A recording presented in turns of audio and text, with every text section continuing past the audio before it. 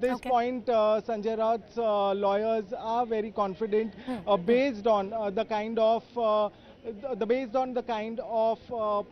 definitely the kind of ED custody that they have got. Okay. So we've put both sides to you, viewers. We also presented the Enforcement Directorate, the remand application copy that they presented before the court, all the allegations that they had put out, and also what Sanjay Raut's lawyers have to say. They argue that even if there's money, it's not a proceed of a crime, and this is something that the ED will have to prove beyond reasonable doubt. We are playing out that reaction of Sunil Raut, the brother of Sanjay Raut. Listen in.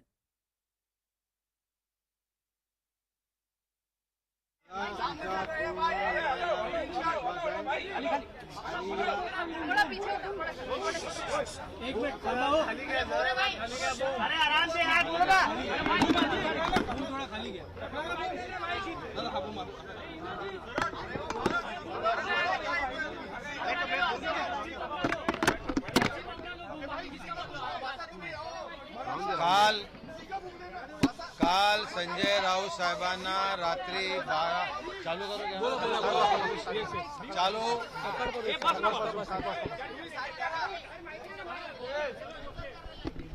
काल सकाळी 7:30 वाजता ईडीचे अधिकारी माझ्या घरी आले, संजय राऊत साहेबांच्या घरी आले आणि 7:30 वाजल्यापासून जवळजवळ 4-4:30 वाजेपर्यंत ते माझ्या घरी सर्च करत होते. 5 वाजता त्यांना ईडीच्या ऑफिसमध्ये घेऊन आले. 5:30-6 वाजता ईडीच्या ऑफिसला आम्ही सगळे पोहोचलो. रात्री 12:40 संजय राऊतना ईडीने अटक केलं असं आम्हाला इंटिमेशन दिलं. आज सकाळपासून आम्ही न्यायालयामध्ये त्यांची वाट पाहत होतो, परंतु 12:30 पावणे 1 वाजता त्यांना जे रुग्णालयात घेऊन गेले. तिथून त्यांना आता न्यायालयीन सेशन कोर्टमध्ये घेऊन आले. Cutting across to my colleague Vinaya Deshpande, who continues to track all the developments from the special court at the Mumbai Session Court complex where that hearing was held. Vinaya, once again, for the benefit of our viewers, help us understand what are the key allegations that the Enforcement Directorate has put on Sanjay Raut, what kind of breathers he's got. For example, allowing home-cooked food or access to his lawyers, the questioning timing that has been allowed a window of 12 hours. Well, yes, as of now, we're getting all these details that Sanjay Raut has been allowed 4 days of ED custody. In fact, the ED had sought 8 days of custody. The main allegations that the ED levelled against Sanjay Raut were with respect to misappropriation of funds, were with respect to embezzlement, saying that money laundering had taken place in the entire Patra Chawl scheme to the tune of over 1,000 crore rupees, and that Sanjay Raut was the main beneficiary. Not just Sanjay Raut, but his entire family were the main beneficiaries. That Praveen Raut, who has already been arrested in the matter, was only a front and who was acting at the behest of Sanjay Raut, and it was Sanjay Raut who had main role to play in all these issues. The ED, while speaking about this in its remand copy as well, it is a 6-page remand application that has been submitted to the court. It has given references of several FIRs that were registered with respect to the land redevelopment, with respect to how these tenements were to be built and handed over to the tenants, with respect to flats that were supposed to be given, and how they ultimately were not given and fund embezzlement did take place. The court, while taking all of it onto record, said that the prima facie evidence suggests that there is involvement, but also said that all the material, most of the material that the ED has furnished in front of it through the remand application is something that is already publicly available, that has been in trial for a long time now. Remember, as I was saying, that these are FIRs of 2017, 2018. There are charge sheets which have been filed in this matter, and that is why the court said it did not agree with the ED that such a long period of custodial interrogation was necessary for this, and that is why the court said that it was giving 4 days custody to ED for Sanjay Raut matter, saying that the allegations were serious, but also saying that most of the probe, most of the allegations that have been leveled are something with respect to cases which are already in public domain and already under trial.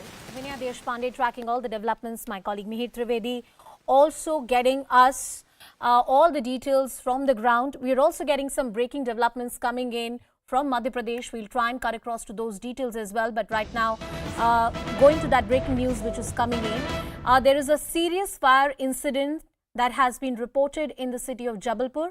8 patients have been burnt alive and 2 injured following a major fire at a private hospital in Jabalpur, Madhya Pradesh. What the details of this incident are, who exactly is responsible, how did the fire break out, what are the rescue and relief efforts happening on the ground, we'll try and get you more details on the story. Unfortunately, 8 patients burnt alive. This is a very, very disturbing, unfortunate bit of news coming in from Madhya Pradesh Jabalpur Hospital. How exactly that fire broke out, what is the situation on the ground right now, some visuals you can see on the screen, the fire blazing. We'll try and connect with my colleagues on the ground in the city who will tell us more about this. But as far as the preliminary details are concerned, there's a blaze at a private hospital in the city of Jabalpur in Madhya Pradesh. The unfortunate bit is that 8 people have died due to this fire. ICU, AICU तमाम वार्डों को अपनी चपेट में ले लिया, तो समझ सकते हैं कि अगर किन-किन बदल रेफर कर दिया गया है। महापौर, एडीएम, तमाम लोग यहाँ पर जुटे हुए हैं, स्वास्थ्य अधिकारी यहाँ पर आए हुए हैं, जो तमाम बातों का बातचीत करने की। फिलहाल ये लाइफ मल्टी स्पेशलिटी हॉस्पिटल है, जैसा कि नाम इसका दिख रहा है। और फिलहाल सर, ये अस्थायी अस्पताल था सर, और कितने मरीज थे, क्या आंकड़ा आपके पास आया सर? देखिए, अभी प्राथमिक जो सूचना मिली, हमारे पास इमरजेंसी की सूचना मिली है। ये तो रिकॉर्ड और बात चेक करने वाली बात है। प्राथमिक ड्यूटी की हमारे पास जितने मरीज यहाँ पर हैं और जो स्टाफ है उनको सेफ रेस्क्यू कर पाए, this is our primary responsibility. 8 casualty की बात अभी हो रही है, क्या और संख्या है सर, या क्या लग रहा है? अभी मैं ये डिटेल्स लेकर आपको बता पाऊंगा। तो सीएमएचओ महोदय भी लगातार नजर रखे हुए हैं, किसके नाम पे अस्पताल है फिलहाल। From News 18 Madhya Pradesh from the city of Jabalpur is joining us on the broadcast. Pawan, हमें बताइए प्राइमा फेसी प्रिलिमिनरी क्या डिटेल्स आ रहे हैं, कितने लोगों की इस पूरे घटना में प्रभावित होने की अपेक्षा है? जी बिल्कुल, ये अभी तक जो है 4 लोगों की डेथ की अधिकारियों द्वारा पुष्टि की गई है। जिला प्रशासन के सभी अधिकारी मौके पर मौजूद हैं। एसपी सिद्धार्थ बहुगुणा, कलेक्टर इलैया राजापी, जीएमएचओ रत्नेश कुरारिया, सभी लोग यहाँ पर पहुंच चुके हैं और 4 लोगों की पुष्टि कर दी गई है, जबकि 3 लोगों की और हालत गंभीर है, जिनके बचने की संभावना बहुत ही कम है, क्रिटिकल कंडीशन बनी हुई है। इनके अलावा स्टाफ हॉस्पिटल का जो था वो भी घायल हुआ है, कई लोगों की हालत गंभीर है। तो ये माना जा रहा है कि लगभग यदि घायलों की संख्या देखें तो 5 से 6 घायल हो सकते हैं और मृत लोगों की संख्या, जो मरीज है, स्टाफ है, उनके आंकड़े बढ़ सकते हैं। प्राइमरी तौर पर जानकारी सामने आई है कि जनरेटर जो हॉस्पिटल के बाहर रखा हुआ था उसमें शॉर्ट सर्किट हुआ और उसके बाद से जो आग उसने पकड़ी है, तो जब तक स्टाफ आग को बुझा पाता है तब तक हॉस्पिटल को आग ने चपेट में ले लिया और कुछ ही देर में आग का बवंडर पूरे हॉस्पिटल में फैल चुका था, धुआं फैल चुका था, जिससे ज्यादा कैजुअल्टी हुई है। ऐसा भी बताया जा रहा है कि 2 से 3 मरीजों की मौत का कारण जो है वो हॉस्पिटल में भरा हुआ धुआं है, जिसके कारण उनका दम घुट गया और उनकी डेथ हो गई। फिलहाल जांच शुरू हो चुकी है, अधिकारी मौके पर मौजूद हैं, आग को पूरी तरह से बुझा दिया गया है, काबू पा लिया है और हॉस्पिटल से जितने भी लोग हॉस्पिटल में थे उन सभी को बाहर निकाल लिया गया। पवन, बहुत ही दर्दनाक हादसा है और खासकर उन मरीजों के परिवारों के लिए जिनने अपनी जान गंवा दी इस पूरे हादसे में।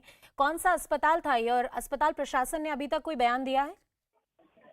जी, ये अभी लगभग 1-1.5 साल पहले ही ये अस्पताल शुरू हुआ है, जिसका नाम new life multi speciality hospital है।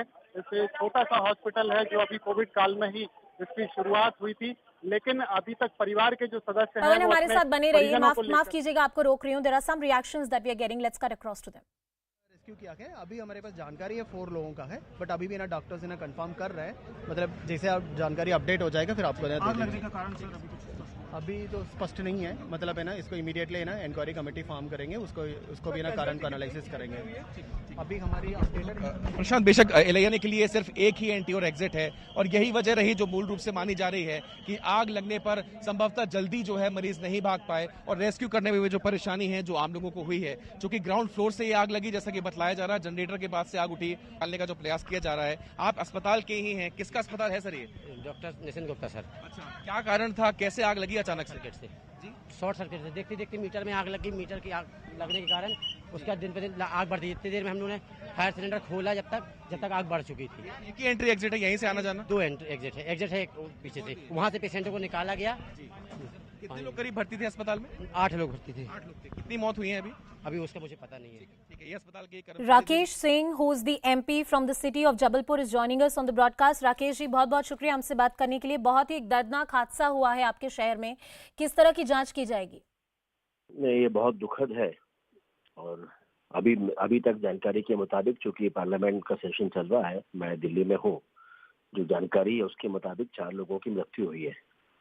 ये कहीं ना कहीं किसी न किसी तरह की कोई लापरवाही इसमें जरूर है। मेरी जिला कलेक्टर से भी बातचीत हुई है। सबसे पहले तो प्राथमिकता ये होना चाहिए कि जो घायल हैं वो बचें और ये आग ज्यादा ना फैले। मैं अभी चूंकि घटनास्थल पर नहीं हूँ तो मुझे पूरी स्थिति की जानकारी नहीं है, लेकिन कलेक्टर से मैंने यही कहा है और वो भी राहत और बचाव के कार्य में ही लगे हैं। लेकिन जो लोग जिनकी मृत्यु हुई है वो बहुत दुखद है और प्रशासन इसकी पूरी जांच करेगा और बाद में जो दोषी होंगे उन पर कार्रवाई भी होगी। लेकिन दुख की इस घड़ी में मैं ऐसा मानता हूं कि मेरी संवेदनाएं जो मृतक हैं उनके परिवार के साथ और जो हताहत हुए हैं उनके साथ में। जी राकेश जी, जैसा कि आपने कहा कि एक बहुत दर्दनाक हादसा है और अभी भी बहुत सारे ऐसे डिटेल्स हैं इस हादसे के तो जो आ रहे हैं, बहुत सारे आई विटनेसेस हैं जो हमें बता रहे हैं कि मीटर में आग लगी थी, शॉर्ट सर्किट हुआ था। ये अस्पताल लगभग 1 से 1.5 साल पहले खुला था। संस्कार धानी में ऐसे कई सारे नए अस्पताल हैं जो आज की डेट में शुरू हुए हैं और अक्सर सवाल ये भी होता है कि क्या इनमें प्रॉपर फायर सेफ्टी नॉर्म्स हैं, क्या वो रूल्स और रेगुलेशंस फॉलो कर रहे हैं, क्या जिला प्रशासन की तरफ से कोई इंक्वायरी कंडक्ट की जाएगी?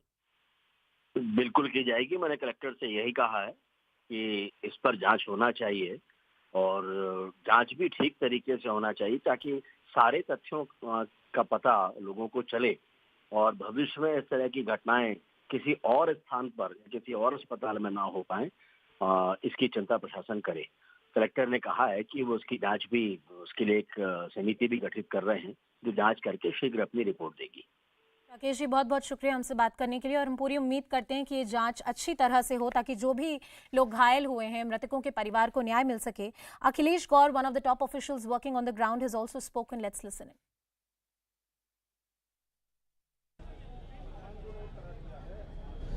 आज ये थाना गोहलपुर के पास चंडाल भाटा स्थित न्यू लाइफ हॉस्पिटल में अचानक से स्पार्किंग के कारण आग लगी है। प्राइमा फेसी जो बात सामने आई है और ये आग इतनी खतरनाक थी कि ये फर्स्ट ग्राउंड फ्लोर से लगना शुरू हुई जो 3rd फ्लोर तक गई। हमारी टीम के द्वारा तत्काल इस पे संज्ञान लेते हुए टीआई कोतवाली, टीआई गोहलपुर यहाँ उपस्थित हुए और हमारी पूरी फोर्स ने इसको यहाँ पर आग को कंट्रोल करते हुए पूरे जो अंदर फंसे हुए लोग थे उनको बाहर निकाला। इसमें 7 गंभीर अवस्था में घायल हुए हैं जिनको मेडिकल और अन्य अस्पतालों में भेजा गया। बाकी लोगों को सुरक्षित बाहर निकाल लिया गया।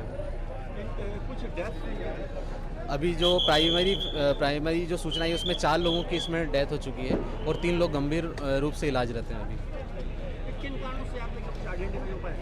अभी ये शॉर्ट सर्किट ग्राउंड फ्लोर पर होने की वजह से बताया गया है स्टाफ के द्वारा। अभी और विवेचना हमारे द्वारा की जा रही है। हमारी एक्सपर्ट टीम देख रही है कि आग की शुरुआत कहाँ से हुई है।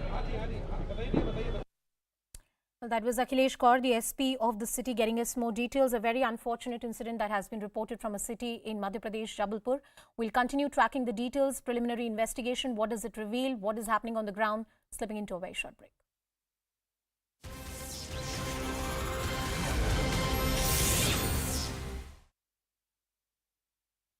She's actually to the level of being like silly. That's how naive she is. So I don't think she's this like femme fatale or anything like that, but it's surprising how some circumstances can totally change a person's perspective and behavior. The maza in the film, in my opinion, is kind of enjoying these 2 worlds at the same time. And I also really love the scenes with the 2 of you in the trailer. Such a fantastic dynamic the 2 of you have. Talk to me about that comedy. Cracking that comedy, that dark comedy in your scenes. I mean, it's all in the writing. Yeah, I agree. It was all in the writing. Alia said it absolutely correctly. And I think we had a blast shooting it because it was hilarious. In fact, we had too much fun. Too much fun. I mean, some days it was like, you know, we could have wrapped 2 hours earlier if we didn't laugh so much. Yeah, I can see that on screen as well. And yeah, it's always a delight watching all of you. But just me, there's so much curiosity about how Alia Bhatt's first production, you know, how she chose this debutante filmmaker. You're also a writer. You've written Gustakhiya, I was looking up your work. So how did you strike off this equation with Alia? How did you manage to bag this prestigious project? I co-wrote a script with my co-writers, and I took it to Alia, and I think she saw something in it. Of course, I told her we are trying to say something important with the film, but in a very entertaining and engaging way, and I think she liked that also about the film. And yeah, once she came on board as an actor and she wanted to produce it, and it was great for us because she was the best Badru, Miss Sa. Actually, with the time that I had met Jasmeet, I remember very clearly. It's not like I had free time on my hand. I didn't even know when I would fit a new film in. But there's something that I feel in, like, you never let a film go. Like, it started off, the narration started. I was like, okay, now, like, normal story shuru ho rahi hai, and then suddenly, it just changed. And I was like, one second. She surprised me. So I very rarely am surprised in a narration. Somehow you know कि now this is going to happen, then this is going to happen, and then this is going to happen. But this shocked me. Then she of course explained to me, actually before only, that the intent of making this story is to give a message with an entertainment layer, because otherwise what happens is ये लोग message वाली कहानी ना लोग देखते नहीं है. Nobody wants to see a message film. So how do you give that messaging in an entertainment way is very, very difficult. And she sort of cracked that in a really beautiful way. Another thing that again really struck me was the relationship between the mother and the daughter. In my opinion, this film, the mother's character is the most important character because it's the most unassuming character in the film, and we have to make sure that the casting is bang on.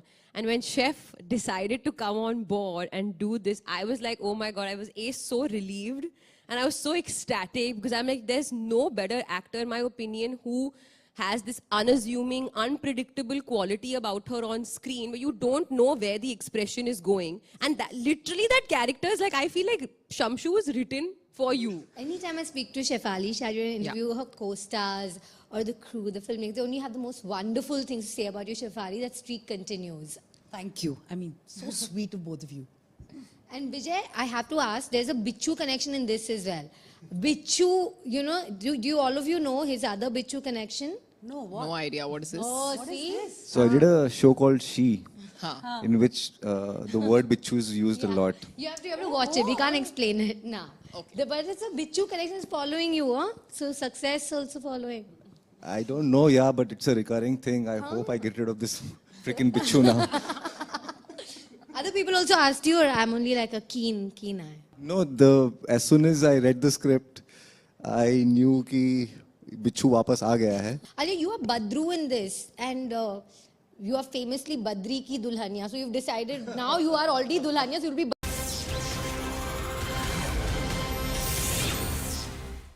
Well, that's the breaking news. An unfortunate news being reported from a city in Madhya Pradesh, Jabalpur, where 10 patients have been burnt alive and 2 injured following a major fire at a private hospital in the city of Jabalpur.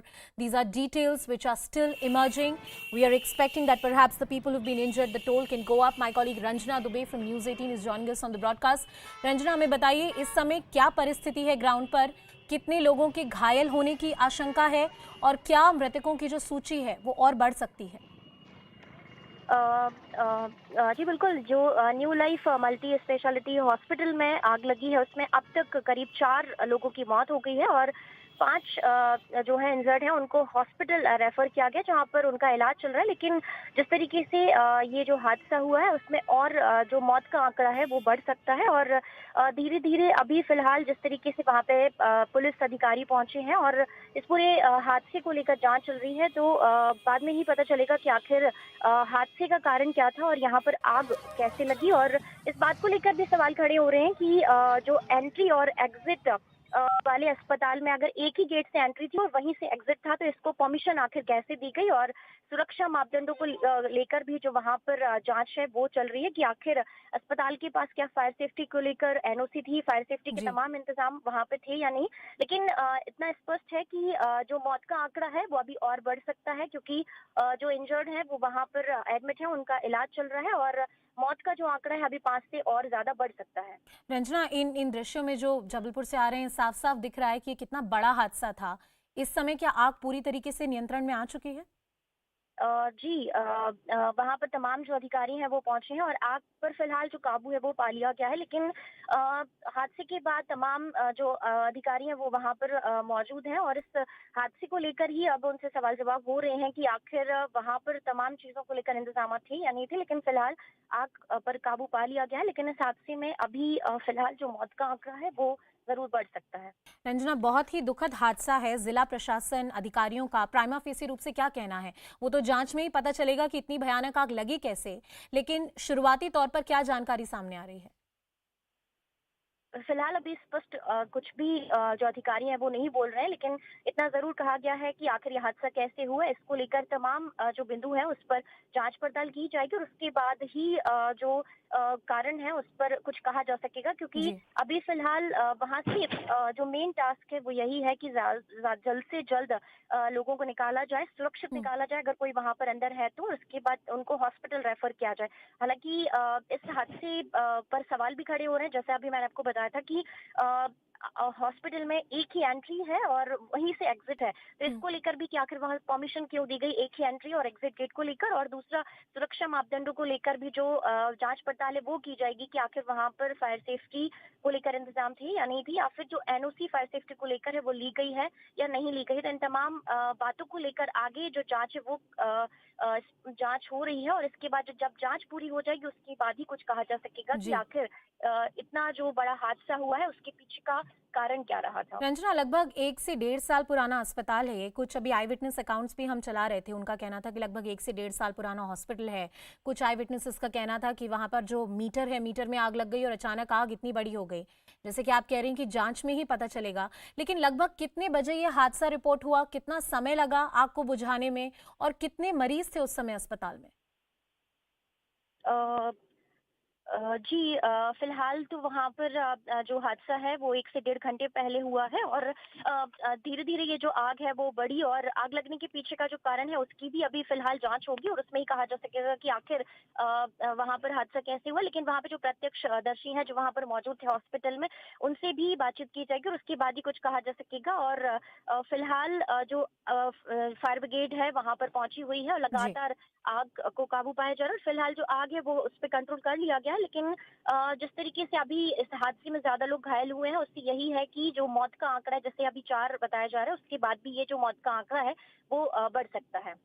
जी, बहुत बहुत शुक्रिया रंजना ये सारी जानकारी हम तक लाने के लिए। We'll try and continue tracking this story, an incident which has been reported from the city of Jabalpur about 1.5 hours ago. 10 patients are already dead. A very, very unfortunate incident that has unfolded.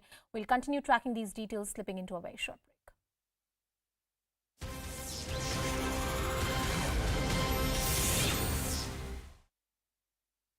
Doesn't eat wheat, oat, paneer and lassi.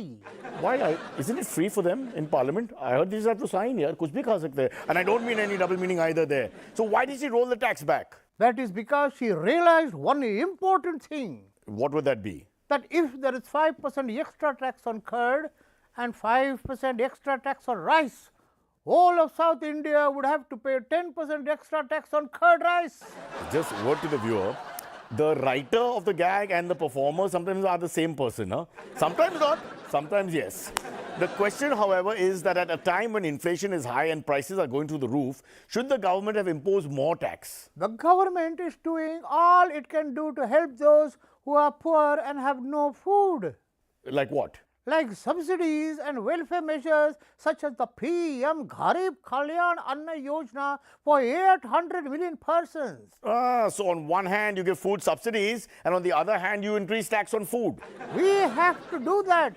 Otherwise, where will the money for subsidies come from? You tell me. To give subsidies to the poor, we have to tax the poor. Hi, how are you doing? Lovely. Lovely. How are you doing? I'm very excited. I just saw the trailer, in fact. The first teaser was very cryptic. So I think you guys are very intent, obviously, on keeping the suspense under wraps. Correct. Well, it is a thriller. Yeah. So there will be no thrill if we give you the suspense. I know. So I won't try to guess it either. Now, there's a teddy bear there. What is the significance? It's actually partly a cute love story as well, wherein a husband tries to woo his wife several times for all the things he's lacking. So this is basically a metaphor for that. And he keeps saying sorry through that teddy bear. And I He's also always saying sorry, yes. Yeah, and I feel like despite that teddy, your wife cannot bear what you do from the trailer, from what we've seen. We will neither confirm nor deny. It's only there in the trailer. So Alia, you are a darling in real life, but in this, are you a femme fatale? I think no. I mean, this is a character that you have to discover through the film. But Badru's character, I find her extremely, like, she's very innocent. She's very simple. She's actually to the level of being like silly. That's how naive she is. So I don't think she's this like femme fatale or anything like that. But it's surprising how some circumstances can totally change a person's perspective and behavior. The maza in the film, in my opinion, is kind of enjoying these two worlds at the same. Welcome back, and we continue to report on that story coming from the city of Jabalpur, where over 10 people have lost their lives in a deadly blaze that engulfed a private hospital in the city. So far, the reports have confirmed that the death toll is 10. 2 patients have been injured. All the patients who were receiving treatment in this private hospital called New Life Multi-Speciality Hospital have been shifted to other hospitals. We have reactions coming in from the district administration as well. Right now, my colleague Manoj Sharma is joining us on the broadcast. Manoj, a compensation has already been announced by the Chief Minister's office. Yeah, Chief Minister has already announced the compensation for all the to the kith and kin of all the patients who died in this major fire, which engulfed. In fact, we have been told by the authorities there were more than 12 patients. They were there in the hospital, and there was a major fire. And in fact, it has been learned it is caused by some short circuit. So far, the collector A. Raja, he has confirmed 10 casualties in this fire, and the 2 patients are still critical. They have been shifted to some other hospital, and the Chief Minister has, the state government has already ordered an inquiry to investigate into the matter, what led to this major fire, what was the cause of this fire, and some of the patients who were also injured in this fire, they have been shifted to some other hospital. The Chief Minister's office was very swift in making this announcement, and the district administration also says, Manoj, that there would be a proper inquiry that will be conducted. Yeah, once again, inquiry has been ordered, but the point is, this is a private hospital, and this is located in one very upmarket and posh area of Jabalpur. So, New Life Multi-Speciality Hospital. So, there are so many things from where they have got no objection certificate. Was there, this fire system, was it properly placed? There are so many questions. All these permissions have been given by civic authorities, by Jabalpur Municipal Corporation. So these are the questions which are still unanswered. But the inquiry has been ordered, and they are trying to save the life of some 4 and 5 patients who have been shifted to some other hospital because of they are very critically injured.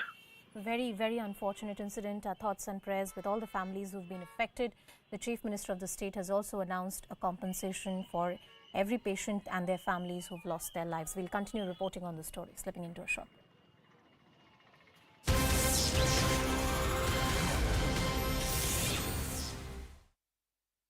Like, there's no better actor, in my opinion, who has this unassuming, unpredictable quality about her on screen where you don't know where the expression is going. And that literally that character is like, I feel like Shamshu was written for you. Anytime I speak to Shefali, she interview her co-stars or the crew, the filmmakers, they only have the most wonderful things to say about you, Shefali. That streak continues.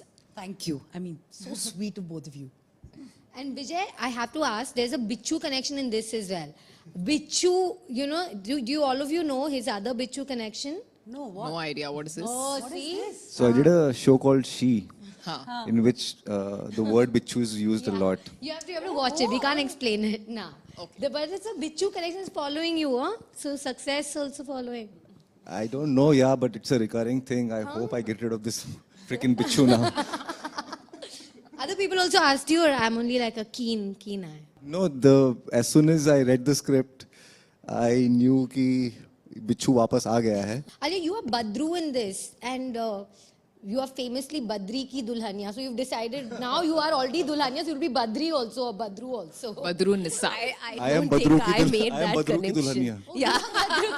You're Badru ka Dula in this, technically. How cute, yeah. What do you like? What do you think about this name, Badru? Badru Nissa is her name. Badru Nissa, Shamshu Nissa, Badru Shamshu. Oh, nice. Only this you're revealing about this film is suspense. I'm Badru, just like Upar says, so because you don't want us to guess. But can I guess? Okay, No, we'll but give you like some more. actually, now you've seen the trailer. So you give what you feel is happening. I feel like the message in this movie is about alcoholism. Don't drink too much. And you literally beat him, beat the message through, like beat people on the head with that message in this film. Interesting. Oh, it's not. Maybe, I don't A know. thought to ponder on. Oh. That's interesting. This is Alia's first, I think, interview ever since she announced the pregnancy. But I'm going to talk about only this baby, your production baby. How do you feel about this one? Very excited, very nervous. It's weird, while we were shooting for the movie, it was like, I'm only an actor. I don't really think that I was a producer on the sets of the film. But now, and since we've come close to putting the film out, putting the teaser together, trailer together, suddenly the involvement is so much more than an actor. And then there is like all this sort of feeling of like the amount of like upar niche, aage piche, and the kind of grilling work that goes into putting a film out. Oh my God, it's crazy. Like I know of it, but when you're a part of it, it's much different. And then the feeling is very different. You're not just looking at it like mera kaam kaisa hai. It's all about the wholeness and the largeness of the film. So yeah, I think I'm very excited, but I'm very, very proud of the film. And I say that with like the utmost modesty. I think for me, the responses from everyone who we've shown the film to also, and people are seeing, they're all correctly and aptly responding. So that makes me feel quite like, chalo theek hai. Okay, so continue with the correct and apt responses. Thank you very much, guys. And we won't, we'll keep the suspense under wraps. Thank you so much. Thank you. Thank you. Last week, India celebrated the 5th anniversary of, guess what, GST. And by saying celebrated, I mean nobody had any idea. It was the 5th anniversary of Goods and Services Tax. Wait, I'm playing Happy Birthday in the background. Lovely. And how did the government celebrate this iconic anniversary? By adding more GST. More GST on essential products like milk, curd, wheat and paneer. Let's go straight to the alleged spokesperson for the Finance Ministry. Alleged spokesperson, please understand that. Sharmila Geeta Sita Tita Raman. Now, what exactly is this name, Sharmila Geeta Sita Tita Raman? No need to call me by my full name, Sarmila Geeta Sita Tita Raman. You can call me by my short name. And that would be? Short for Sarmila Geeta Sita Tita Raman, Sarmila GST Raman. There's only one person who writes this kind of gag and repeats everything and everything and everything. I'm so tired, I don't do the rest of the gag. People watching are like, let's stop. Okay, now that the joke is over, can we proceed? Yes, of course. I will try and answer all your questions. That's good, that's great. That's why we're here, please. Or at least 77% of them. Oh, hang on, you will try and answer just 77% of my questions. Why? Because rest of 18% plus 5%, which is 23%, will go in GST. Master stroke. No double meaning, just saying master stroke. Okay, so the finance minister first, this is very funny, added 5% on essential items like wheat, oats, rice and curd, and then was forced to roll it back. That is correct. But I don't get that. Why did she do that? I mean, first this way, then that way. Because it was close to 31st July. 31st July, matlab? Deadline to file IT returns. No, come on. What's GST got to do with filing IT returns? Because instead of 8.2 crore Indian taxpayers filing tax returns, 8.2 crore Indian taxpayers were beginning to file GST jokes on Twitter. Really? I don't know if you're really from the Department of Finance. I'm just getting my doubts here. Basically, she quit the tax because of public pressure on Twitter. Yes, Twitter made her a quitter. I walked into that, I apologize. But why add tax on food like, I mean, these are bare essential, normal kind of mamuli food, wheat, oats, paneer, lassi. I mean, why? Because she's on a diet. Exactly like she doesn't eat onion, she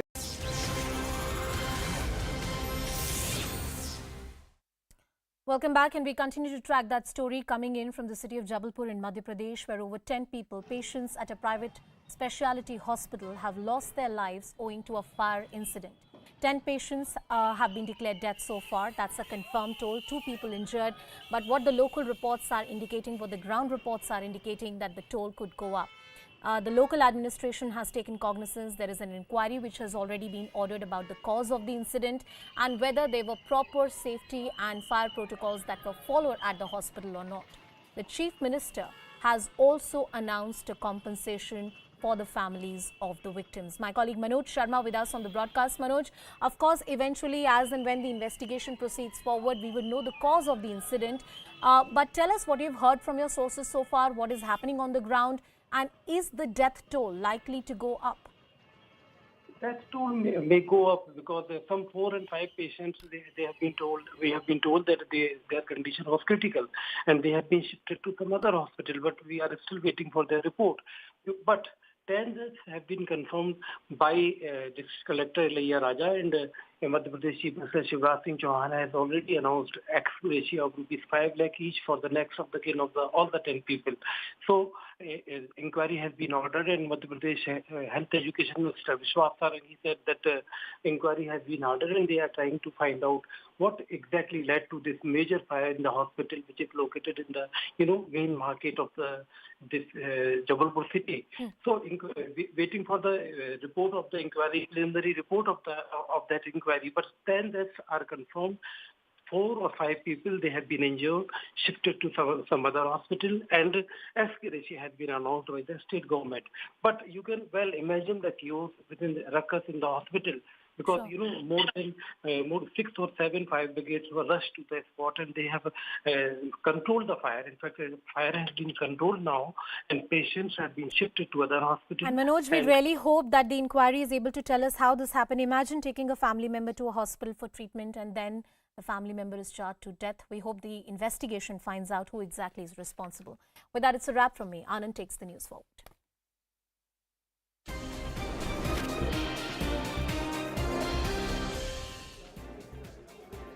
Namaste, you're on The Nation at 5. I'm Anand Narsimhan, and we begin with the big news coming through. It's a follow-through of our story on Friday, which talked about that it was not just Jamtara, the entire Simanchal belt, where this Jumma holiday was being practiced against the norms as listed by the state government and in violation of the law itself that was said.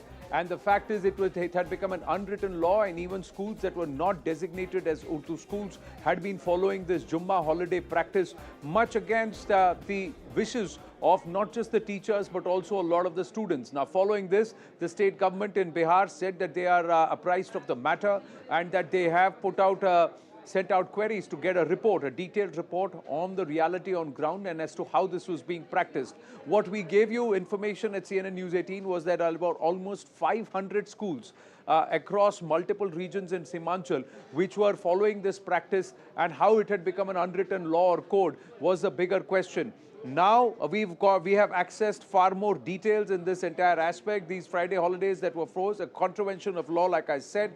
Now, after our report, the Bihar and Jharkhand governments have said that they are taking swift action. But the larger question is, they have still not. Jharkhand issued a notice that you have to get back to the status quo, get back to the original format of Sunday holidays till the time the report is sought and a particular policy is put in place. But in Bihar, no such notification so far has been issued too. Let's listen into what the Deputy Chief Minister had to say.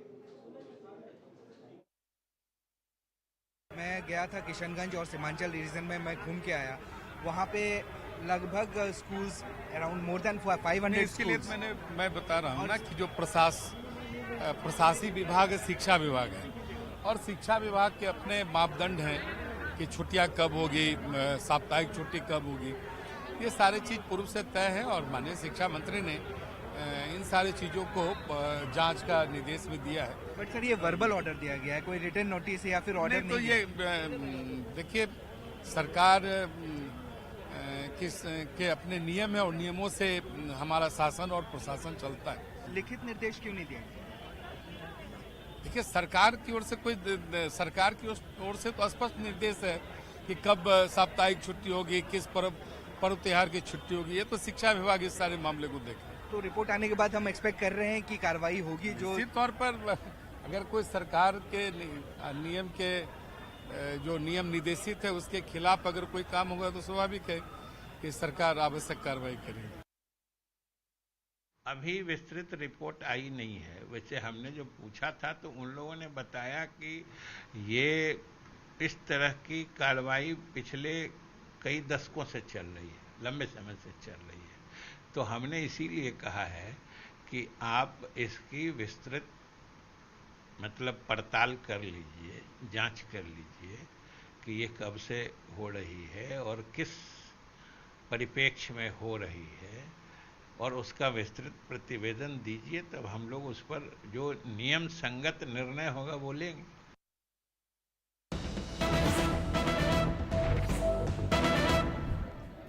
Now we've got more news coming through, and this is something which is startling, ladies and gentlemen. CNN News 18 has accessed how this practice has been running for years, but there were orders from the highest authorities which are now being violated. These orders are dated 2012, and if my memory serves me right, that was also a time when the JDU was in power in Bihar.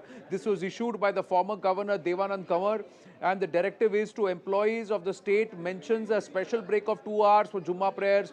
However, despite this, the Friday off continued. Now, this is what it says.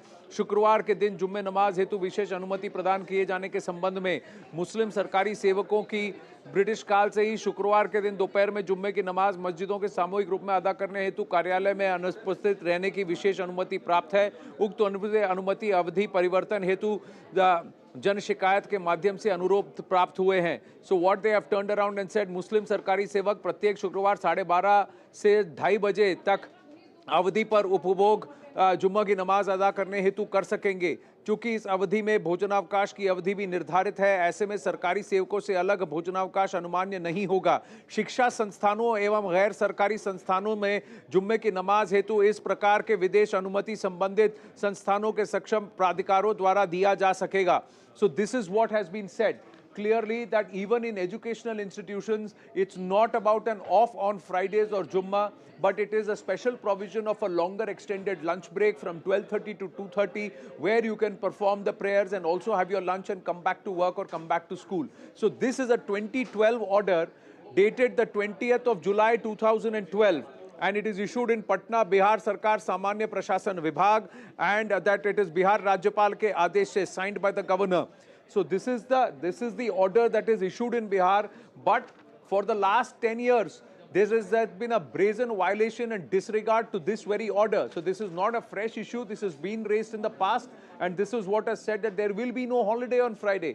Saurabh is joining us with more details on this. Saurabh, so this order clearly states that even educational institutions, they can work with this relaxation of 2 hours, 12:30 to 2:30, which is a lunch cum prayer break. Yes, Anand, and before that, I would like to give you the latest update in this issue. I just talked to DEO, District Education Officer of Purnia. He gave me the figures which are startling. He gave me the figure of 9 blocks out of 14 blocks, and he said that there were 325 schools alone in Purnia which are closed on Fridays. So this number of 500 is absolutely going to touch around 1,000 if we say. So this is the latest update from one district. The report is getting ready. All the district of the Simanchal region are preparing the report of the schools. Now, if we talk about particularly about this notice which came in 2012, see, there is a larger picture about it, because the schools that were opened in 1900s, like in the 19th century, 1901, 1950. Saurabh, just wait with me. I have Sunil Singh of the JDU with us. Sunil Singh ji, namaste. This is Anand Narsimhan. We're speaking after a while. Trust all is well at your end. Let me ask you, but what is happening in Bihar, sir? 325 schools alone in Purnia, And this is only 9 out of the 14 blocks that we've got the update. More than 500 schools in the Simanchal region are following this Friday off or Jumme ke din chutti policy in government schools against an order which was issued in 2012 under the JDU government by the governor then, saying that Friday you will have a 2-hour break for prayer and lunch. Nothing else, no holiday. Anand, take it in this perspective that Nitish government is committed to this social and communal harmony in the state. And moreover, Nitish government is too concerned with the education of the kids. So in a few places, the Simanchal area of Bihar, the particular community are more in number, they are in majority. And on the Friday, their kids can't go to school. Their kids can't go to school because of their own difficulties. So if the schooling is on Sunday and not on Friday, how does it matter? Our purpose is that kids should get educated. And that is all. There is no constitutional obligation to us. No, but on what? But there is no official order regarding the same. These schools are not even Urdu designated schools. These are government schools, and the government order under the JDU government 10 years ago says very clearly, no holiday on Friday. It's just an extended break that you will get 12:30 to 2:30. So on whose orders and whose permission is this being allowed, sir?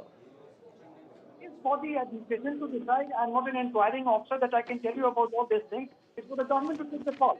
So where was the order? Who did not follow the orders? It's not our lookout. Our lookout is one thing that if we say... No, it is your lookout because you are in power, sir. Because you are in power, it is your lookout that is violation of the order. It is the JDU's lookout, and the JDU so far has not even issued an order which says that you revert back to Sunday holiday immediately. That's the standard operating procedure until and unless you get a specific leeway. Because that's what the Bihar Education Act says, and that's what this notice also says. This is issued by the governor, and at that time the Naveen Chandra Jha has signed this. Bihar Rajyapal ke आदेश से signed 27/2012, which very clearly says कि 2:30 बजे से 12:30 बजे से 2:30 बजे तक का बीच का आपको ये मिलेगा break to have your lunch and to offer the Jumma namaz. And this applies to शिक्षा संस्थान also. And गैर सरकारी संस्थानों के लिए भी. This is the order. Naval Kishore ji of RJD is with us. Naval Kishore ji. One second. I'm not done with Anand right now. You tell me one thing. If the central minister is so concerned about the Friday closure in Bihar schools, so if the Jammu and Kashmir is centrally governed, it's in present too. Why don't the central government... Sir, why should it be the central government? Each state has to pass its own laws. It is passed under the Bihar Act 1956, 1964, if my memory serves me right. No, sir, we are talking about Bihar. Sir, if it is a state order, if the state government has given permission to these schools and you have designated them as Urdu schools, then it's a different matter. These are government schools. And there we have done on-ground investigations to Dr. Sunil Singh, and very clearly the parents, the teachers, the students all want chutti on Sunday. I have Vijay Kumar Chaudhary ji, Bihar Education Minister, with me on the phone line. Vijay Kumar ji, namaste. ये आपके 2012 में जब जदयू की सरकार थी तब notification है कि जुम्मे के दिन 2 घंटे की ब्रेक होगी, छुट्टी नहीं होगी. पर अब पता लग रहा है कि पूर्णिया में ही 325 स्कूल ऐसे हैं जो जुम्मे के दिन छुट्टी कर रहे हैं. वो कब से छुट्टी दे रहे हैं यही तो अभी नहीं पता चल रहा है. ये आप ग्राउंड रिपोर्ट लिए हैं तो ये आपको रिपोर्ट मिला है कब से ये छुट्टी चल रही है. तो इसलिए हम कह रहे हैं कि कोई हम आपसे सवाल नहीं पूछ रहे हैं, हम सिर्फ ये सिचुएशन बता रहे हैं कि हम लोग को जिस समय इस बात की सूचना मिली, हम लोगों ने उन सभी जो हमारे डिस्ट्रिक्ट ऑफिसर हैं उनसे हमने रिपोर्ट मांगी है कि ये छुट्टी कब से चल रही है, और वो अभी अपने रिकॉर्ड से वेरीफाई कर रहे हैं और वेरीफाई करके पूरा डिटेल रिपोर्ट भेजेंगे. और जब वो डिटेल रिपोर्ट भेज देंगे फिर अकॉर्डिंगली जो नियम संगत होगा, जो रेगुलर चीज होगी, वो विभाग और सरकार करेगी. पर विजय कुमार जी, आपके 2012 का गवर्नमेंट का जो ऑर्डर है वो कहता है कि शुक्रवार के दिन जुम्मे नमाज हेतु विशेष अनुमति प्रदान किए जाने के संबंध में ये नोटिफिकेशन है जो कहता है शिक्षा संस्थान और गैर सरकारी संस्थान भी 2 घंटे का ब्रेक देंगे। नहीं वो उसमें कहाँ पे दिक्कत है? वो जहाँ पे माइनॉरिटी डोमिनेटेड नहीं का इलाका है वहाँ पर अगर कोई माइनॉरिटी स्कूल के माने माइनॉरिटी के बच्चे हैं, ये उनके लिए भी एप्लीकेबल हो सकता है। नहीं, और सबसे बड़ी बात है कि जुमे के दिन 2 घंटे की छुट्टी देने का तो ये तो जनरल हर जगह लागू होता है हमारे। हाँ, तो पर यही नियम लागू है। इन स्कूलों को आपने कोई विशेष अनुमति नहीं दी है कि आप जुम्मे के दिन छुट्टी कर सकते हैं। और जहाँ ये मुस्लिम बहुल इलाके हैं वहाँ हिंदू समाज क्या करे? हिंदू समाज के लिए क्या प्रावधान है? क्योंकि वहाँ तो हिंदू अल्पसंख्यक हैं, इसका तो स्टेट गवर्नमेंट ने कोई प्रावधान नहीं किया। आप हमारी बात पूरी सुन कहाँ रहे हैं? जी बोलिए। मेरी तो पूरी बात सुनिए कि हम कहाँ कर रहे हैं आपको कि किसके लिए कौन क्या प्रावधान किया है। हम यही तो आपको बता रहे हैं कि हमने अभी तक जो उनसे जानकारी मांगी है, जो किस परिस्थिति में ऐसा हो रहा है, उनका कहना है कि पिछले कई वर्षों से, और जब हम कई वर्षों कह रहे हैं उसका मतलब डिकेड्स है कि ये हो रहा है, तो हमने कहा है कि आप पूरे रिकॉर्ड्स वेरीफाई करके बताइए जो ये किसके आदेश से और कब से हो रहा है। और पर जब तक रिपोर्ट तैयार नहीं होगी तब तक आपने जाता है रिपोर्ट आ जाती है, फिर अकॉर्डिंगली जो रेगुलर होगा, जो नियम संगत होगा वही होगा। ठीक है, पर तब तक तो आपको संडे को छुट्टी कर देनी चाहिए ना। तब तक ये नियम संगत तो नहीं हो रहा। Vijay Kumar ji seems to have kept the phone down, but the simple question, Saurabh, and I'm going to have Dr. Sunil Singh also with me and Naval Kishore of the RJD also with us. Naval Kishore ji, there is no order, so then how is this being allowed? नहीं, अभी आपने जो सुना उसमें तो दोनों चीज बातें कही जा रही है ना। अगर हो रहा है तो इसकी जानकारी नहीं है, उसकी सूचना लेने का कोशिश किया जा रहा है। लेकिन मेरा सवाल ये है, मेरा ऑब्जर्वेशन ये है कि आप इन चीजों को हिंदू और मुस्लिम में लाने का क्यों कोशिश कर रहे हैं? क्या जो सरकार है बिहार में उसमें भाजपा नहीं है? क्या उसे पहले से इसकी जानकारी नहीं है? क्या वो केवल फायदा लेना चाहती है और जब भी मौका मिले तो सोसाइटी को कम्युनलाइज करना चाहती है? नवल किशोर जी, प्रश्न सिर्फ किसी एक व्यक्ति जिसकी भी सरकार है, सरकार का प्रश्न तो ये है कि अगर जहां पर आप ये कह रहे हैं कि जहां मुस्लिम बहुल इलाके हैं वहां जुम्मे के दिन छुट्टी होगी, तो वहां हिंदू अल्पसंख्यक हुए तो उनके राइट्स का क्या? वो किस दिन छुट्टी लें? और अगर ऐसा कोई नियम बना है तो क्या वो स्टेट के द्वारा सैंक्शनड है? क्या इन स्कूलों को राज्य ने अधिकृत किया है कि वो जुम्मे के दिन छुट्टी कर लें? पूर्णिया में 325 स्कूल हैं, पूरे सीमांचल में 500 से ज्यादा स्कूल हैं जो अपने मर्जी की चला रहे हैं। तो फिर मैं आपसे पूछ रहा हूं कि जहां हिंदू बहुल है तो क्या हिंदू फिर मंगलवार को छुट्टी करना शुरू कर दें? तो राज्य की जो नियमावली है, जो वहां का जो लॉ है, उसका कोई अनुपालन ना करे? पहले तो देखिए, जो सवाल आप पूछ रहे हैं उसका कॉन्टेक्स्ट और पृष्ठभूमि ही गलत है।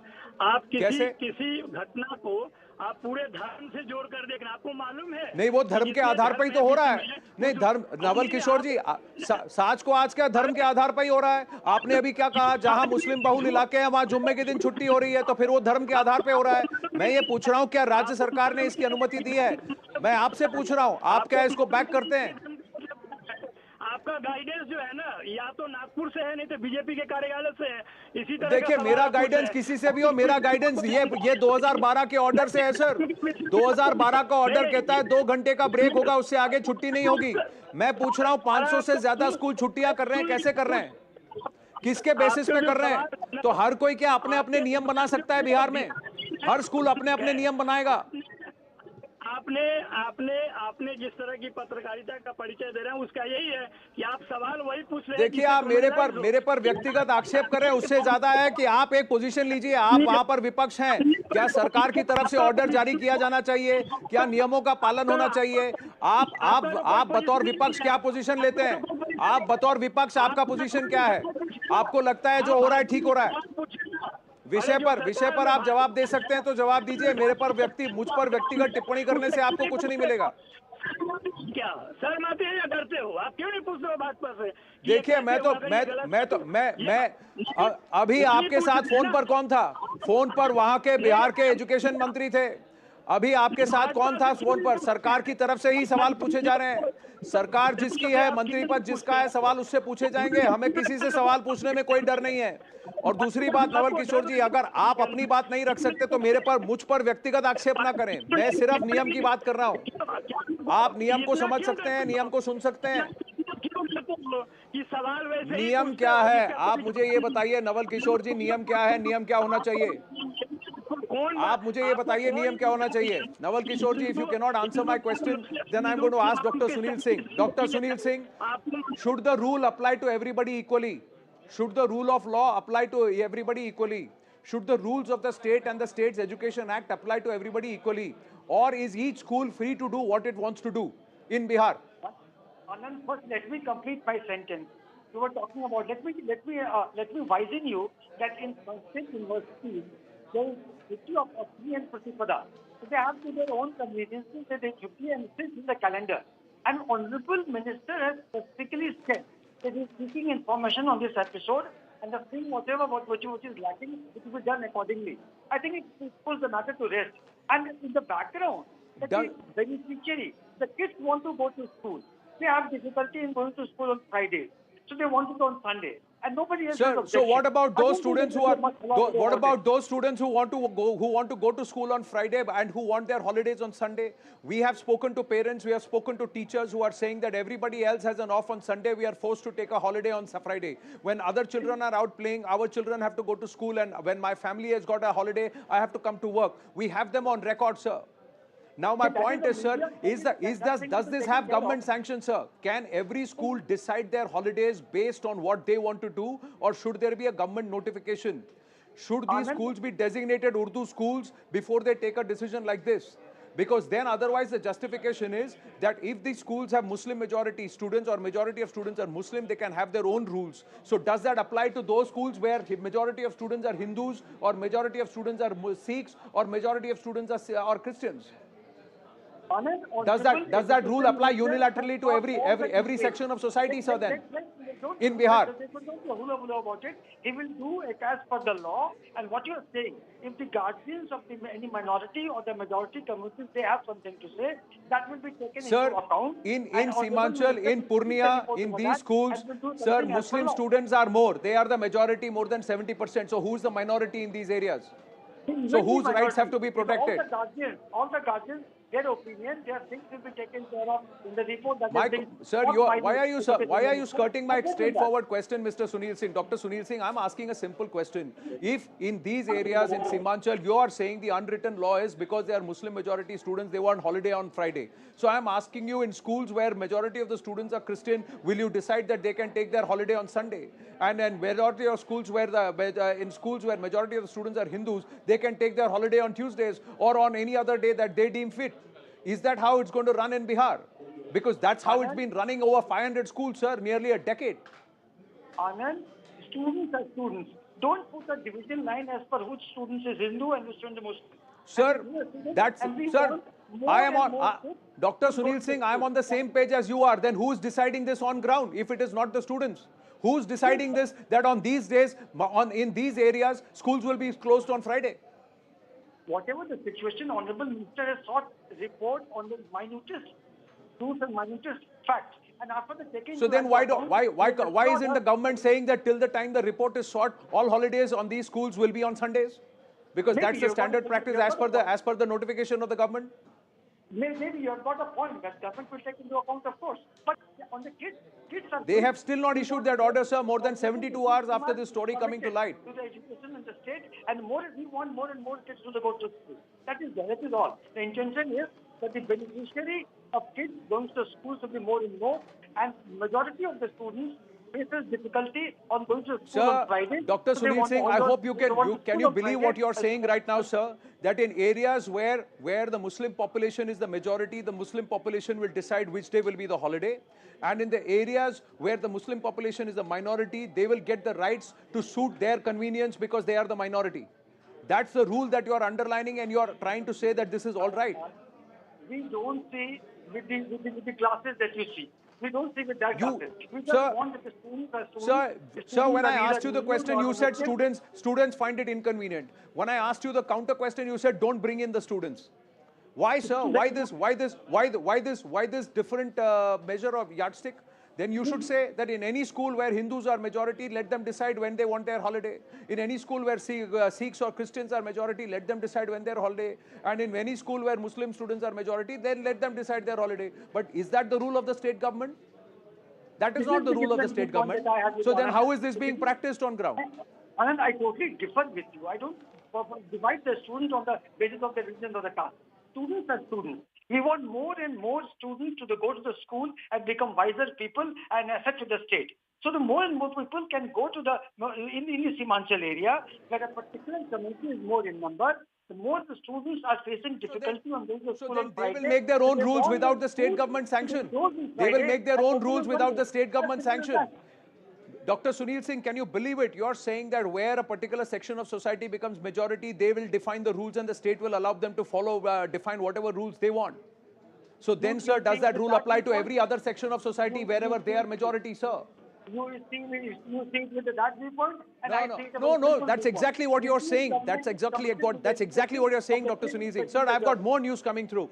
The NCPCR has taken cognizance about what is happening in Bihar, and they've asked the Chief Secretary of Bihar about the status of these schools, seeking a report within 10 days. I'm going to go back to Saurabh. Saurabh, why is everybody skirting the issue? They say don't blame it on the students. You have spoken to parents, you have spoken to students, you have spoken to teachers who are saying that this rule is being forced upon us and we would rather like that there is a uniform holiday for everybody. I mean, I would like to cite one simple example. The day I went over there in Kishanganj, there was a school in Mahesh Bhathna village, which is in Kishanganj only. And in that school, the teachers and the coordinators, everybody, and the villagers also, it was a Hindu village, and that school had 70% of Hindu students studying over there, and they were observing Friday. I was doing live on that day. What about those 70% students who are imposing the law of closing schools on Friday to Hindu students who don't need to go to Jumma prayers or anything? And in fact, the other school which I reported, the teachers, I remember the name Tabassum, she was adamant that they have given so many applications to district education officers, went to district magistrates for Sunday offs, but all their requests have been to the deaf ears. So this has been going on, and specifically if we talk about that school in Mahesh Bhathna, which was in a Hindu village, that the land of that school was donated by one Baharuddin in 1955, and since then the practice of giving offs on Friday, just because it was a land of a Muslim, the practice of giving offs started on Friday, and it's still continuing. So what about the rights of those 70% students who are Hindus studying in that school, which is a Hindu village? Well, absolutely, and these concerns remain. And there seems to be a certain effort to try and drag their feet and hope that this entire issue dies down and they are able to get away with this. More than 500 schools operating on their own particular whim and fancy and how they would want to run the school without government sanction. Violation of the government order that was passed more than a decade ago, and none's the wiser. How is that possible? We'll continue to track this story closely as the number of schools which are flouting the norms and following this practice of holiday on Fridays in this entire Simanchal belt is only increasing by the day. In just 9 of the 14 blocks in Purnia, Saurabh just tells us more than 325 schools are following this practice already. Moving on, I thank Dr. Singh, Naval Kishore for joining us, and Saurabh for your inputs on this story. Moving on, and we turn the spotlight away from Bihar and straight into Maharashtra, where it's a huge trouble that is now mounting for Sanjay Raut and the Uddhav Thackeray faction of the Shiv Sena. Sanjay Raut, after being questioned for nearly 17 hours, has been taken into custody and has also been sent into remand of the Enforcement Directorate by the courts till the 4th of August. With the courts actually observing that prima facie there is evidence against Sanjay Raut. And under the actions of PMLA, and these are the complaints, the court has very clearly said, the Enforcement Directorate has turned around and said that we have also seized 11.5 lakh rupees in cash and non-cooperation with the answers. These were the grounds for seeking remand. They also, sources tell us, stumbled upon incriminating documents, property documents of which they were not aware, and now they're going to figure out and find out the source of funding for these properties and these that are held by Mr. Sanjay Raut and his near and dear ones. And they're all linked to him. There are payments also, money more than a decade ago, nearly 83 lakh rupees credited to his wife's account, and also him being paid about 1.6 crores. There are many, many issues. This is a Patra Chawl issue dating back to sometime around 2010. Vinaya Deshpande joins us with more details. Vinaya, increasingly, the pressure seems to be mounting on the Uddhav Thackeray faction of the Shiv Sena, with Uddhav Thackeray saying they are all out to get us, aiming at the Enforcement Directorate and the BJP. But the court saying prima facie there is evidence against Sanjay Raut. Well, yes, the court has made some very serious observations, Anand. The court has said prima facie evidence against Sanjay Raut, but the court has also said that these are old cases in which much of the evidence is already in public domain through the trial, through the charge sheets which have been filed, and that is why there is no need for a very long custodial interrogation as well. Because remember, the Enforcement Directorate had sought 8 days custody of Sanjay Raut, claiming that he wasn't cooperating with the agencies, claiming that there was incriminating evidence against him. Now, the ED has also argued in the court that it was the Raut family which was the primary beneficiary of the Patra Chawl case, and that in fact, though Praveen Raut's name, Praveen Raut, who's already under arrest in this case, who was arrested quite some time ago, the ED today said that this person was just a front man, and that it was at the behest of Sanjay Raut that all the developments were taking place. So serious allegations there by the ED. The remand application states several issues that have been brought forth through the FIRs which are registered since 2017. The court took everything of it into cognizance, said that prima facie there was evidence against Sanjay Raut, but also said that much of the evidence that has been brought forth by the ED is old, which is something that is already in public domain, and which is something that has been a part of trial through charge sheets which have been passed in the past as well, and that is why there is no need of a very long custodial interrogation. Now the court is slated to hear the matter again on 4th of August when the custody ends. Anand. Well, thank you for your inputs, Vinaya. I have Chandrasekhar Nene and Swapnil Kothari joining us.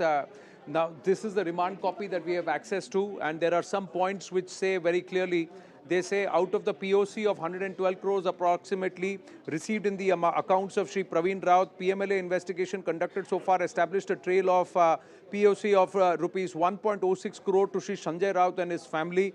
PMLA investigation further revealed that Sanjay Raut has utilized considerable amount of cash in the purchase of land at Kihim in Alibag, which was confirmed by some of the sellers. This cash component has been sourced from Praveen Raut. Praveen Raut has also spent money from the POC on domestic and foreign tours undertaken by the family of Sanjay Raut, and Sanjay Raut also received 2 lakhs in cash per month from Praveen during the said period. So this is what they are saying, but the bigger question is, Swapnil Kothari, this is an old case. Why are you waking up to it nearly 12 years later? Is there merit in the allegation that's been made that this is deliberately being done to finish off the Uddhav faction of the Shiv Sena? Anand, I don't think that is the case. The PMLA Act does not provide for any such time when you have to wake up. It says that if you have the evidence, when you have the evidence which is incriminating enough to go ahead and interrogate a person, then to arrest and then to seek custody, so be it, you are supposed to do it. And the very fact is, Anand, I was on another channel while this was being discussed and argued. The Defence Council did not have much to argue except the fact that there's election at hand, the presidential elections were there, the timing is inappropriate, it is political vendetta, why dig up old cases. So all those arguments are given usually by a Defence Council when there is very little merit in those arguments, when there is no cogent defence. Otherwise, the defence would be that no, 1.6 crores is legitimate, 37 lakhs was just given as some sort of a charity or something. Why 2 lakhs per month was there? No such answers were there at all for any of those monetary transactions. So there was no quantifiable or a justifiable defence at all for any of those allegations which are being made by the Enforcement Directorate, and hence the custody has been given by the court of law. So the point is, Anand, here that PMLA money laundering is a very huge issue, and it's like supposedly a 1,000 crore scam. You already have Mr. Praveen Raut inside. Obviously, you will need Mr. Sanjay Raut because there was him being the primary beneficiary, that is Mr. Praveen Raut, money flowed from him to Mr. Sanjay Raut allegedly, as stated by the Enforcement Directorate in the ECIR. So obviously the Enforcement Directorate wants the two of them together within themselves before them, so that when both the answers are given, who answers what, whether it's answered in a proper manner, this manner, whether somebody dodges the question. So you can kind of put two of them together and see that what they have to answer after putting them, both of them individually. And I'm sure more arrests are going to be made, Anand, in this. It's not going to stop here because it's a very, very deep 1,000 crore scam. Don't take place with only the hands of two people, because obviously there is some building faction involved, some, lot many other corporators, etc. are involved in this. So obviously this is not stopping here. I see it going further. No, but they have taken nearly 12 years to get to even Mr. Sanjay Raut, Chandrasekhar Neneji. So what does this imply? What does this imply? And of course, will you take into consideration what Ajit Pawar had to say yesterday, when he said that the ED will not investigate unless it has got something, and it is the ED's job to investigate and Mr. Sanjay Raut's job to answer? In fact, there are two conclusions to be drawn from this. A, Ajit Pawar was very correct in saying that ED will not take a case unless they have a complete proofs in their hand, because we have seen that the people who go in jail with ED are not coming out. We have seen the examples of Nawab Malik and Anil Deshmukh. So ED will not jump in unless they have a complete proof. Second point is, very importantly, Ajit Pawar has completely dissociated himself from Sanjay Raut's future. He has not even said once that it has been political vendetta, blah, blah, blah, because everybody else is crying political vendetta. Ajit Pawar has completely said nothing of that sort. He has merely given a fact, and the fact is very right. What really is important in this is that, I was really surprised when I found that he was being paid 2 lakhs per month. In fact, this Praveen Raut and his company were supposed to pay 40,000 per month per tenant for the 672 tenancies which they had evicted. Instead of that, he is paying Sanjay Raut, so at least 5 tenant families could have been accommodated in this 2 lakhs. Look at the complete ignominiousness of this case. All those were middle-class Marathi people, and they are being defrauded by this person who claims to be a champion of Marathi people in the Maharashtra state.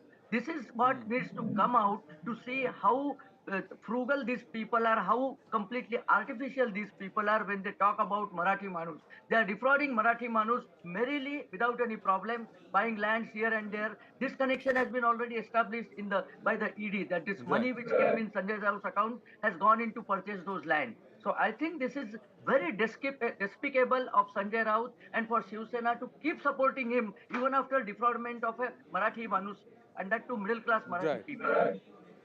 Right, Swapnil Kothari and Chandrasekhar Neneji, thank you very much for joining us here on this story. We've got to take a very short break here on The Nation at 5. Stay with us.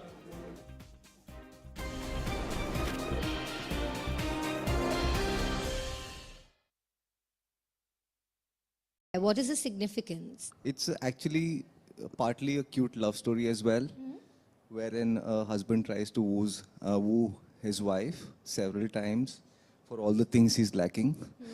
So this is basically a metaphor for that. And he keeps saying sorry through that teddy bear. And He's always saying sorry, yes. Yeah, and I feel like despite that teddy, your wife cannot bear what you do from the trailer, from what we've seen. We will neither confirm nor deny. It's only in the trailer. So Alia, you are a darling in real life, but in this, are you a femme fatale? I think no. This is a character that you have to discover through the film. But Badru's character, I find her extremely, she's very innocent. She's very simple. She's actually to the level of being silly. That's how naive she is.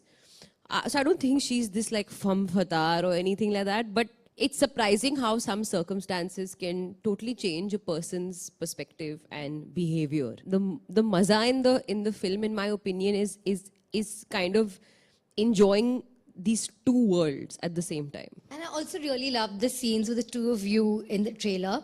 Such a fantastic dynamic the two of you have. Talk to me about that comedy, cracking that comedy, that dark comedy in your scenes. I mean, it's all in the writing. Yeah, I agree. It was all in the writing. Alia said it absolutely correctly. And I think we had a blast shooting it because it was hilarious. In fact, we had too much fun. Too much fun. I mean, some days it was like, we could have wrapped 2 hours earlier if we didn't laugh so much. Yeah, I can see that on screen as well.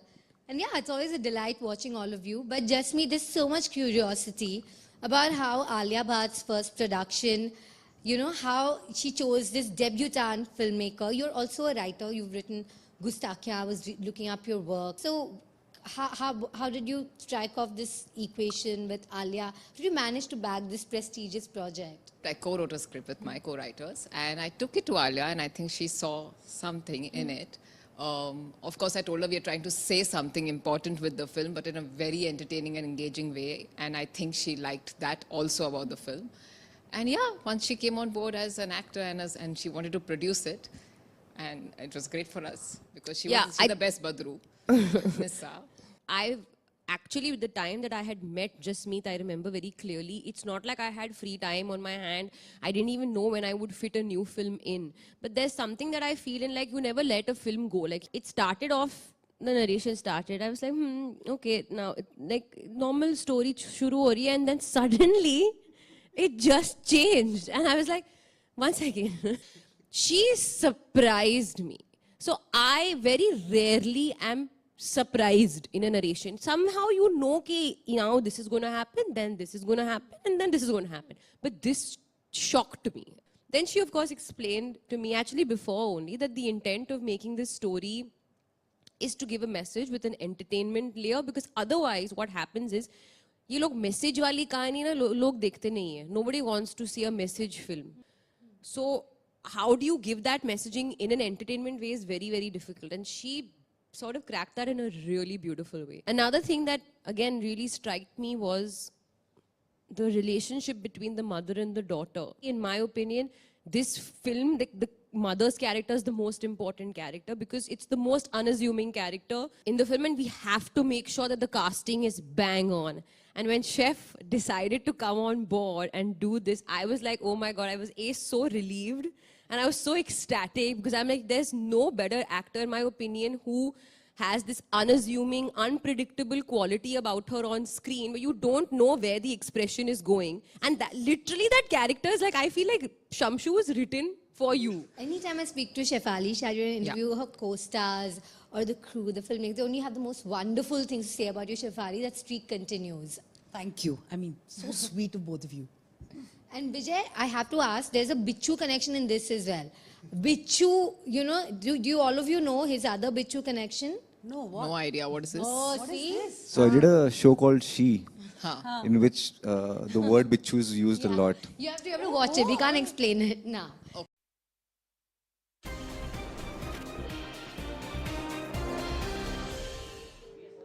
Back on the Nation at 5, ladies and gentlemen, there are two big developments, and I'm going to just quickly share the first one with you before we go to the other big one.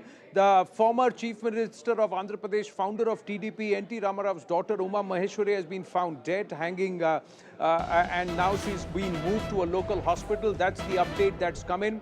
But more importantly, even as this shocking development comes through, that N.T. Ramarao's daughter, who's also the TDP founder, Uma Maheshwari, found hanging in a residence in Hyderabad. The cops have shifted her body to a local government hospital for post-mortem. But we've got another big development coming through and just happening here in the newsroom. So I'm going to go across to that even as we put out the details and we try and get the reporter on the phone. The Delhi High Court has made a big observation on Smriti Irani.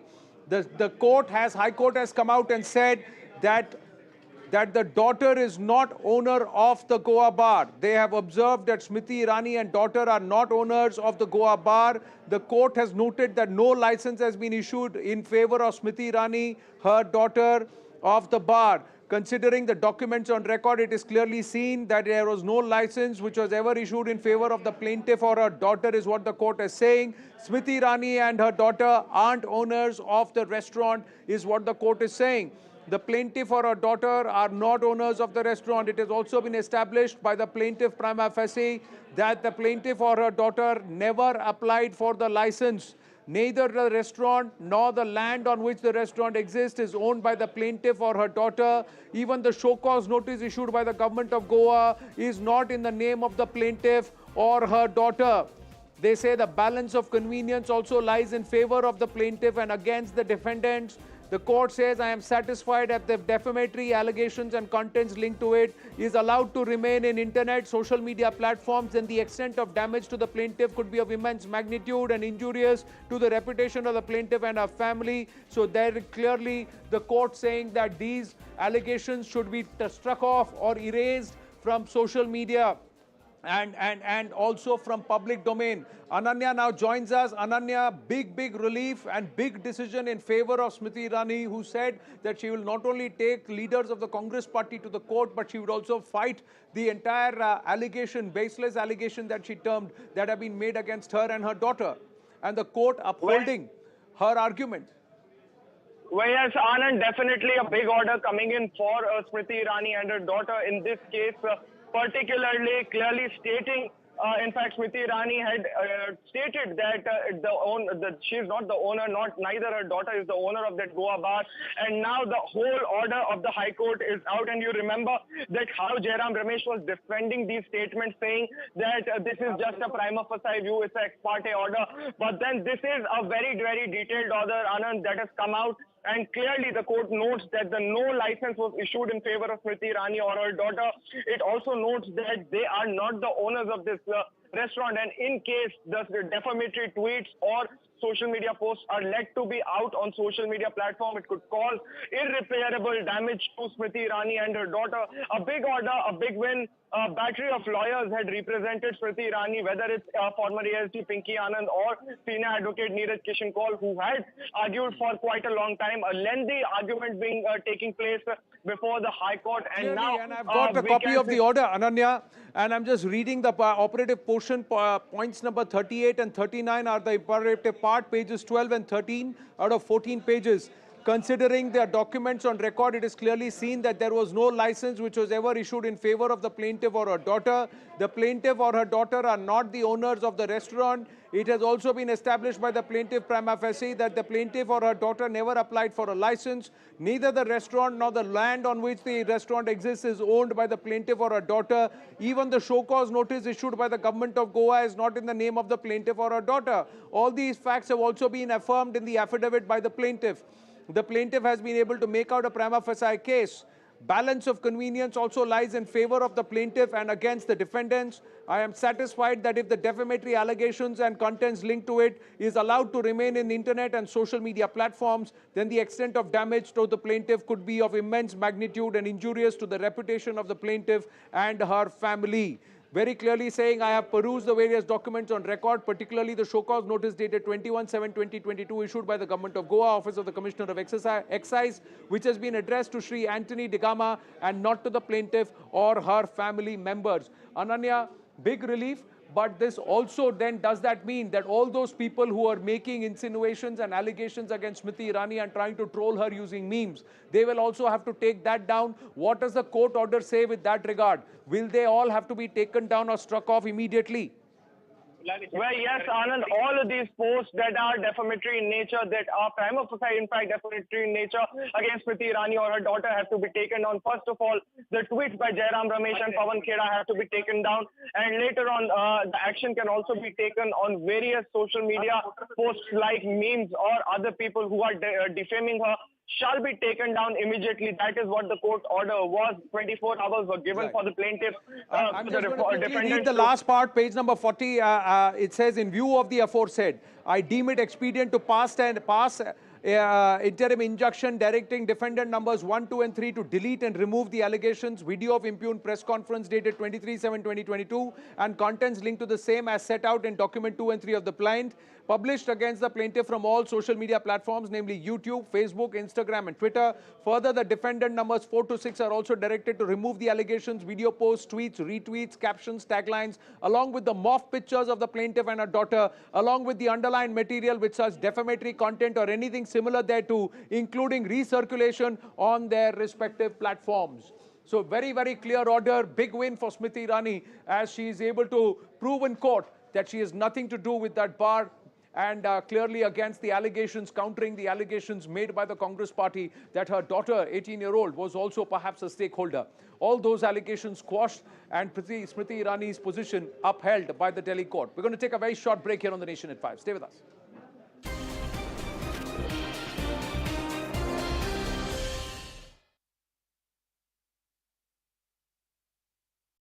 I know. So I won't try to guess it either. Now, there's a teddy bear there. What is the significance? It's actually partly a cute love story as well, wherein a husband tries to woo his wife several times for all the things he's lacking. So this is basically a metaphor for that. And he keeps saying sorry through that teddy bear. And He's always saying sorry, yes. Yeah, and I feel like despite that teddy, your wife cannot bear what you do from the trailer, from what we've seen. We will neither confirm nor deny it. It's only there in the trailer. So Alia, you are a darling in real life, but in this, are you a femme fatale? I think no.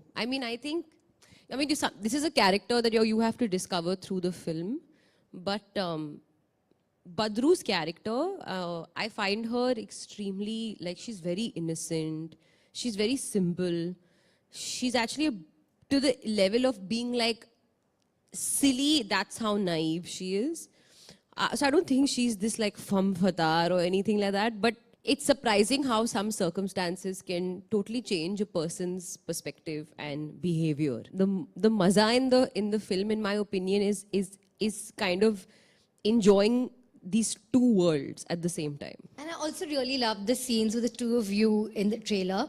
Such a fantastic dynamic the two of you have.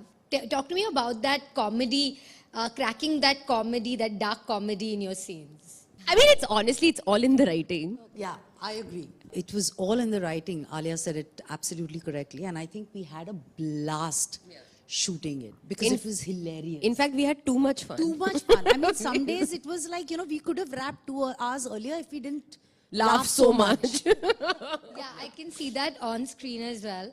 And yeah, it's always a delight watching all of you. But just me, there's so much curiosity about how Alia Bhatt's first production, how she chose this debutante filmmaker. You're also a writer. You've written Gustakhia. I was looking up your work. So how did you strike off this equation with Alia? Did you manage to bag this prestigious project? I co-wrote a script with my co-writers and I took it to Alia and I think she saw something in it. Of course, I told her we are trying to say something important with the film, but in a very entertaining and engaging way. And I think she liked that also about the film. And yeah, once she came on board as an actor and she wanted to produce it, and it was great for us because she was the best Badru. Nissa. Actually, with the time that I had met Jasmeet, I remember very clearly. It's not like I had free time on my hand. I didn't even know when I would fit a new film in. But there's something that I feel in, you never let a film go. It started off, the narration started. I was like, okay, now, normal story shuru ho rahi hai, and then suddenly, it just changed. And I was like, one second. She surprised me. So I very rarely am surprised in a narration. Somehow now this is going to happen, then this is going to happen, and then this is going to happen. But this shocked me. Then she, of course, explained to me, actually before only, that the intent of making this story is to give a message with an entertainment layer, because otherwise what happens is, ये लोग message वाली कहानी ना लोग देखते नहीं है. Nobody wants to see a message film. So how do you give that messaging in an entertainment way is very, very difficult. And she sort of cracked that in a really beautiful way. Another thing that, again, really struck me was the relationship between the mother and the daughter. In my opinion, this film, the mother's character is the most important character because it's the most unassuming character in the film, and we have to make sure that the casting is bang on. And when Chef decided to come on board and do this, I was like, oh my God, I was so relieved. And I was so ecstatic because I'm like, there's no better actor, in my opinion, who has this unassuming, unpredictable quality about her on screen where you don't know where the expression is going. And that, literally that character is I feel like Shamshu was written for you. Anytime I speak to Chef Ali, she interview her co-stars or the crew, the filmmakers, they only have the most wonderful things to say about you, Chef Ali. That streak continues. Thank you. I mean, so sweet of both of you. And Vijay, I have to ask, there's a Bichu connection in this as well. Bichu, you know, do all of you know his other Bichu connection? No, what? No idea. What is this? Oh, What see? is this? So I did a show called She, in which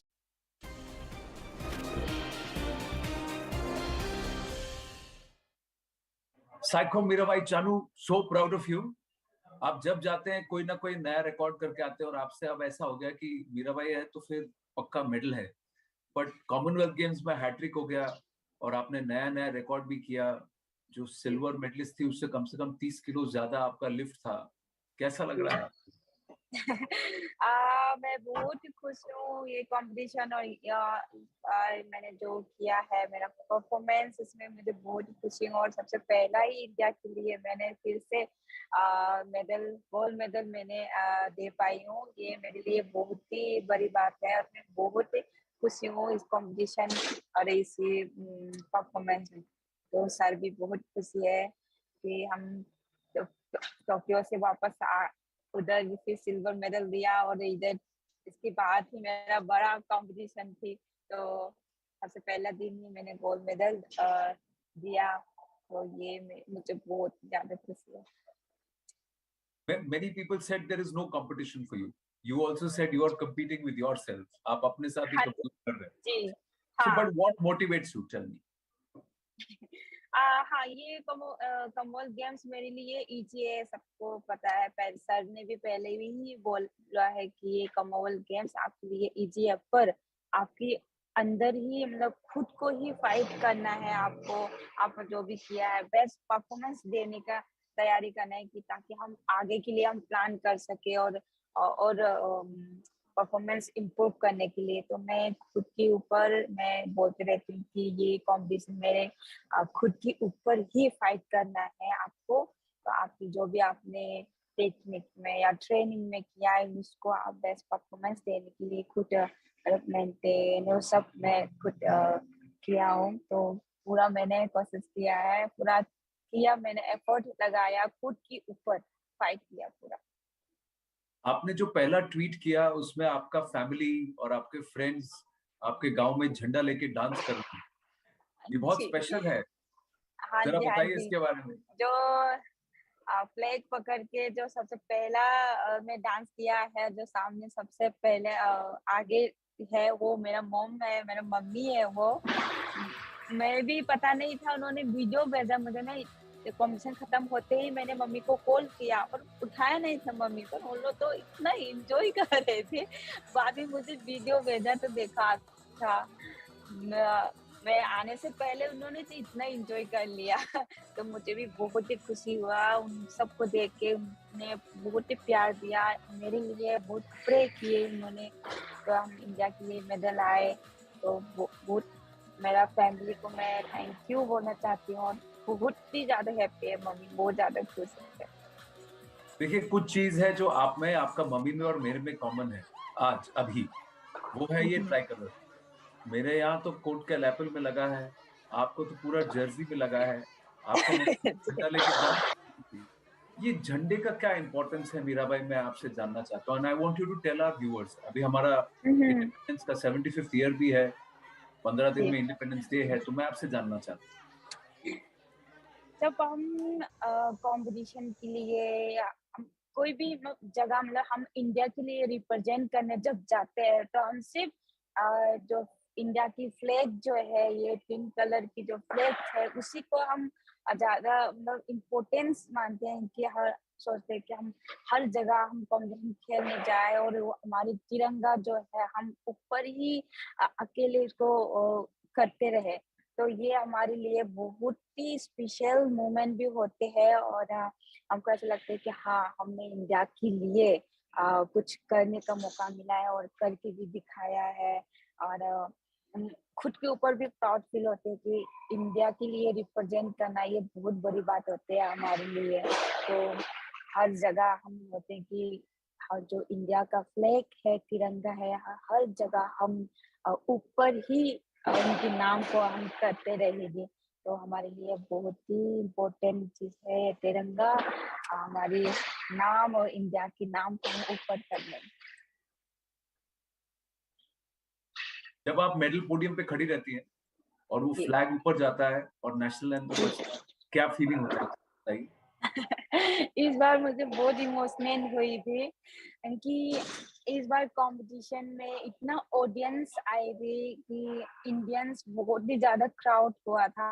पहली बार हुआ है मेरे साथ कि जब मेरा competition में शेरफ मिले हैं, बहुत ही ज्यादा सपोर्ट मिले हैं।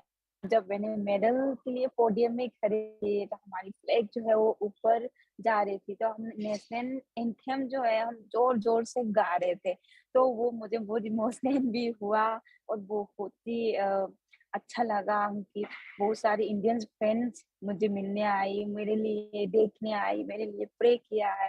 तो ये हर प्लेयर्स के लिए तो बहुत ही बड़ा मोमेंट होता है, तो बहुत ही अच्छा लगा और बहुत इमोशनल हुई उसी दिन में, आंसू भी आई थी।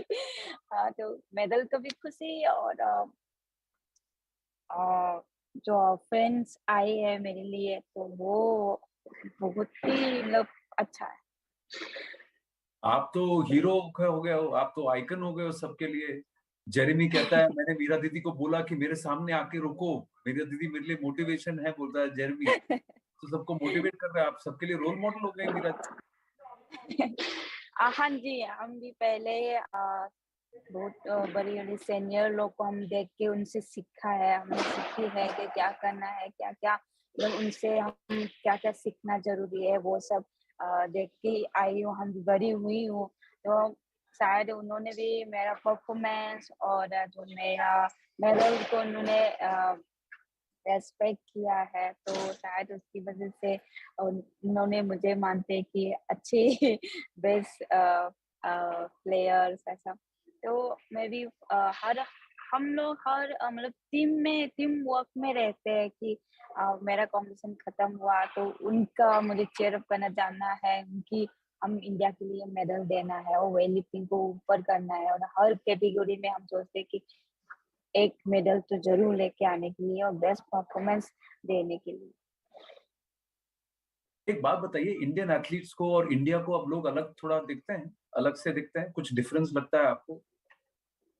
इंडियन और दूसरा जैसे इंडियन एथलीट्स और इंडियन टीम को जब दुनिया पहले देखती थी और अब देखती है, उसमें कुछ एक फर्क लगता है, आपको डिफरेंस लगता है थोड़ा सा, और ऐसा लगता है कि रिस्पेक्ट से देखते? नहीं, ऐसा कुछ नहीं, हम साथ में सेम है, इंडिया है।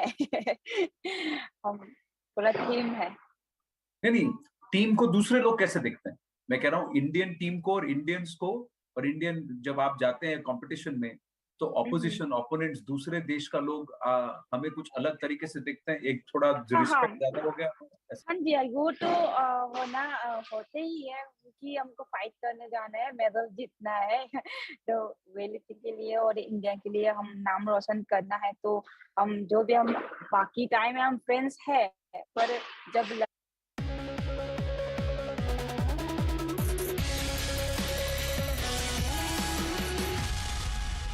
Good evening, this is Viewpoint. I'm Zaka Jacob. A Chinese espionage ship, the Yuan Wang 5, will be docking in the Sri Lankan port city of Hambantota. It's going to be there from the 11th of August till the 17th. India has taken grave exception to this, as it could affect India's cyber and space services. It could also be a direct threat to the Chennai and Tuticorin ports. Now, this is coming despite the fact that India was one of the countries that was standing at the forefront of helping Sri Lanka. India has extended more than $3.5 billion of aid to Sri Lanka in just the last few months. Of course, Sri Lanka's economy is broken, and of all the countries in the world right now, India has extended maximum help to Sri Lanka. The question is, why then is the Sri Lankan government allowing a Chinese spy ship to dock at Hambantota? What will it take to get Sri Lanka out of the Chinese ambit? But first, the story.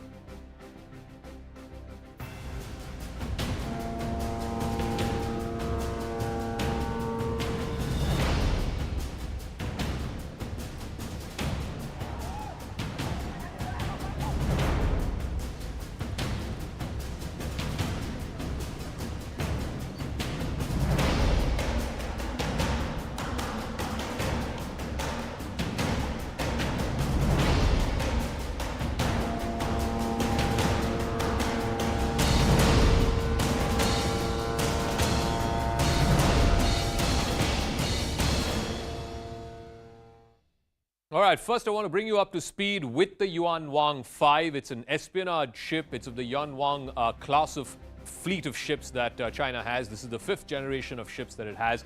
Basically, it is going to dock on the 11th of August in Hambantota. Remember, Hambantota used to be the fiefdom, the hometown of the former President Gotabaya Rajapaksa and his brother Mahinda Rajapaksa. It is going to dock on the 11th. It's going to stay there for 7 days till the 17th of August. Now remember, this is of concern to India because Hambantota from the Gulf of Mannar, which is right at the border between India and Sri Lanka, is barely 350 kilometers. This ship has a range of 750 kilometers, more than twice the distance between Hambantota and Mannar. So clearly, this is something that that India is concerned about. Let's go on to the next set of graphics that we have and why India is concerned about this particular ship. Remember, it's a latest generation, a 5th generation space tracking ship. India has taken grave exception to the fact that this can have a negative impact both on our space tracking abilities and also on ICBMs. And I think that is a big concern as well. Let's move on to the next point.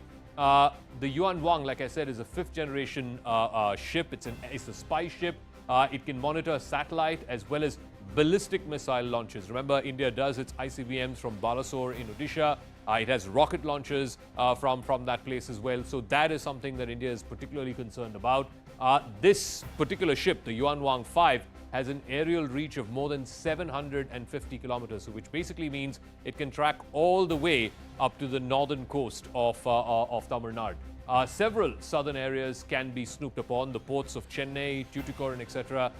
Can potentially face danger because of this. At least 6 southern ports from Cochin to Tuticorin, Chennai, 3 cities are under the radar, or at least under the reach, the aerial reach of this particular Yuan Wang 5. So the question that's being asked is, how can India respond to this? This is being raised at the highest level, but we're getting a piece of breaking news as well. While China is flexing its muscles in the subcontinent, it's also facing its own threat. CNN is now reporting that US House Speaker Nancy Pelosi will be going ahead with her Taiwan visit. Remember, just a few days ago, Joe Biden, the US president, and Xi Jinping, the Chinese president, had a 2-hour phone call just last week where the Chinese president had reportedly warned the US against playing with fire over Taiwan. In fact, Joe Biden had said just a few days ago that the Pentagon thinks Nancy Pelosi going to Taiwan right now is not a good idea, but she has already begun her Asia visit with Singapore, and her office is now confirming that Taiwan is indeed part of that 4-nation trip that she's undertaking in Asia. China, of course, has taken grave exception to this. They've been responding through their Ministry of Foreign Affairs spokesperson that there will be a price to pay and so on and so forth. But I want to open this up to our guests now. Joining us, a full panel here on Viewpoint. Dr. Tara Karta is former director of the National Security Council Secretariat. Venus Upadhyay is senior researcher with the India and South Asia at Epoch Times. Einar Tangen is a senior fellow at the Tai He Institute. Lieutenant General retired PJ Spannu, defense expert, joining us. And Yasiraj Ranaraja is director of the Belt and Road Initiative of Sri Lanka. Let me start with Dr. Tara Karta. First things first, the fact that a Chinese espionage ship is going to be docking in Hambantota for a good week. India expressing its concerns, I'm given to understand, at the highest level. How should we respond to this? I think you should do the same somewhere else. I mean, this is an extremely serious provocation, because as you said correctly, this is a ship of considerable, capabilities. It can map the whole areas inside India. And also, incidentally, it's worth mentioning that the INS, our new aircraft carrier, is also, dispatched from Karwar a couple of days ago. So it can do, that is one of the minor things it can do. It can do a lot more than that. It has come into Hambantota. I don't know how much. 70% of the stake is with the Chinese company. The rest, I'm assuming, is still Sri Lankan held. What capability Sri Lanka has to prevent it is unknown. I mean, at that time, if you remember, that Hambantota port itself was given, the money was taken, they used it to repay, to beef up their foreign exchange. So for the possibility that a large amount of money has been paid, we really don't know.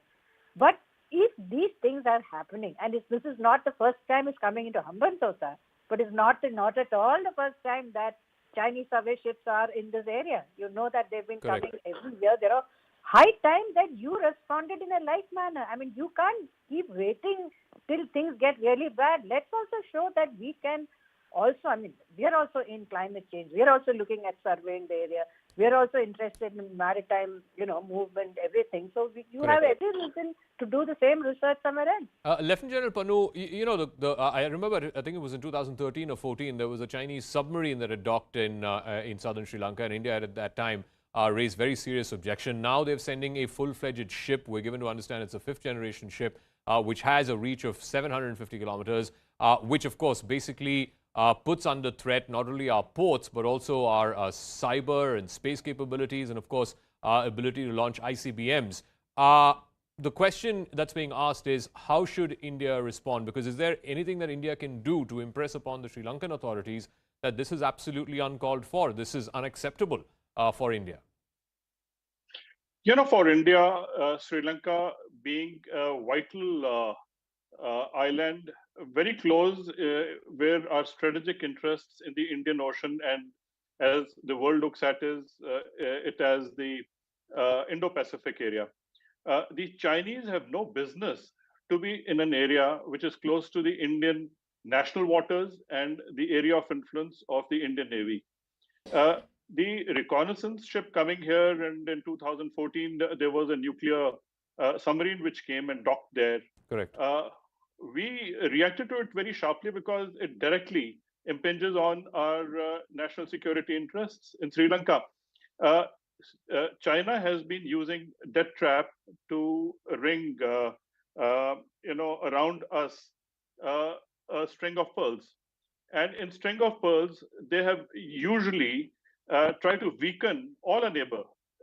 In the neighborhood, first they weaken them, then they lower them into the debt, and then in this particular case today, the state of Sri Lanka is that literally anybody, by offering some amount of money or offering some amount of mileage that they want in recovering of the economy, I think China has now used this opportunity to come and put this ship there. Now, this ship is not an ordinary ship.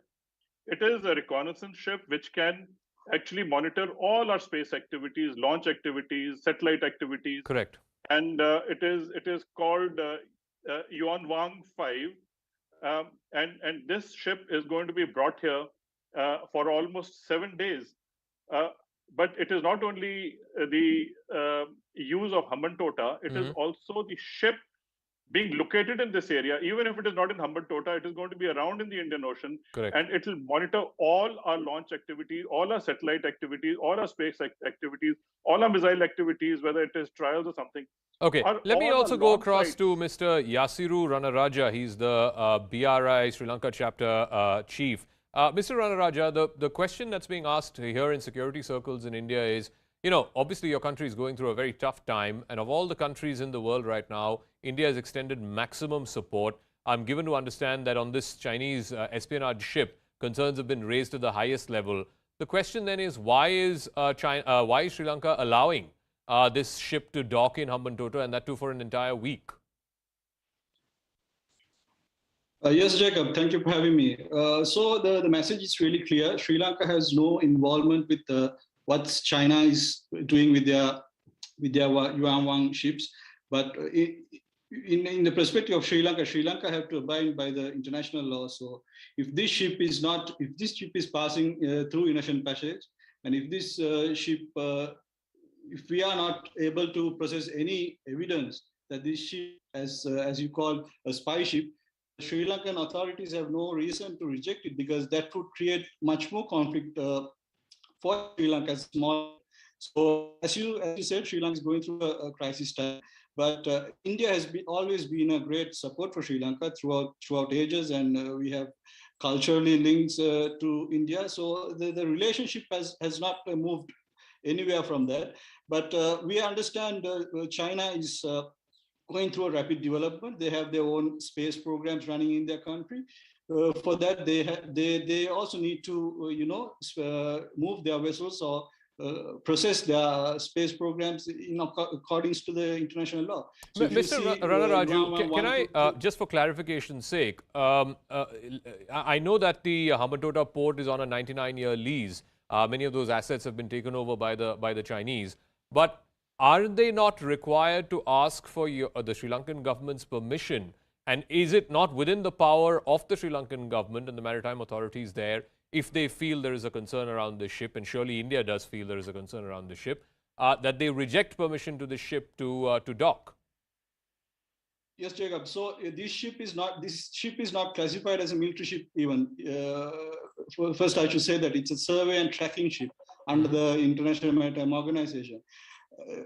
Doesn't matter any ship, if it's Japanese, Chinese, German, any ship that is coming to Sri Lanka or even to Hambantota port should have a clearance from the Sri Lankan Navy. That Correct. is not commercial vessels, that are military vessels or state-owned vessels by other countries. This is very clear. Indian ships have been in Hambantota, US ships have been in Hambantota, and Japanese ships have been in Hambantota. So the message is clear. Sri Lanka is not taking any sides here. Sri Lanka is going through its economic transformation, and China is a very sound partner for Sri Lanka. And Sri Lanka will always work with China. How do you respond to what Mr. Ranaraja is saying? Venus Upadhyay, how do you respond to what Mr. Yasiru Ranaraja of the BRI Sri Lanka chapter just said? He's saying that this is not a military ship. The way they see it, the Sri Lankan authorities, it doesn't pose a threat to them. And that's why permission has been given by the Sri Lankan Navy for this ship to dock.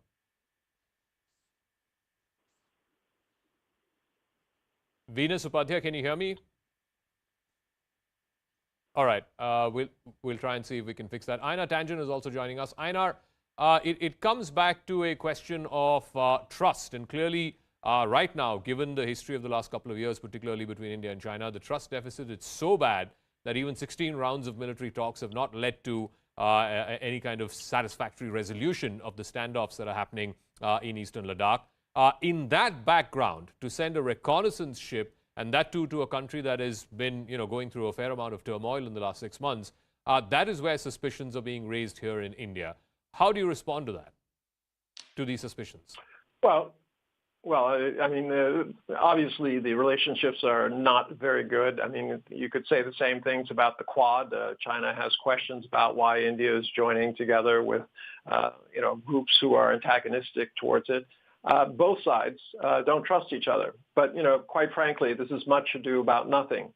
The truth is that ship could be sailing in international waters 200 miles off your coast, and there's nothing that could be done about it. The fact that it's in a port makes no difference. Its tracking abilities are exactly the same. So this idea that it's parked there for 5 days is causing international stir in India is kind of silly. You're saying it makes no difference if the ship is docked in Hambantota, 350 kilometers from the Indian maritime boundary, as it were, as opposed to it being 200 nautical miles away from Hambantota? No, 200 miles away from your coast. They can sail in international waters, as can Indian ships. So, I mean, this idea that it's 350 miles away, if they want a closer look, they can get 200 miles away. I mean, look, it's not a real big issue. The issue here is the lack of trust. India wants to see this, that they have the right to tell another sovereign nation, Sri Lanka, what they can do. Obviously, Sri Lanka is in a very, very tenuous position because of their economy. You can blame it on China, but the fact is you're putting a tremendous amount of pressure, and it's asserting that you have the right to tell other nations what to do simply because they're near you. If that is in fact the case, then you're in essence putting forward your own kind of Monroe Doctrine. Without explicitly stating you want to respond to that? Basically what Einar Tangen is saying, whether the ship docks or is out at sea, it has the same abilities if it is an espionage ship, and if it's being brought in for espionage purposes, it can do the same from 200 nautical miles away. It doesn't have to necessarily dock at Hambantota. So he claims it's, India is making a big deal of it. I think there are some other very important concerns here that we need to bring into the context here, and more about the Hambantota port also. We all know that the port has been leased to the Chinese in 2017 for 99 years. But there's something that has happened in Sri Lanka since June. So there's a committee called COPE. It had a live interaction with the Sri Lankan port, the Hambantota Port Authority, and they found that the lease money of $1.2 billion that was paid. And it was done at that point of time because they said that they want to be able to service loan to the Chinese. So they were leasing the port to the Chinese. But then this committee found out that that money was not used to service loans to the Chinese. It was used for the expenditure of the Sri Lankan government. That is point one. The second point was the deal's accounts have disappeared. And this is there in the Sri Lankan media. Now, the very concerning thing is some of these reports have gone missing online.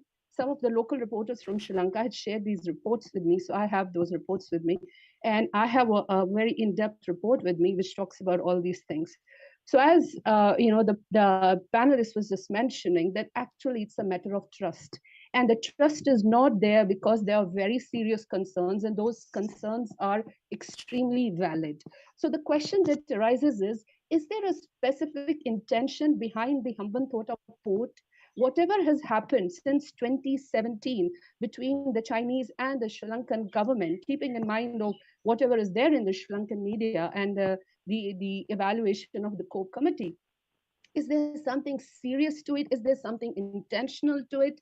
Was Hambantota port, is Hambantota port being deliberately given to the Chinese, or the Chinese manipulating larger state of affairs for taking siege of the Hambantota port? Those are my questions. No, so Dr. Tarakarta, it comes back to, when the port was being developed, obviously this is the backyard of the Rajapakshas, it's their hometown. Obviously they wanted to bring in economic activity. Clearly, then the debt trap happened, the debt cycle happened, and now the Chinese have that port on lease for 99 years. The Sri Lankan government says that India's fears that it could eventually become some kind of a naval station for Chinese vessels is overblown. I think China, Sri Lanka is still a sovereign country, right? It can do whatever it likes with whoever it likes. Number two, whatever assistance we've given it as a credit line, and we are bound to help as much as possible our neighbors. But let's take it. Let's keep it. Speaking undiplomatically, you do expect a quid pro quo. You expect them to honor your interest. The problem is what the gentleman from Sri Lanka said is partially right. The ship is traveling as a civilian ship. Earlier they used to be in, sort of what we call move in dark operations. They wouldn't radio signal. They would be clearly a suspicious ship. Now they're not doing that. They're saying we are a civilian ship. We are indulging in research. So on what basis will the Sri Lankans tell them, sorry, you can't come in? They still can. Like you said very correctly, it's still traversing Sri Lankan territorial waters, which still, as of yesterday, is in Sri Lanka Navy's hands. So they have the ability to stop it, but the question is whether at this time, understandably so, they are probably in a huge flux themselves. So, Lieutenant Panu, has this, because it's coming at a time of economic flux for Sri Lanka, has this story sort of gone under the radar in a way that the Sri Lankan authorities didn't quite think through this? Or, as Mr. Ranaraju said, it's a civilian ship. The Sri Lankan Navy has to authorize which ship can dock in their ports and so on, and they don't find a threat from this ship, no matter what India's concerns are. I think we have to go back to history, and that to recent history between India and China. In last 2.5 years, Chinese have been pushing the military on our northern borders, and also they have been carrying out naval activities in the South China Sea and extending towards the Indo-Pacific and Indian Ocean. Now, Indian suspicion, of course, is there because there is a history there, and then a ship coming there to gain information has certain security implications. It is not that they are coming there for a logistic basing or refueling. Nobody minds a ship being docked for refueling only. But the point is that what will this ship do after it docks there for 7 days? Well, that is not the objection. The objection is that Hambantota is becoming a sort of a Chinese base as Djibouti. And therefore, they have made sure that along the sea lines of communication, they have built stations which are under Chinese control. Hambantota can be called a port under Chinese control. And therefore, Sri Lanka can do very little because it has given favors to Sri Lanka, whether it is debt or bailing them out. by taking the port on lease. If they had not taken the port on lease, really speaking, Sri Lanka was in a spot. So today, Sri Lanka is in a spot. They can do very little about it. Okay. All right. I'll give Mr. Ranaraju the final word. I'm just trying to understand if you appreciate the concern that India has that the Hambantota port now, for all practical purposes, if tomorrow China wants to convert it into some kind of a naval base, as they've done in Djibouti, they can very well do that because they have control of this port for the next 99 years. I disagree. If you take a look at the company which rented the Hambantota port, it's China, the CM Port Holdings, which is a globally known company, and they have terminals in, they have 34 ports in 18 countries. They have a port in Houston, USA. They have a terminal in Port of Newcastle in Australia, the largest East Coast port. So Sri Lanka is working with China in economic terms. Sri Lanka need help right now. China got a lot of capital. Okay, before the Hambantota port, Sri Lanka went to India. India rejected. Okay, so diamond necklace. India now do a strategically military alliance called diamond necklace, something like that.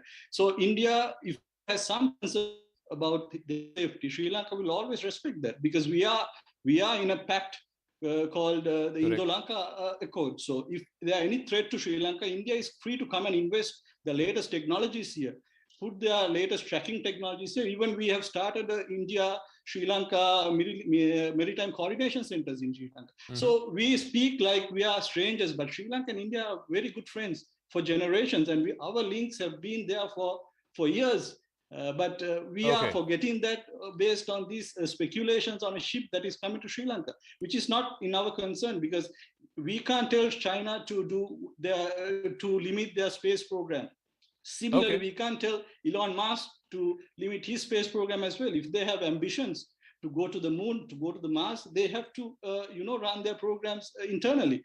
And one speaker also said about the Hambantota port, the money that we got out of the Hambantota port went missing. That is very wrong. There are enough and more articles online. If you do a research, the money that we got from the Hambantota port was not used to pay off the loan. It was used to pay off the other debt which Sri Lanka, which are ISBs. ISBs are more bigger burden to Sri Lankan government than the Hambantota port. I want to thank all our guests.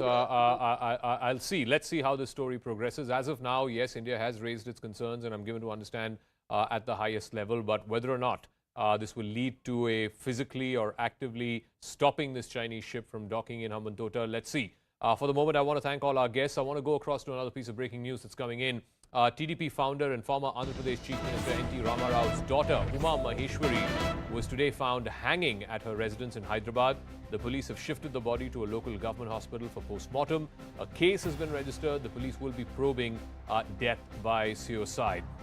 We don't know if there was any kind of personal enmity or any kind of frayed relationship with anyone which led her to take this extreme step. What we do know is that her body was found hanging inside her home in Hyderabad.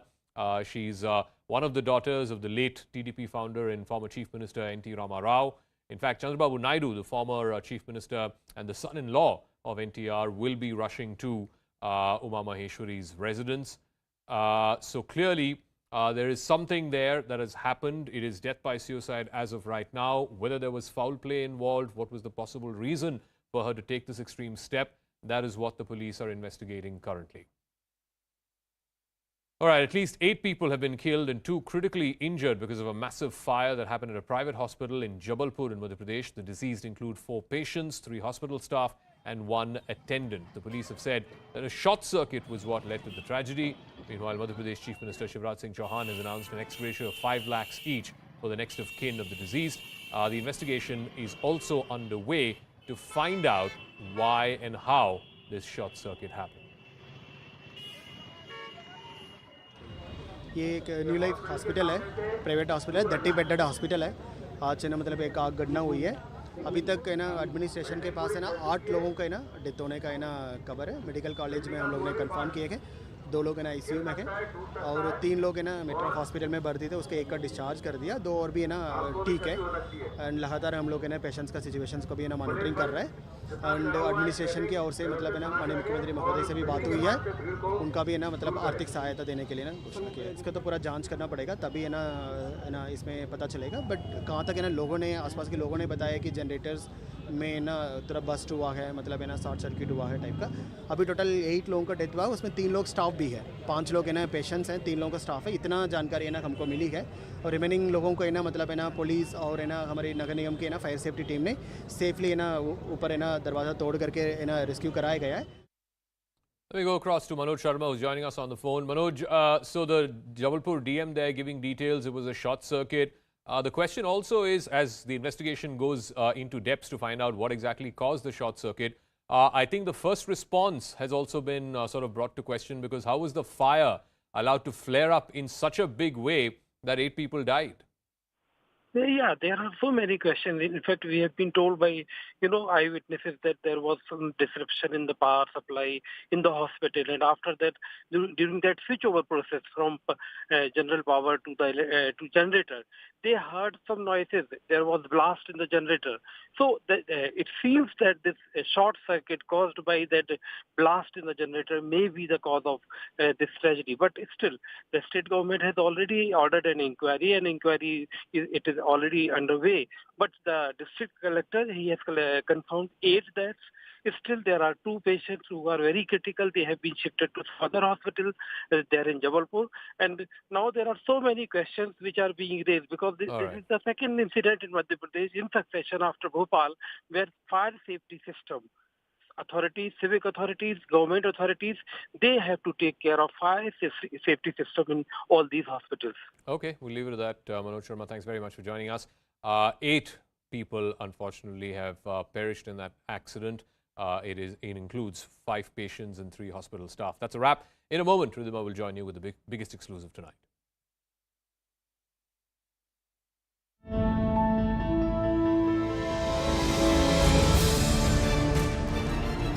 Unfurling the Tiranga and the Har Ghar Tiranga in Jammu and Kashmir like it is across the rest of the country. Ladies and gentlemen, there are those who do not want this happening.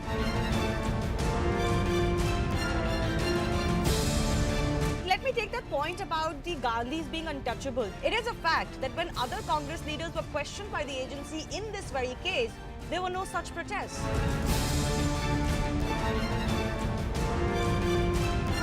Manojit, can I ask a simple question? Be better served if there are discussions that happen inside Parliament rather than this kind of disruption, this kind of placard waving, which has led to the suspension. 75th year of India's independence, when the country was getting its first tribal president and a woman too, could all political parties have come together?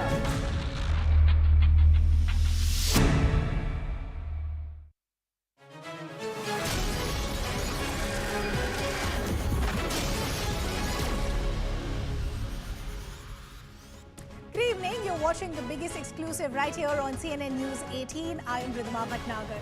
India continues its dream run in the ongoing Commonwealth Games as India wins its 6th medal. Weightlifters have been the star performers for India at the 2022 Commonwealth Games so far, and the trend continued on day 3 as 20-year-old Achinta Shoeli smashed the games record by lifting a total of 313 kgs to win the gold medal in the men's 73 kg category. As Achinta won the medal, he remembered his father, who he lost in 2013. He also remembered his brother, who made many sacrifices to help him pursue his dream. So far, India has bagged 3 gold, 2 silver and a bronze medal. Let's take a look at India's run till now.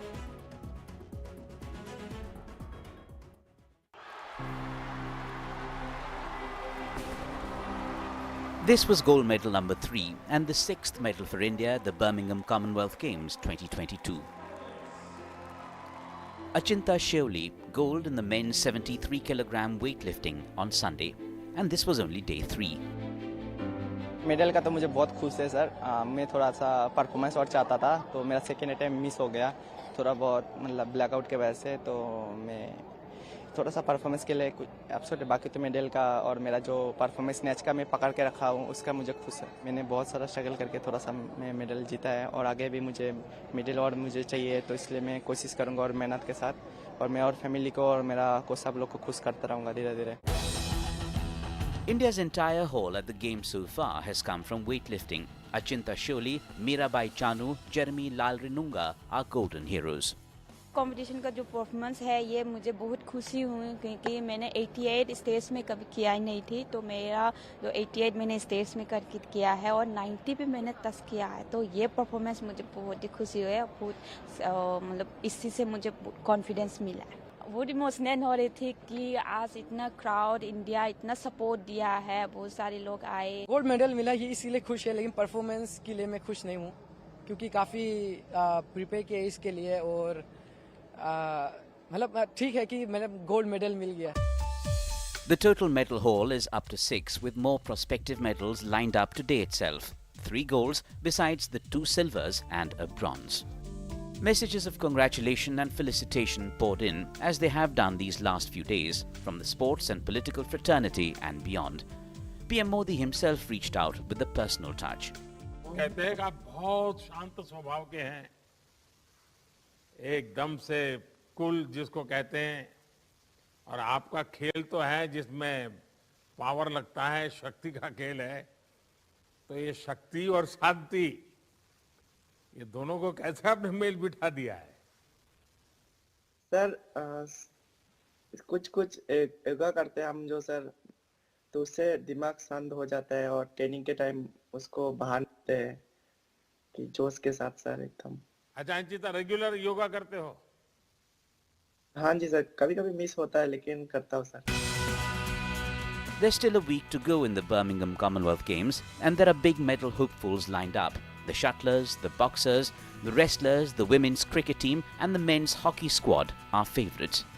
रहा कि इस बार जिस तरह से कुश्ती और shooting Commonwealth game का हिस्सा नहीं है, तो पिछली बार जो मेडल वो आए थे वो इस बार कुल पदका में जो आपकी जो कुल मेडल्स आएंगे उसमें मेडल टैली में उतने तो कम होंगे, लेकिन कोशिश है कि बाकी खेलों में वो कमी को दूर किया जा सके। The lawn ball team that's through to the final is assured of at least a silver. The men's table tennis team and mixed badminton team have booked semi-final berths. The men's hockey squad beating Nigeria and women's cricket team thrashing Pakistan have got off to strong starts.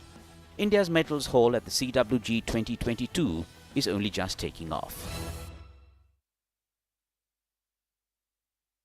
So today we're discussing about all the CWG medal winners and the medal rush, new India sports icons. What really is next for India? Okay, let's now get you the biggest exclusive this evening. Let's talk about the golden boy of India, West Bengal boy Achinta Shirley, who clinched gold in the men's 73 kg event at the Commonwealth Games.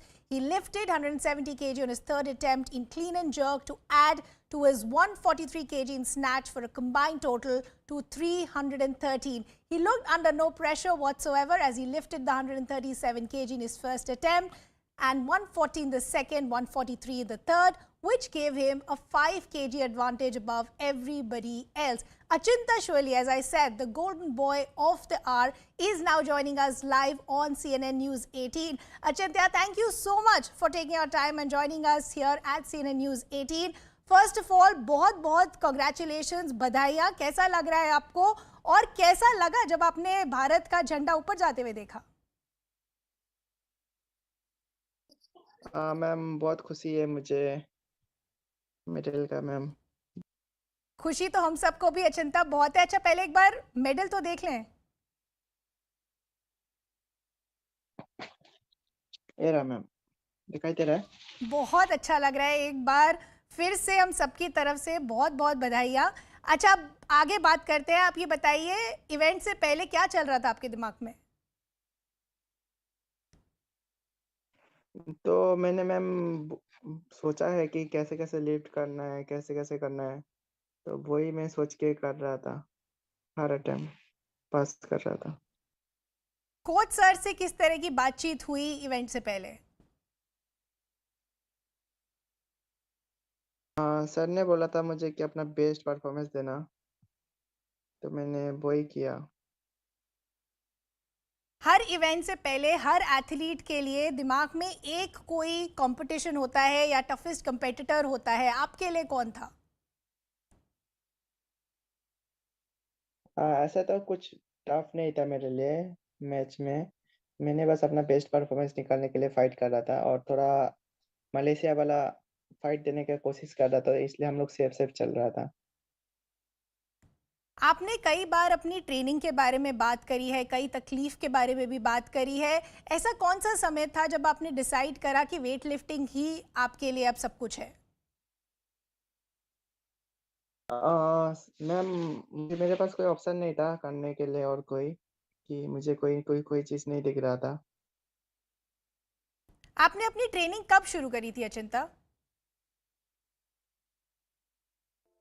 Ma'am, जैसे कि मेरा पापा 2013 में गुजर गया था, तो उसके वजह से मुझे बहुत दिक्कत हुआ था मैम। खाना पीना तो मैम बस खाने के लिए, जैसे ही मम्मी काम करता था, मेरा भैया काम करता था और मैं भी काम करता था। तो सुबह उठता था, काम किया, फिर स्कूल गया, फिर स्कूल से वापस आया, ट्रेनिंग किया, फिर काम में किया, ऐसे ही। प्राइम मिनिस्टर ने भी आप सबसे बातचीत करी थी इवेंट शुरू होने से पहले, उन्होंने क्या कहा था आपसे? सर ने बोला था कि अच्छे से करो, अपना बेस्ट परफॉर्मेंस दो, हम अपना गेम देखेंगे और आप लोगों से मेडल लेने के बाद मिलेंगे ज़रूर। बिल्कुल, मुलाकात के लिए तो हम सब वेट कर रहे हैं चिंता। पर एक चीज़ और बताइए, आपको अभी तक किस तरह का सपोर्ट, प्रोत्साहन मिला है स्टेट गवर्नमेंट या जो आपके आसपास जो लोग हैं? मैम, जैसे मैं तो ऐसे बोल नहीं सकता कि मैं ऐसे ऐसे चाहिए, मुझे वैसा चाहिए। तो जितना हो सके मुझे सपोर्ट मिलेगा तो मैं और इतना आगे जाने का कोशिश करता रहूँगा। मिलता रहेगा और मैं आगे कोशिश करता रहूँगा। जैसे आप बता रहे थे, आप 3 साल से घर नहीं आए हैं, अपने फैमिली से नहीं मिले हैं, तो आप सबसे पहले घर आके क्या करना चाहेंगे? आ, घर में जाके तो पहले मम्मी का पैर छूना चाहता हूँ मैं। फैमिली मेंबर से मैं मिलना चाहता हूँ सभी से। और मम्मी के हाथ से क्या खाना चाहेंगे सबसे पहले? नारियल का राइस, नारियल राइस। नारियल राइस। अचिंता, एक चीज़ और मैं आपसे समझना चाहती हूँ, इंडिया के काफ़ी प्लेयर्स कुछ कुछ इंजरीज भी हुई है। इस तरह के माहौल में आपने अपने आप को कैसे मोटिवेट करा? मैम, इंजरी तो गेम का एक पार्ट है, तो हम अपना बेस्ट देने का कोशिश कर रहे हैं। हम उतना इंजरी में ध्यान नहीं दे रहे थे, बस अपना परफॉर्मेंस बेस्ट करने का कोशिश कर रहे थे।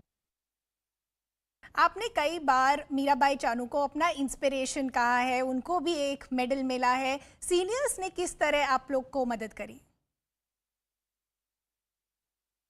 मैम, दीदी जो है हमें बहुत मोटिवेट करता रहता है, तो हर वक्त हर टाइम हमें मोटिवेट करता रहता है, बताता रहता है कि कैसे कैसे करना है, कैसे नहीं करना है। तो इसलिए दीदी जो है बहुत ज़्यादा, मतलब मानता हूँ मैं दीदी का आभार।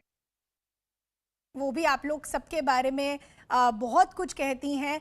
पर अब मैं ये जानना चाहती हूँ, CWG का गोल तो आ गया है, अगला गोल क्या है आपका? मैम, मैं ओलंपिक क्वालिफाई का जो क्वालिफाई सिस्टम है, मैं इसमें कोशिश करना चाहता हूँ। आप कोशिश करना चाहते तो उसकी ट्रेनिंग आप कब शुरू करेंगे? क्या कोई बातचीत हुई है कोच से? मैम, ट्रेनिंग तो अभी पता नहीं है मुझे भी। अभी कोच साहब कैसे कराता है उसके ऊपर है।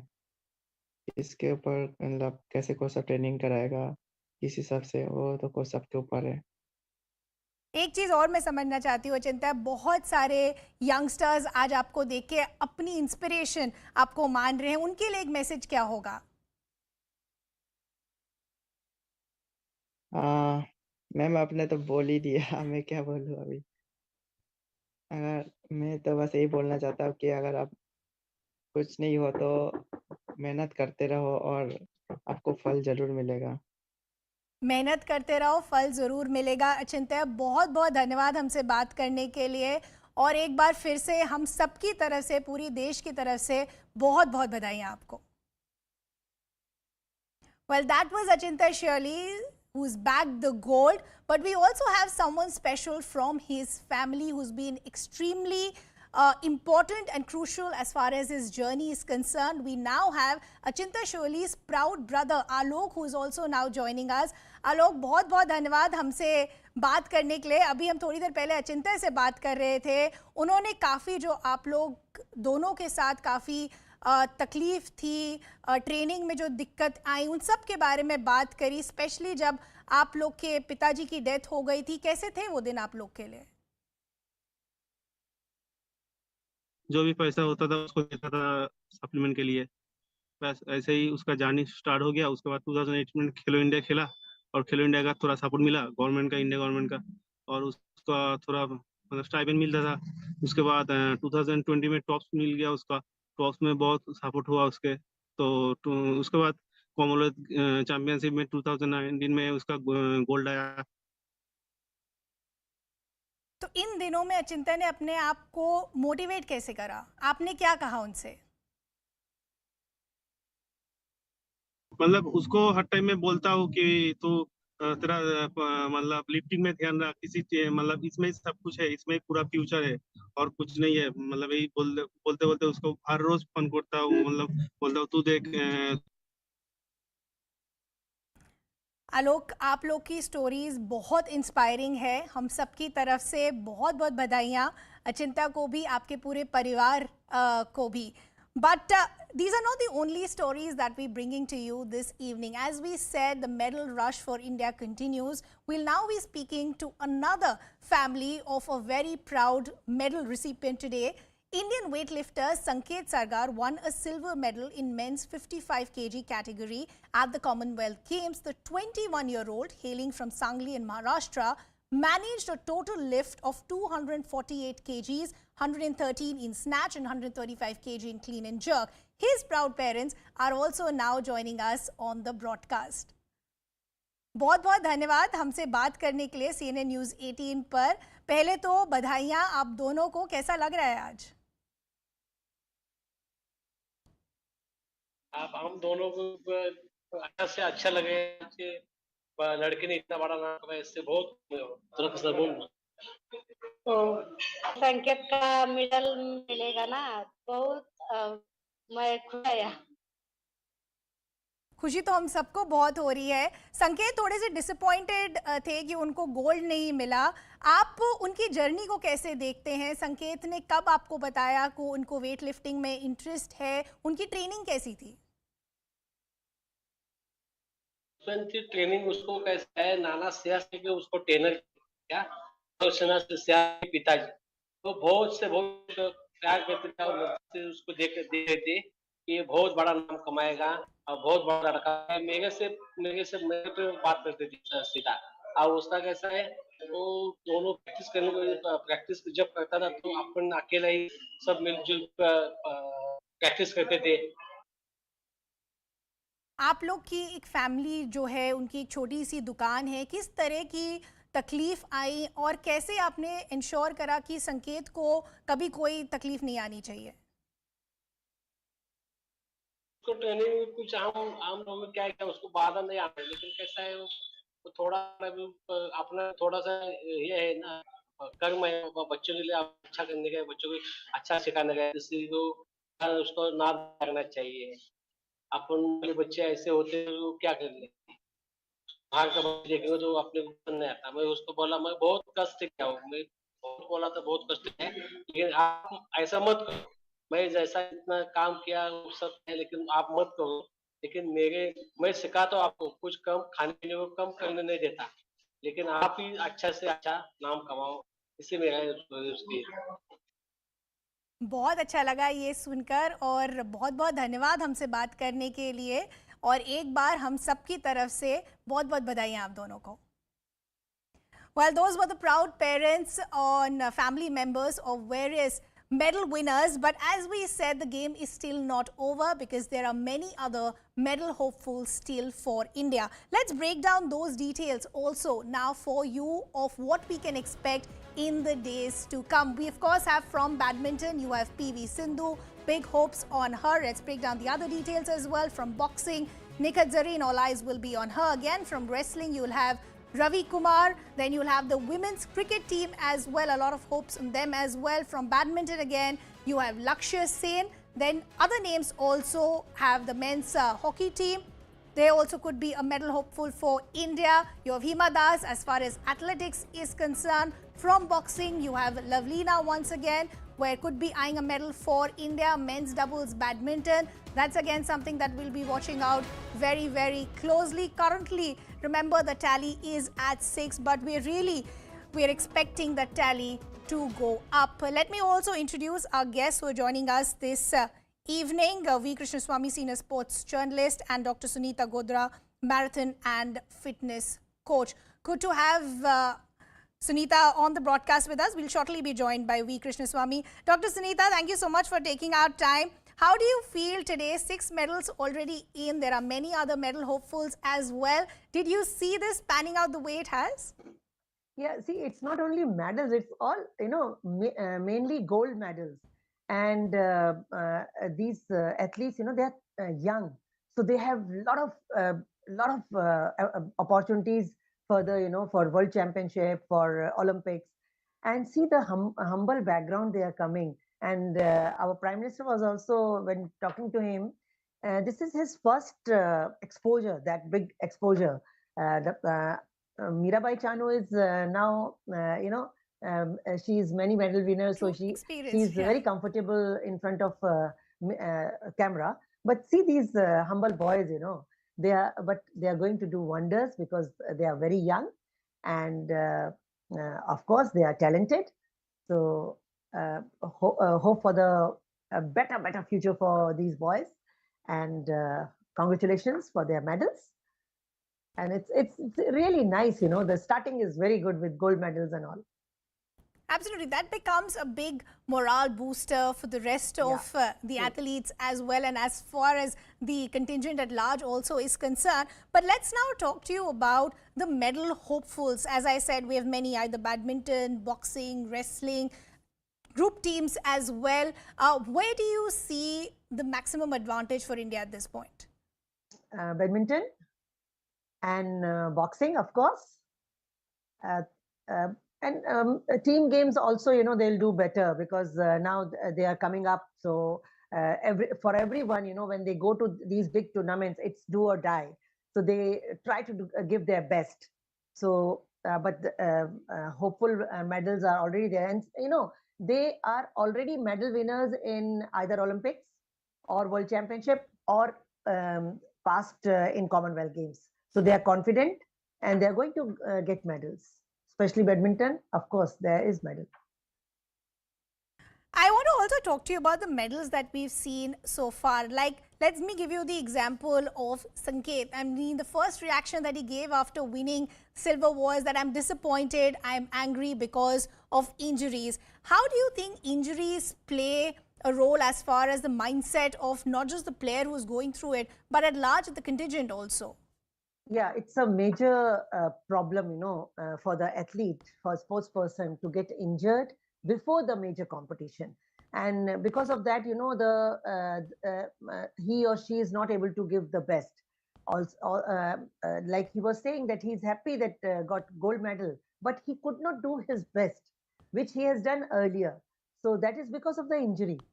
So injuries are playing major part in the performance, for the performance of the sports persons. So I wish that they keep fit, and injury is part and parcel of the sports person. So it will come on and off. But then if you are best at the in your tournament without any injury, then you naturally give your best. Like you see Neeraj Chopra, because of injury, he has to go out of the competition. So it's part and parcel. When you are training so hard, then obviously somewhere you will get injured. Let me talk to you about the golden boy of the day, Achintya Shoili, who I spoke to a short while ago. Just listen to their stories, the amount of hardships that they've seen. He was speaking to me about a time when he lost his father in 2013, 2014, and they could barely manage even 2 meals in a day. But that did not let him deter his dreams or ambitions. How important do you think is also to highlight their background stories, because they become an inspiration for a large number of people in the country today, that if they can do it, we can do it too? That's true, because in sports, very humble background people are coming. They are hardworking and somewhat, that's why we say that government has to do more nurturing and catch them young, so that they, whatever stories we are listening from each and every medal winner, that, in the beginning, they had no money for food, the mother was working, father was working, and the boy also working. So all these things means, we wish, काश ऐसा होता कि बचपन में इसको ले लिया होता. So, afterwards, when he's performing and he's showing performance, then of course, he comes into the eyes of state or national or the camp. But catch them young is the answer to get rid of these problems of these talented kids, Catch so them young, that I agree with you, Dr. Sunita. But I also want to talk to you about the other unfortunate reality. Today, we are all celebrating them, and we will celebrate them for the next few months. But unfortunately, we've seen in a lot of cases that post a couple of unfortunate attempts at various, competition or events, we seem to forget them. And then these athletes who already come from such humble backgrounds, they face a lot of difficulties to even get the basic training. At this point, what do you think should be the role of state governments and the central government to ensure that we don't forget them? Grassroots level, they have to work on grassroots level, because all these medal winners are from grassroots level background, and catch them young and put them into academies, give them all the facilities they require so that you can nurture their talent. So nurturing is very important for these kids, or maybe for that matter, other sports person, those who are deprived of these facilities, We have to catch them young, go to the villages, go to the remote areas, and talent search, nurture them, and bring them for all the facilities in the academies. Since you're a fitness coach, Dr. Sunita, I want to also understand what is the kind of training, plus not just the physical training, but the mental training as well, for an athlete to prepare themselves to take any sort of difficulty that comes their way. It could be an injury, it could be an unexpected competitor. What is the physical and the mental training that these athletes need at this point? Because everything has already become so competitive. Physical training, they are doing hard work on the track, on the field. But for mental training, they have to go for many positive affirmations, counseling, and meditation, yoga. And, we have to keep them in the surroundings where they are tension-free. So whatever tension they have at home, if government can, support them in the family also, then they don't have that kind of tension about the family. कि हमें खाना मिल रहा है, वो क्या खा रहे होंगे? That is, where they get tension. If the boy is the eldest, if the girl is the eldest,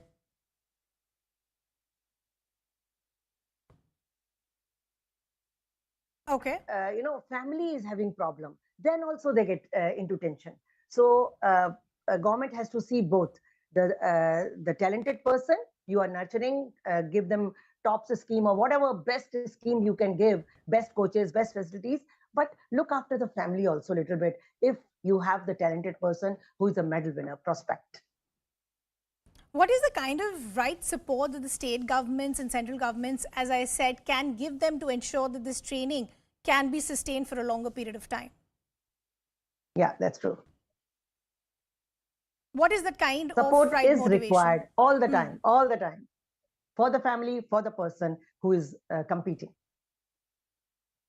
Yeah, I think that really is important at this point of time, that you have the right type of support, you give them the kind of motivation. because as we said, if they have one unfortunate event, then we don't want to forget them. But Dr. Sunita, I will leave the conversation there. But as we said, we do have a lot of medal hopefuls that are still left for India at this point of time. If we can quickly just take a look at the dream run that India has already had so far.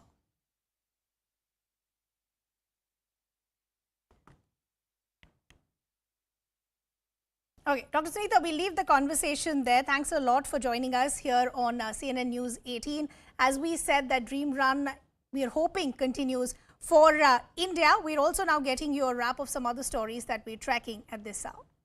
As the monsoon session entered its third week, the Lok Sabha and the Rajya Sabha were disrupted with sloganeering by opposition parties over issues like inflation and misuse of central agencies like the ED by the government.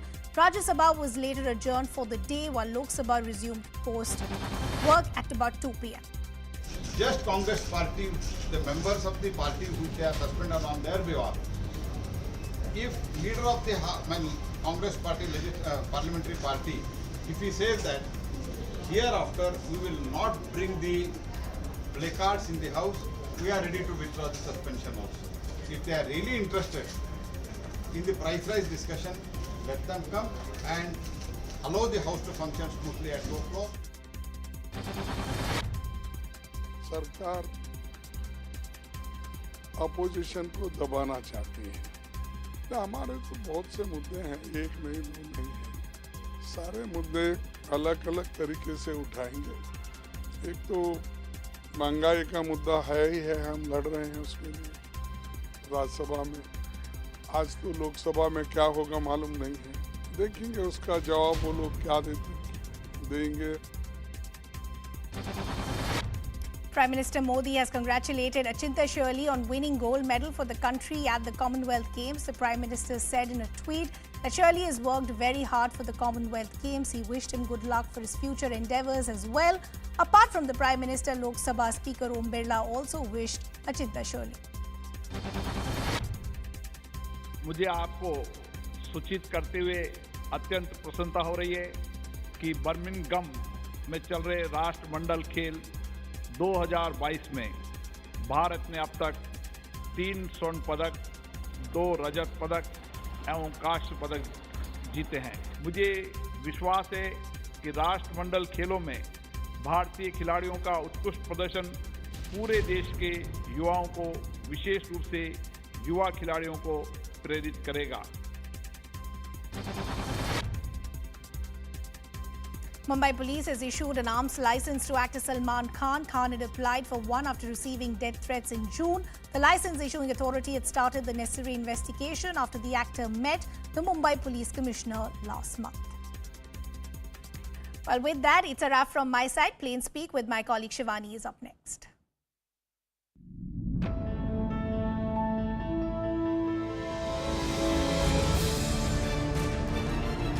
Unfurling the Tiranga and the Har Ghar Tiranga in Jammu and Kashmir like it is across the rest of the country. Ladies and gentlemen, there are those who do not want this happening.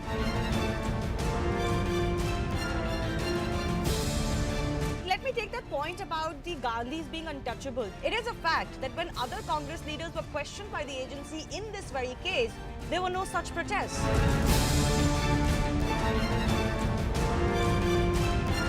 Manojit, can I ask a simple question? Be better served if there are discussions that happen inside Parliament rather than this kind of disruption, this kind of placard waving, which has led to the suspension. 75th year of India's independence, when the country was getting its first tribal president and a woman too, could all political parties have come together?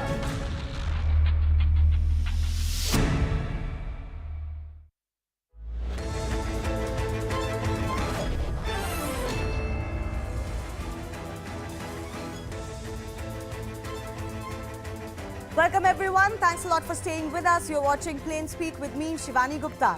It's yet another face-off between the BJP in centre and an opposition party.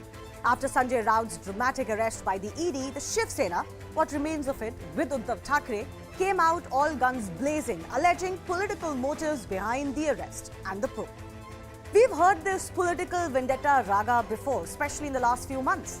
as from the Congress's Gandhis, the Aam Aadmi Party's Satyendra Jain, TMC's Patra Chawl, to now Shiv Sena's Sanjay Raut. All have been probed and most arrested. But in all of those cases, the courts have also ratified the agency's probe, including the prima facie allegations and evidence presented. So does the vendetta charge hold? We will take that to our guests in just a bit, but first let me break down today's key developments. Firstly, what transpired in court today as Raut's custody was argued. Now, the ED has argued that all dealings have been done on Raut's insistence, for example, but the accused in this case has defended himself by saying that these complaints submitted are all old. The ED, remember, has said that Raut's and basically Sanjay Raut and the family is direct beneficiaries of the scam. But Raut has countered that by saying that this is all a major political conspiracy. Remember, there are serious allegations, figures that the ED has quoted, one of them being that 1.6 crore rupees were diverted to Sanjay Raut and Varsha's accounts. But Sanjay Raut is saying in one of his defenses that he was not running from an investigation, which is basically an argument that you don't need to arrest me or keep me in custody. The court didn't grant the amount of time the ED was arguing for, but in its order and observations, it has certainly put Sanjay Raut on the back foot. Here is what the court, while granting a 4-day custody of Raut, said that 112 crore have been siphoned off, of which 55 lakhs were transferred to the accused's wife. The PMLA refers prima facie to trail of money and role of accused. Custodial interrogation is necessary considering the volume of the matter. And finally, the court also said that the ED deserves custody in order to investigate the crime thoroughly. While some in Shiv Sena have suggested that the amounts being mentioned in the scam are so low that a parliamentarian of Raut's stature would not indulge in such petty corruption, there are indeed serious allegations against him. The agency has alleged that between 2010 and 2011, Raut used proceeds of crime to buy as many as 8 plots in Alibag. In the same period, it is alleged that the proceeds of crime were used to fund foreign travels. In the same period, it is alleged that Sanjay Raut has received as much as 2 lakh rupees every month from Praveen Raut.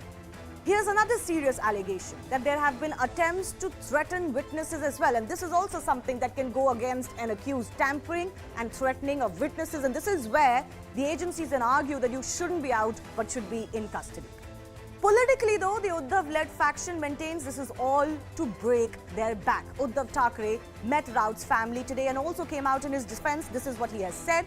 He has gone on to say that he's proud of Sanjay Raut, that the latter is a fearless leader, that Raut is a true Shiv Sainik who refused to bow down. It's the same narrative that's been running over the last 2 years since the MBA Sarkar came into power. He's also dragged in the governor, saying that Governor Koshyari is conspiring to finish the Shiv Sena in the state and that the BJP wants to wipe out everyone who speaks against them. That charge, of course, eventually lands at the BJP's doors. But do these charges hold? Because as I mentioned, the court is granting custody to all of these accused, and we're going to broad base this to all of the cases I mentioned earlier across political lines. So the big question, can Uddhav's conspiracy charge still hold? First up, let's listen into the political face-off. मुझे संजय राउत पर अभिमान है और बाला साहब का असली सैनिक सिर्फ वो पिक्चर देखने के लिए ठीक है, पुष्पा झुकेगा नहीं, लेकिन झुका नहीं. जो झुकने वाले थे वो हमाम में चले गए और झुकने वाला कभी शिवसैनिक नहीं हो सकता. Still reach to many people, but Mathushri, yes, because the way he used to work in Mahavikas Agadi as an agent, any work should be done, means done by Sanjay Raut.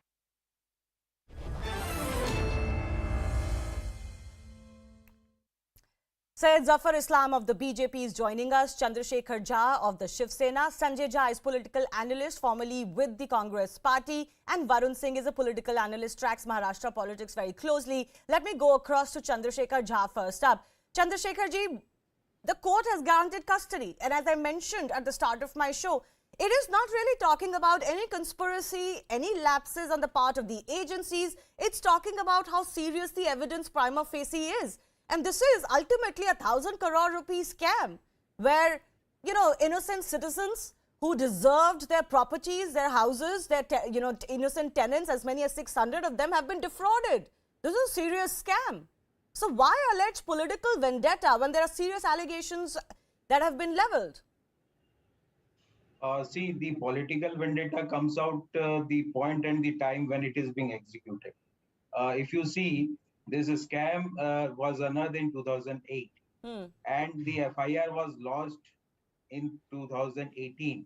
If you see the timing and the place of execution and the point of pressure at this moment when continuously Mr. Eknath Shinde cannot form a cabinet, itself shows that how much the pressure is applied by the BJP to make Shiv Sena surrender and join the alliance. Okay, can I just interrupt you here? I'll allow you more time. But are you saying scam हुआ है, लेकिन बहुत पुराना scam है, तो अभी मत करो कुछ? ये बोल रहे हैं? नहीं, scam की बात मैं उसमें भी आता हूँ.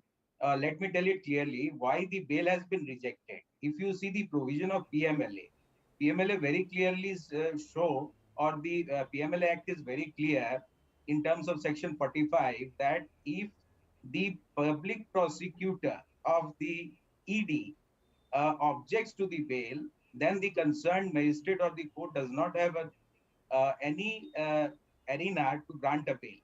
Now, the question of bail does not depend on the prima facie case or something like that. It is the matter of investigation. But the court has spoken of prima facie evidence. The courts often also indict agencies if they make a lackadaisical, argument or build a lackadaisical case against the accused. That has happened in some cases, in some probes. It is not happening in this case. In many probes, the ED could not justify whether the person was involved or not. Maximum circumstances, if you see till date, 0.5% is the conviction rate of the ED. No, sir, इस case की बात करें, चंद्रशेखर झा, इस case में तो establish किया ना court ने कि प्राइमा फेसी एविडेंस है, राउट्स इन्वॉल्वड हैं. So what is the dignified thing to do now? You make a legal defense for him, but don't make a political defense. Let these things do not come on record, because these things are not on judgment also or the order. The thing is that first thing you have to consider that at this moment, what is the pressure being built by the central government, the so-called BJP government, to divide the parties in the state and rule the state. Okay, but that's an old argument. Let me just bring in, before I go across to the BJP spokesperson, let me also go across to Sanjay Jha, and then Zafar Islam, you can respond to both of them. Sanjay Jha, is it a strong argument anymore that these cases are being followed up too late? They happened 10 years ago, now it's happening. That's not a legal defense, is it? Shivani, let me cut to the chase and give you two examples. And they are all from Maharashtra. Very interesting. And your viewers will be very, very happy to know this. I'm sure if they want to know the truth. Number one, there is a leader in Maharashtra who happens to be an MLA who switched from the Congress to the BJP. His name is Harshvardhan Patil. Guess what he said when he moved to the BJP? These are his words. I'm just quoting him. And this is said in October 2021. Now everything is going to be easy and peaceful in BJP. I get a sound sleep and I know there will be no further inquiries. Now let me give you the quote of a BJP MP called Sanjay Patil. Guess what he said? He's a BJP member of parliament, right? Guess what he says? In Sangli, he said, the enforcement directorate, he mentions the ED, won't come after me now since I'm a BJP MP. We have to take a loan in order to purchase luxury cars worth 40 lakhs to show off. The ED will be surprised to see the amount of loan we have. So, end of day, I mean, this is the kind of language which people who are part of the BJP today are publicly saying. Okay. Now, I will agree with you that if anybody has done money laundering or corruption, the law must take its own course. Let us use that cliche. But now the interesting data is that since Mr. Modi became Prime Minister, now almost 85 to 90% of ED rates, if you look at only the political class, happens with the opposition. Nothing happens to the BJP leaders. Okay, Sanjay, I'll take that point of yours, and I will, of course, take that to our BJP representative. But there are two distinct issues. One is the opposition says that you are cramping down on our corruption, but not your own corruption. The other issue very distinctly is, are you defending your corruption? Unfortunately, though, I have to cut across to the Indian Parliament right now, where Nirmala Sitharaman is speaking on price rise issue. Let's listen up. आपने बोले start आपने किया सो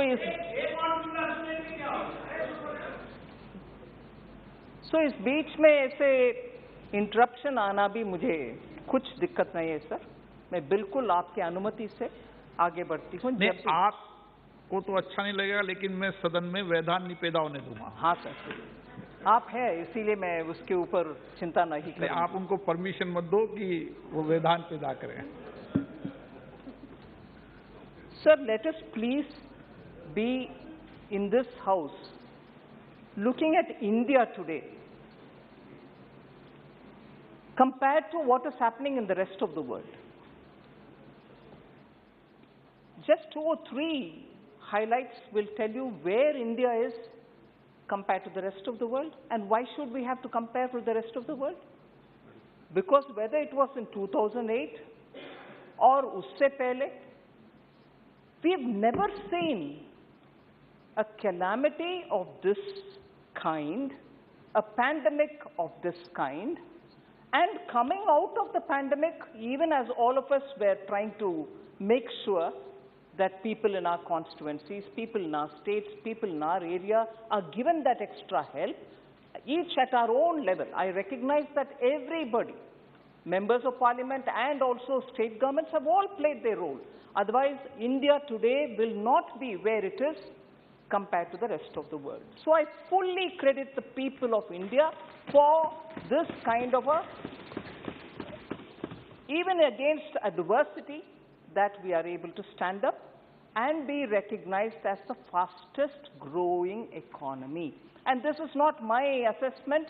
Repeatedly, in the last 2 years, both World Bank, IMF, and many other agencies are periodically giving an estimate of what the global trade is going to be like, what the growth of the global GDP is going to be like, and also recasting their assessment about what the world's growth is going to be, and by country, what the assessment is going to be. And each time when they have reviewed, when they've downgraded the global growth, when they have reassessed, saying, no, it is not as we thought 6 months ago, it is worse. It is getting worse. In each of these times, India also has been reduced in terms of the growth it is expected to achieve. But even after that, we remain as the fastest growing. If it was with 8.2%, now it may be 7.4%. But even as the entire globe's growth is being reviewed, reassessed, re-estimated, each time we remain at the highest. So it is important for us to, first of all, as Indians, appreciate that our people have gone through this pandemic, Delta wave, Omicron wave, and after that, the way in which global value chains have hit us. But in spite of that, because of the various steps taken by the government and also by the Reserve Bank of India, we are remaining much better than most countries. I think we...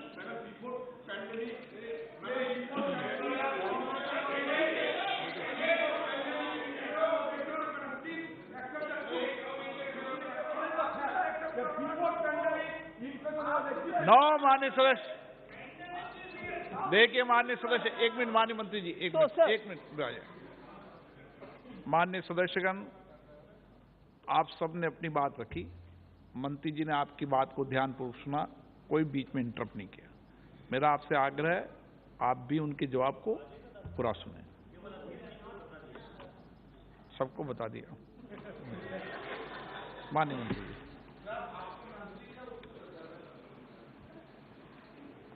So, globally, when the situation is really like this, and every agency after agency is assessing the situation by country, and repeatedly in their assessment, India has remained the highest, I think this House, irrespective of the party differences, will have to feel proud for this country and its people. They have struggled. State governments have helped.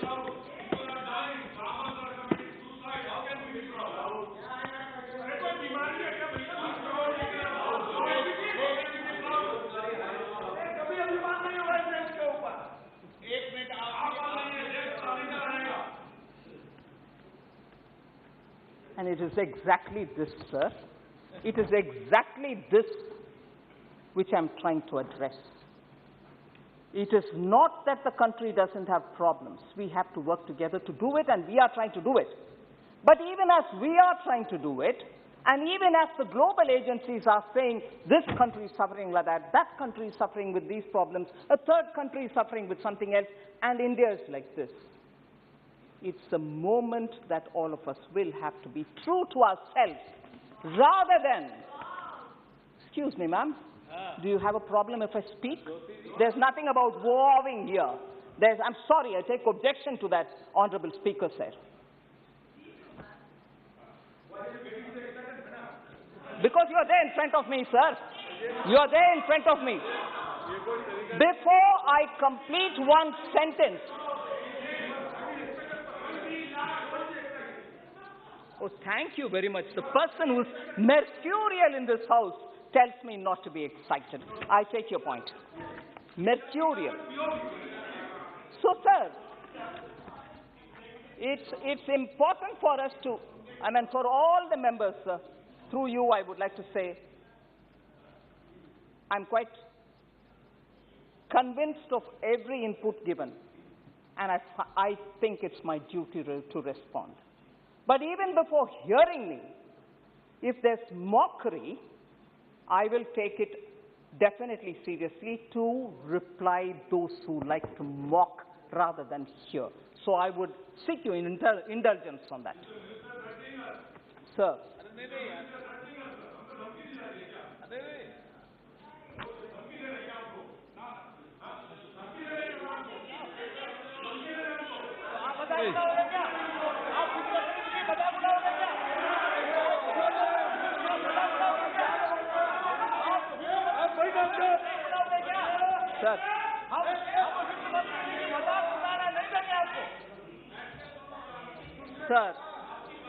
Sir, this is why I want to say this to you.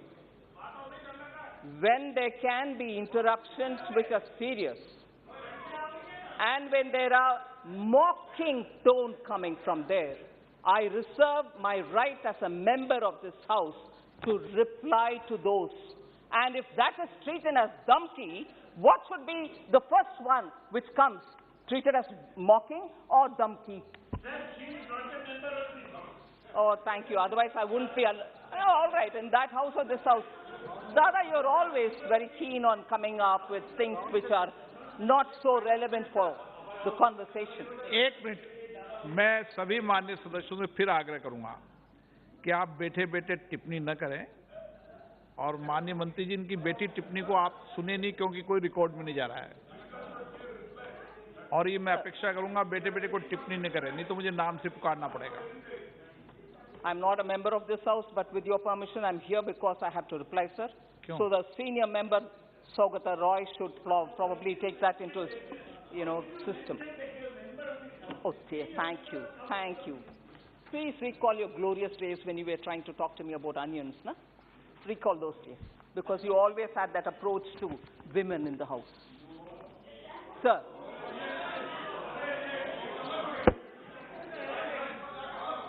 आप बोलिए ना, आप बैठे-बैठे टिप्पणी मत सुनिए आप कोई.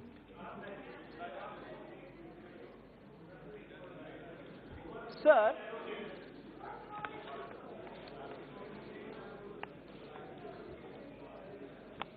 the GDP of the US fell 0.9% in the second quarter, following a 1.6% decline in the first quarter, marking a start of what they call themselves an unofficial recession. There were some members who were saying, even Adirji mentioned, are we going into a stagflation? And will the finance minister please reply? I will first of all start with the last speaker, but the leader of the opposition here. There is no question of India getting into recession or stagflation. Adirji, you please be assured there is no question of us getting into either a stagflation or, like the US, they may say technical recession, whatever. Please, please, Mani Sarash, please, no. No. Sir, it is not just me, sir. No. A Bloomberg survey, which was done by economists, sir, has said that zero probability of India slipping into recession. So it's not just me saying. There is zero probability of India slipping into recession, even though there are several major economies who are in substantial risky positions of getting into recession. So again, because we are comparing, I start with comparing things which are happening globally and also position myself in telling about India. Bank and bank's health are equally important for looking at the economy and its situation at any point in time. Compared globally, 4,000 banks in China are reportedly on the verge of going bankrupt. I want that to be taken cognizance of by the honorable members. In India, the gross non-performing assets, the NPAs, of scheduled commercial banks has hit a 6-year low of 5.9% in FY22. So China, 4,000 odd banks are on the verge of going bankrupt, and our NPAs are improving. Sir, again on government debt. Government debt is one of the important criteria with which you measure the economy. The debt to GDP ratio of many countries are in triple digits. And that includes Japan, Greece, Italy, Bhutan, Singapore, US, Portugal, Spain, France, Sri Lanka, and Canada. Whereas the central governments very consciously have controlled its debt, and it is at 56.29% of the GDP at the end of 21-22, compared to 59.9% pegged in the revised estimates for that year. So even from the revised estimates, we have brought it further down. So even when comparing the general government debt, which means the center and the states, India is in a far better position than its peers. According to the IMF data, it's not me saying it, with a general debt to GDP ratio of 86.9, which includes both center and states. So I just want to draw the attention of members. So globally, if the situation is pandemic, Russia, waves, second wave, third wave, and the Ukraine conflict and the disruption in the supply chain, if globally each country is in this situation, India's position, I've just given you some few comparisons. Today, sir, this morning, we have announced the GST collection for the entire month of July. July 22, we have garnered the second highest level ever since the introduction of the GST, which is 1.49 lakh crores. Second highest. And compared to the last year, this is one of the highest amounts. This year in April, you may be aware, I'd like to gently remind, in April 2022, it was 1.67 lakh crores, which was the highest reached. Now we've got in July 22, the second largest, which is 1.49. This is the fifth consecutive month that collections have been above 1.4 lakh crores. GST collections have been above 1.4 lakh crores consecutively for 5 full months. So the Manufacturing Purchasing Managers Index, which has also come out only in the morning, I think, and it is at 8 months highest number of 56.4 for July. So the trend for output and new orders are strengthening, so the economy is really getting even more robust. The PMI rose from 53.9 in June I said it is 56.4 in July, well above the 50 level, which is what shows it separates that there is no addition if it is below 50, but it has remained at 50 level, separating growth from contraction for a 13th month in a sequence. So India's 8 infrastructure sector, all of them grew in double digits for the second consecutive month in June. Data released on, for the month of June showed the core sector grew at 12.7% in June year on year. So strictly speaking, sir, Indian economy in every one of these aspects is showing very positive signs.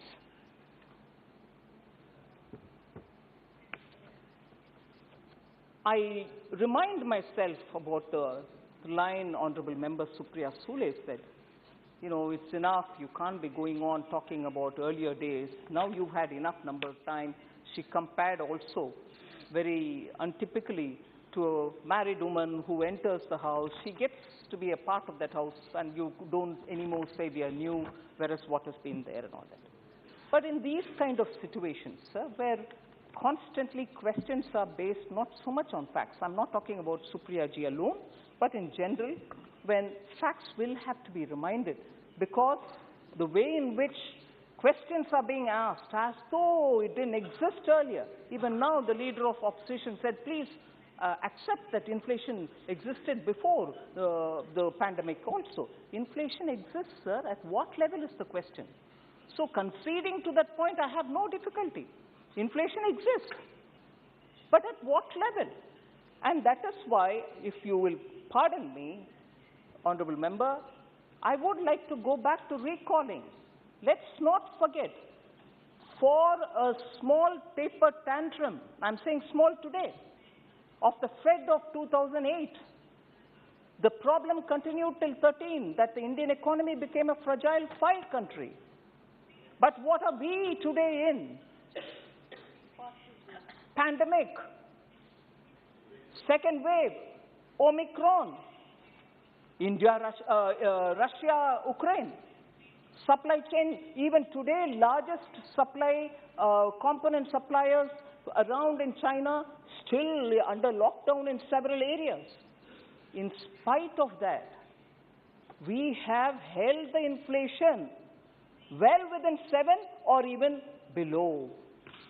And that has got to be recognized. Oh yes, sure, I will speak. So, just gently, some bullets will have to be remembered. हमें याद करना आवश्यक है, क्योंकि बार-बार 8 साल पहले का यूपीए का क्यों बात कर रहे हैं? हाँ, बात करने का आवश्यकता नहीं है. हम बोल सकते हैं हम क्या कर रहे हैं, कितना अच्छा कर रहे हैं, शायद और बेहतर कर भी सकते हैं, मगर हम क्यों बार-बार उसको जिक्र करना चाहिए? क्योंकि उसका इंटेंसिटी क्या है? एक ही था पैंडेमिक भी नहीं है, वो एक फेड का प्रॉब्लम था, यूएस रेट बढ़ा दिया, उनका लिक्विडिटी कंप्रेस करने के लिए कोशिश किया, वो सिर्फ एक प्रॉब्लम था, उसके असर इतना पड़ा कि भारत देश फ्रजाइल 5 देश में एक हो गया था 2013 में, 2013 में.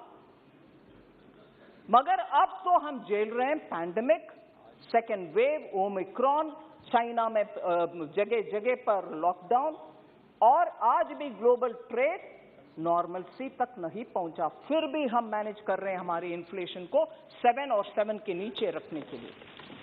इसीलिए मैं उदाहरण कोट करना चाह रही हूं sir. Retail inflation was more than 9%, अभी 7% है. 7 से कम होने के ही प्रयत्न हर बार हुआ है, 2 बार उसका अच्छा नतीजा भी पहुंच गए. मगर 9% से ज्यादा 28 मंथ्स को आप एक इकट्ठा करके देखेंगे, उसमें 22 मंथ्स में 9% से ज्यादा था. यूपीए के कार्यकाल में 9% से ज्यादा. अभी जब हम 7 में हैं और 7 से नीचे कम करने के लिए कोशिश कर रहे हैं, फिर भी हमें बोला गया इन्फ्लेशन, आप क्या कर रहे हो इन्फ्लेशन. 22 मंथ्स को आपने 9% से ज्यादा रखा इन्फ्लेशन. वो याद करिए ना प्लीज एक बार. फिर इन्फ्लेशन उसी समय में डबल डिजिट्स में गया, 10% से ज्यादा में गया।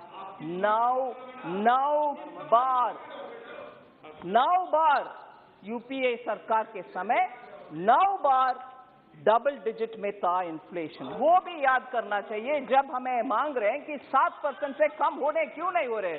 करो, करेंगे, बिल्कुल करेंगे। मोदी जी ध्यान रख रहे हैं उन सब के ऊपर, जरूर करेंगे। मगर आप 22 मंथ्स में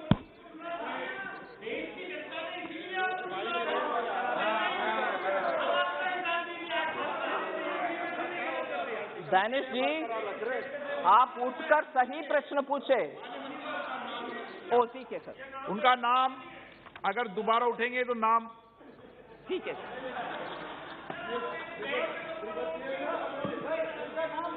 डिलीट कर दो सर।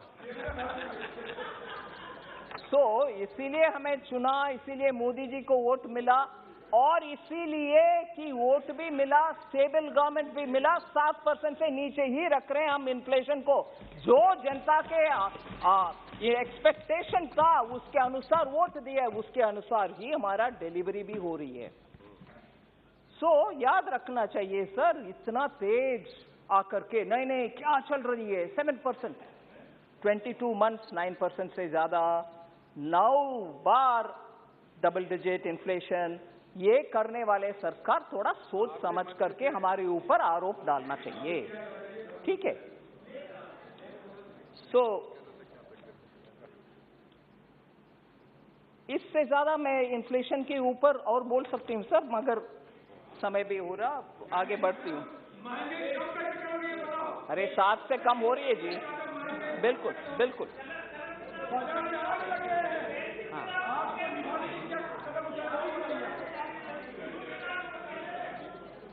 समस्या है। माननीय स्पीकर सर, मैं दोबारा, क्योंकि हमारे लीडर ऑफ ऑपोजिशन आदिर जी एक,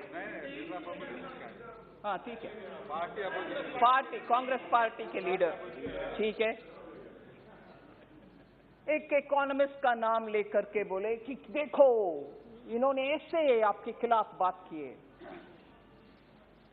सर, इनको आदत है एक आध इकोनॉमिस्ट का ही नाम लेंगे, बाकी दुनिया में इकोनॉमिस्ट का नाम नहीं लेंगे।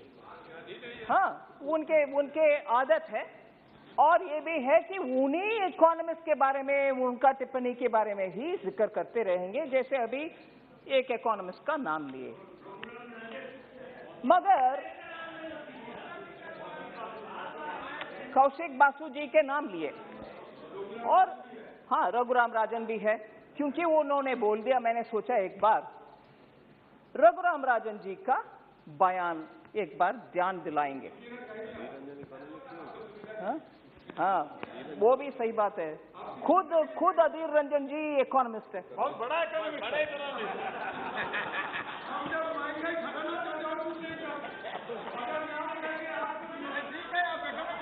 सर, शनिवार के दिन रघुराम राजन जी ये बात बोले कि आरबीआई ने अच्छा काम किया।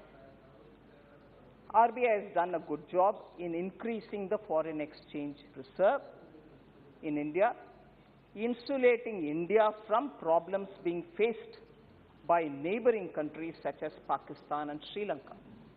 So Pakistan, Sri Lanka का जो problems है, वो problems हमें नहीं होने देना चाहिए। ऐसे करके RBI ने अच्छा काम किया है, ये उनका टिप्पणी। और ये भी है, differentiating India from its vulnerable neighbors, Sri Raghuram Rajan further added that New Delhi is less indebted, calling it a good sign. मैंने अभी debt to GDP figures पढ़ा, numbers भी पढ़ा आपके सामने, उसका रघुराम राजन जी भी जिक्र कर रहे हैं। जो न्यू दिल्ली के सरकार डेट को कम रखना अच्छा काम किए हैं, और भी किए। माननीय प्लीज एक मिनट मंत्री जी, एक मिनट। माननीय सदस्य, एक मिनट।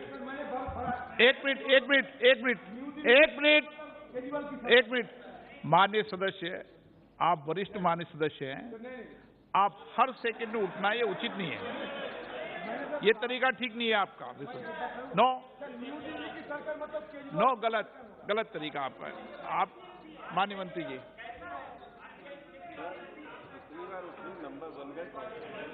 सर रघुराम राजन ने ये भी कहा है, we have sufficient foreign exchange reserves, RBI has done a good job in increasing the reserves. We are not having problems like Sri Lanka and Pakistan. Our foreign debts are also less. इतना स्पष्ट बोले। No please, तरीका ठीक नहीं है बिल्कुल। आप मंत्री जी उनकी बात पे मत कहिए, मैं देख रहा हूं सब चीज। ठीक है। और इन्फ्लेशन के ऊपर बहुत चिंता कर रहे हैं आदिर रंजन जी। रघुराम राजन दोबारा इस विषय में क्या बोले? At present there is inflation all over the world. RBI is increasing interest rates which will help in reducing inflation. Most inflation is in food and fuel. As we can see, food inflation is coming down in the world and will decrease in India also. Sir, ये RBI के तरफ के assessment Raghuram Rajan ji ने बोला और उससे ये भी समझ में आ रही है कि इंडियन इकोनॉमी कहाँ है और इन्फ्लेशन भी भारत देश में कम ही हो रही है. मगर but of course he did not say about measures we have taken from the government, from the Ministry of Finance, to reduce the cost of imports on, say, like edible oil, masoor dal, and so on. मैं उसको जिक्र करना चाह रही हूं sir.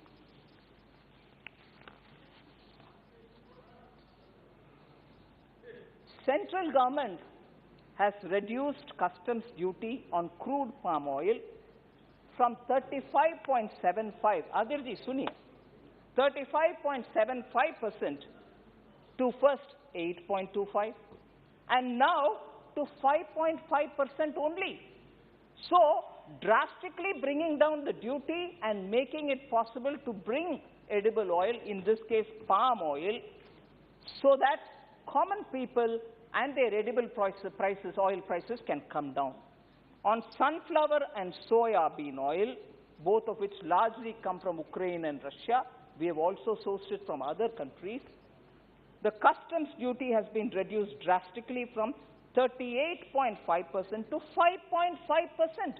We've taken out the customs duty so that come घर पर edible oil Bharat देश में पहुंचे, जनता को सस्ते में edible oil मिले. Second, sir, TRQs मतलब rates और tariff rate and quota restrictions आमतौर पर होता है. Nearly for 20 lakh metric ton of sunflower and soya bean oil, TRQ has been made nil. आप जितने चाहे इंपोर्ट करो, ड्यूटी बिल्कुल जीरो में इंपोर्ट करो, जिससे सस्ते में सोयाबीन ऑयल भी आएगा, सनफ्लावर ऑयल भी आएगा. सो स्टेप्स क्या आपने उठाया प्राइसेस कम करने के लिए? एक एक करके मैं बोल रही. Next, the prices of edible oil have corrected sharply in June compared to May, with maximum decline of 18.1% coming in palm oil prices. The other categories are sunflower oil, soya bean, groundnut, mustard, and vanaspati have also seen correction in the range of 1.7%, 1% to 7% in the last 1 month. Sir,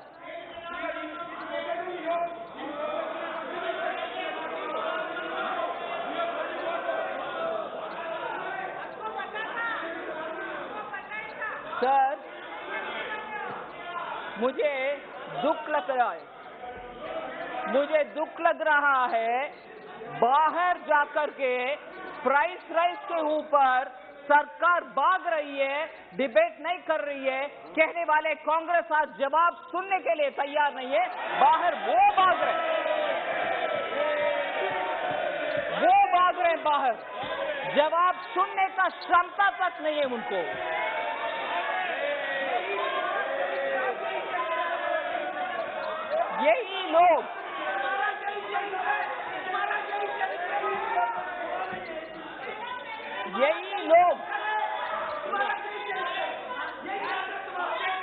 यही लोग पिछले एक सप्ताह से करो बहस।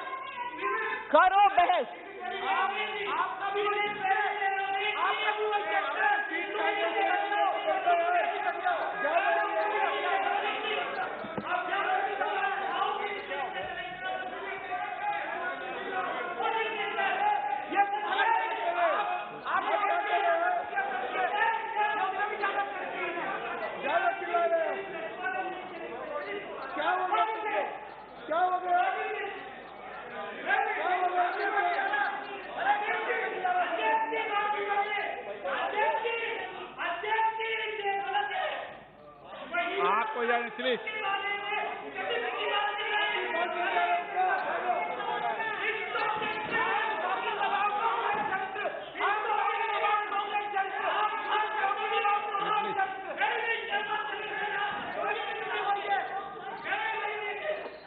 माननीय मंत्री जी, what a vital.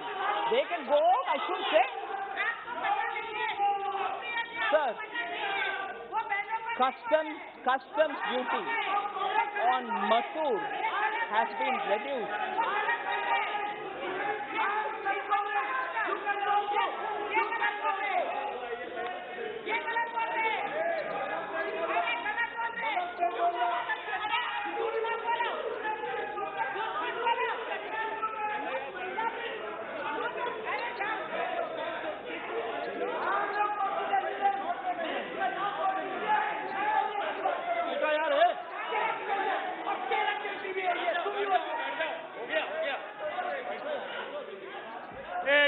माने सर प्लीज बैठिए।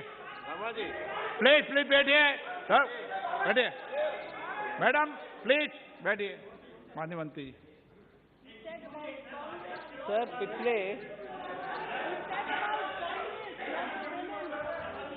पिछले पूरे सप्ताह सर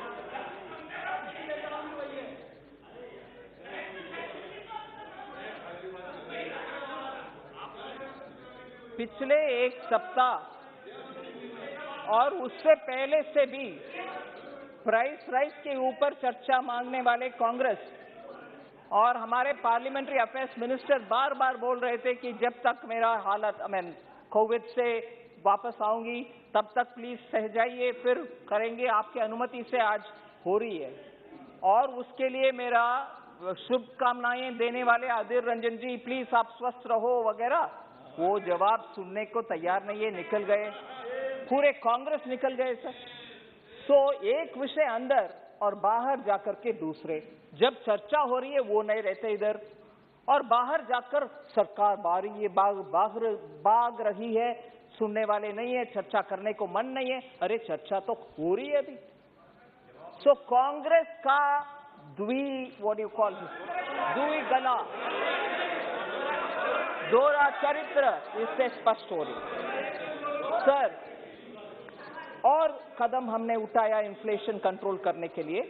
मसूर दाल का कस्टम्स ड्यूटी भी जो 30% तक था इंपोर्ट करने की, क्योंकि दलहन का बहुत ही सपोर्ट हम दे रहे हैं। किसान हमारे देश में दलहन अच्छा उत्पादन करें, इसलिए हाई ड्यूटी था 30%। मगर आज क्योंकि हमें दलहन भी चाहिए, मसूर दाल चाहिए, इसीलिए वो 30% से लेकर के आज 0 में आ गया है। मसूर दाल इंपोर्ट कर सकते हैं, सस्ते में मिलेगा। फिर डिस्टर्ब आप सीनियर मेंबर नो। माननीय मंत्री जी ठीक है सर। नो ऐसे बीच में नहीं। आप माननीय मंत्री आप sir so that is why sir. नहीं ठीक है।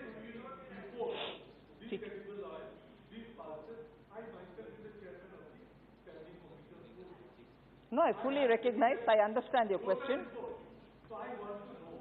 All right. All right. Sir, आज का इस परिस्थिति में क्योंकि इन्फ्लेशन को कम करना है, तुरंत करना है, पिछले 2-3 साल से प्रधानमंत्री जी दलहन के लिए, तिलहन के लिए बहुत ही सारे कोशिश कर रहे हैं, हर स्टेट में हर मंत्री के साथ बात करके इसको विस्तार करने के लिए और उत्पादन विस्तार करने के लिए। फिर भी क्योंकि आज हम प्राइस के विषय में चर्चा कर रहे हैं और तुरंत हमें जनता को सस्ते में पहुंचाना चाहिए, इसीलिए इंपोर्ट को अलग कर रहे हैं। इसका मतलब ये नहीं है हमारे किसान के खिलाफ हम जा रहे हैं। हमारे किसान को जितने भी प्रोत्साहन देना है, जितने भी बोनस वगैरह देना है दलहन और तिलहन के लिए, वो जरूर करेंगे। Sir, similarly, customs duty on steel was rationalized significantly. I know PG raised an issue. I will address that. Further, customs duty was also exempted on iron and steel scrap, while customs duty was also rationalized on copper scrap. ये क्यों important है? MSME का raw material में उनको prices high जाने में उनको उनके बिजनेस करने में बहुत ही दिक्कत था, उनका रिप्रेजेंटेशन बहुत मिला, इसीलिए उनके रॉ मटेरियल सस्ते में मिलने के लिए कस्टम्स ड्यूटी इन सभी प्रोडक्ट्स के ऊपर हटाया गया। फिर customs duty has also been exempted on coal, met coke, coking coal and ferro nickel. ये सब भी स्टील इंडस्ट्री को भी चाहिए, एमएसएमई इंडस्ट्रीज को भी चाहिए, उनको उनके सुविधा के लिए उन विषयों में भी कस्टम्स ड्यूटी ने कम करवाया। हमने कस्टम्स ड्यूटी को कम करवाया। फिर स्टील प्राइसेस डोमेस्टिक मार्केट में अभी गिरावट है क्योंकि ऑलमोस्ट 10%, आई थिंक ऑलमोस्ट 1/10 उसमें कमी हुआ है, क्योंकि we have reduced the rates of the duties and imposed export duty. Prices of domestic benchmark hot rolled coil steel at the traders end have slipped by about 8% or about 5,500 per ton since May 18. So top steel makers have also quoted prices for June that are lower by 4,500 or 5,500 a ton. इसका सरासर benefit MSME को मिलेगा, जिससे उनका कारोबार में अच्छा चलने में इकोनॉमी भी उसका बेनिफिट उठा सकेंगे। In textiles sir, customs duty on key raw products like nylon chips, nylon yarn and caprolactam have all been rationalized. Anti-dumping duty was revoked on key raw materials like viscose fiber, PTA and other fibers and yarn, so that raw material for textile industry will also be available. Customs duty on raw cotton has also been fully exempted. Raw cotton का बहुत ही demand और आजकल textile industry में उसके बारे में बहुत चर्चा है, उसमें भी ऐसे करके मैं बहुत सारे और भी उदाहरण दे सकती हूं जिससे इन्फ्लेशन कंट्रोल के लिए और सस्ते में रॉ मटेरियल हमारे लोग को मिलने के लिए बहुत सारे कदम हमने उठाया। 38 lakh tons of metric tons of free food grains were provided for every month for 8 months to 75.8 crore beneficiaries, हम सबको मालूम है। This year too, वो September 22 तक हमने अनाउंस कर दिया। सिर्फ एक विषय माननीय अधीर जी ने पूछा मगर निकल गए, सीपीआई के बारे में बात करो, डब्ल्यूपीआई के बारे में बात करो। सर 2012-13 में सीपीआई बेस्ड इन्फ्लेशन 10.505 था, 13-14 में 9.38 था परसेंटेज, 14-15 में 5.83, 15-16 में 4.91, ऐसे करके हमारे कार्यकाल में 6.16 2020-2021 में पहुंचा, मगर वो भी 10% से तुलने में कुछ भी नहीं है। 10% था 2012-13 में, ये याद रखना चाहिए सर। और एक और लिस्ट ऑफ गुड्स के बारे में मैं बोलना चाह रही हूँ। 2011-12, 12-13 में फूड आइटम्स का टोटल 12.34 था, whereas अभी 1920 में 7.35। ऐसे करके हर लिस्ट में अभी जो रेट है सर, चाहे वो फूड ग्रुप हो, पान सुपारी टोबैको हो, फ्यूल एंड लाइट हो, हाउसिंग हो, क्लोथिंग हो, फुटवेयर हो, सभी विषयों में सीपीआई इंडेक्स का, इंडस्ट्रियल वर्कर्स का नंबर कम है। वो डबल डिजिट में, अभी हमें सिंगल डिजिट में है। ये सब याद दिलाने के लिए मैं बोल रही हूं। और एक और विषय, क्योंकि विदेश से हमें बार बार कंपेयर कर रहे हैं हमारे सदस्यगण। मैं जब रघुराम राजन जी का बयान बोलते हुए बोले कि भारत देश का हालात श्रीलंका से बेटर है और बांग्लादेश से बेटर है, वो रघुराम राजन जी का बयान है। और बार बार, बहुत सारे बार लोग बोलते हैं, अरे बांग्लादेश को देखो, वो इतना हमसे ज्यादा अच्छा चल रहे हैं और हम ऐसे रुक गए।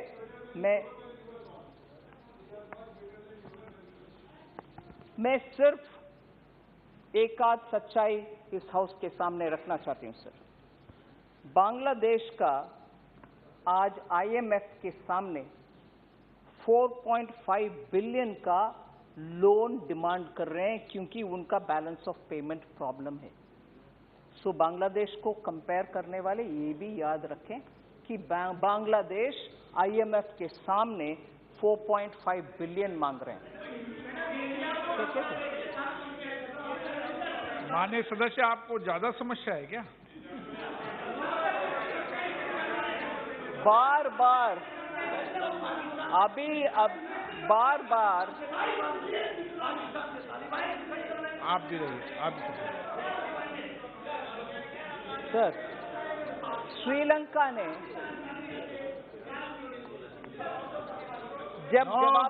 जब जवाब मिल रही है सर, और उस जवाब से ये पता चल रही है कि भारत देश का हालात बहुत बेहतर है, अरे बांग्लादेश के साथ आप क्यों कंपेयर कर रहे हैं? बांग्लादेश को कंपेयर करने वाले कितने नहीं है हमारे सामने, जो बोलते थे हमें कि बांग्लादेश को देखो, पीपीपी परचेसिंग पावर पैरिटी के इनकम, जीडीपी के पर कैपिटा जीडीपी कितना है देखो, बोलने वाले आज मेरे सामने दिख रहे हैं जी। उनके लिए मैं जवाब दे रही हूं। श्रीलंका 3.5 बिलियन आईएमएफ के सामने मांग रहे हैं सर। पाकिस्तान के बारे में आईएमएफ के उनके अपने ही प्रेस रिपोर्ट में से टोटली एक एक स्टेज पर एक एक अमाउंट कुल मिलाकर के 7 बिलियन मांग रही है पाकिस्तान आईएमएफ के सामने। भारत देश का हालात वो नहीं है, हमारे पास पूरे रिजर्व्स है, इसीलिए हमारा मैक्रो इकोनॉमिक फंडामेंटल्स परफेक्ट है।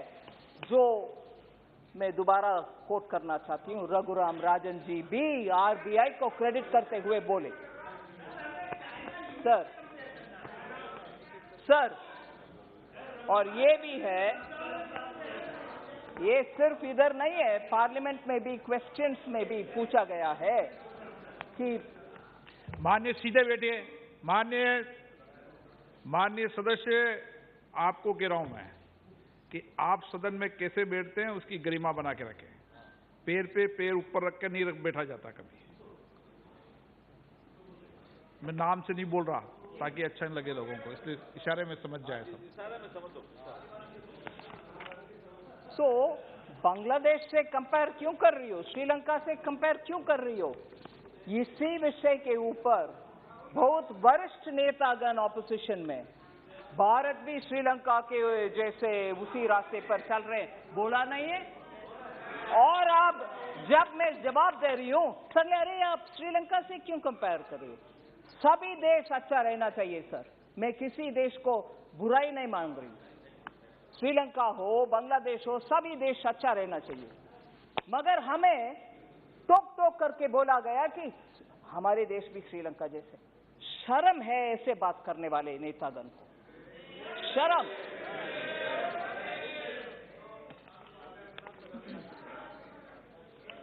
सर ये भी बोला गया, What happened?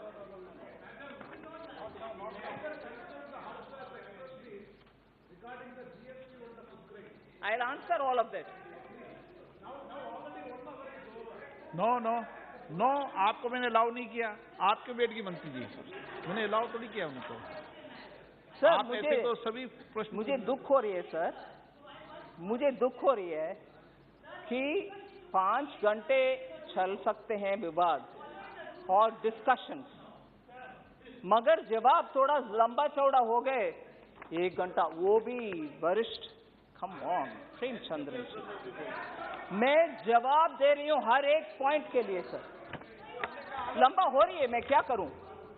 इतने सारे विषय उठाया, उसका जवाब देना है कि नहीं देना है? ये भी बोला गया कि आप आज का हालात में और डिमोनेटाइजेशन से कंपेयर करते हुए अभी भी लिक्विडिटी ज्यादा है इकोनॉमी में, आपने ये ऐसे कर दिया वैसे कर दिया। मैं बोलना चाह रही हूं सर, लॉकडाउन के समय और उसके बाद आत्मनिर्भर भारत के अनाउंसमेंट के समय मुझे बहुत सारे लोग सुझाव दिए कि प्रिंट करो करेंसी, प्रिंट करके सबको बांटो, जनता को न्याय करो, उनके हाथ में पैसा रखो। ये सब आया सर। हाँ? मुझे वो सब बोल करके सर, ये सब बोल करके अभी लिक्विडिटी देखा कि कितना हो गए, डिमोनेटाइजेशन से अभी तक लिक्विडिटी इतना हो गए, आपने प्रिंट करा इसीलिए। सॉरी, डेटा लीजिए, फैक्ट्स के अनुसार हाथ में रख के बात करिए। ये क्या है सर? सर 2018-19 में इंडिया में 22% था sir as a percent of GDP. ये मैं सेंट्रल बैंक का बैलेंस शीट के बारे में बात कर रही हूं, जिससे समझ में आता है कितना प्रिंटेड है वगैरह। 22%, 1920 में 27%, 2020-21 में 29% और 21-22 में 26%। ये सेंट्रल बैंक, हमारा रिजर्व बैंक का बैलेंस शीट के बारे में बात कर। यूएस से कंपेयर करिए, बांग्लादेश श्रीलंका क्या चीज है, यूएस से कंपेयर करिए। बोलने वाले को प्लीज ये गौर से सुने। आप तो मुझे सुना दें, उनको मत सुनाओ। यूएस 2018-19 में उनके सेंट्रल बैंक में, उनके बैलेंस शीट में as a percentage of GDP उनके सेंट्रल बैंक का 2018-19 में 20%, 1920 में 19%, 2021 में 35% और 21-22 में 38%, जबकि हमारा 26%। और यूरोजोन 2018-19 में 39%, 1920 में 39%, 2021 में 42% और 21-22 में 67% सर। सो प्रिंट करेंसी करने वाले का नंबर ये देखिए, यही बैलेंस शीट है उनका सेंट्रल बैंक का, हमारा नहीं है। हम टारगेटेड अच्छे प्लान करके जिनके हाथ में जाना है मदद उनके हाथ तक पहुंचाया, इसीलिए बहुत ही जिम्मेदार तरीके से चल रही है इकोनॉमी। सर अभी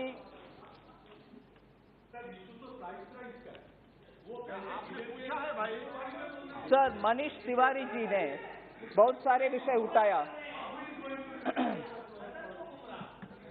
90% ऑफ इंडियन इंडस्ट्री जीएसटी के बारे में उन्होंने बोला।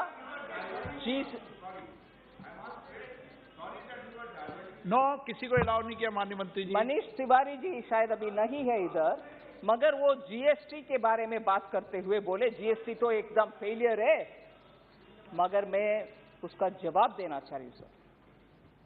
जीएसटी के ऊपर एक सर्वे एक कंपनी ने किया डिलॉइट्स का, वो बोले कि 90% of Indian industry leaders feel that GST has made doing business easier by bringing down barriers across the country. और ये भी बोले GST regime has also positively affected the prices and cost of goods and services to end consumers and along with helping companies optimize their supply chains. So GST के बारे में studies के द्वारा जो इंफॉर्मेशन आ रही है वो आपके सामने रख रही है। फिर MSME के बारे में भी बहुत ही उनका कंसर्न था, उसमें भी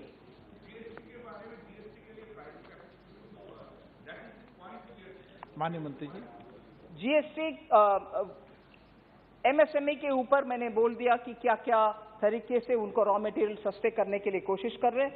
और ये भी मैं बोलना चाह रही हूँ, पैंडेमिक के समय emergency credit liquidity guarantee scheme उनको दिया, दैट हैज सेव्ड, एंड ये SBI का रिसर्च से आए हुए फैक्ट्स हैं। 13.5 lakh MSMEs worth 1.8 lakh crores have been saved from slipping to be NPAs. 13.5 lakh MSMEs को 1.8 lakh crore रुपया पहुंच करके उनको सर्वाइव करने का चांस दिया गया है। This is equivalent to 14% of the outstanding MSME credit being saved from becoming NPA. Sir, so RBI data भी एक है सर जो उनको उपयोगी होगा उनको जवाब देने के लिए। टोटल ये बात बार बार उठाया गया कि आपने पेट्रोल डीजल में बहुत कमा रहे हैं, सेस के द्वारा कमा रहे हैं, इतने कमा दिया, वो चला गया कहाँ मालूम नहीं हो रही है, स्टेट्स को कम हो रही है।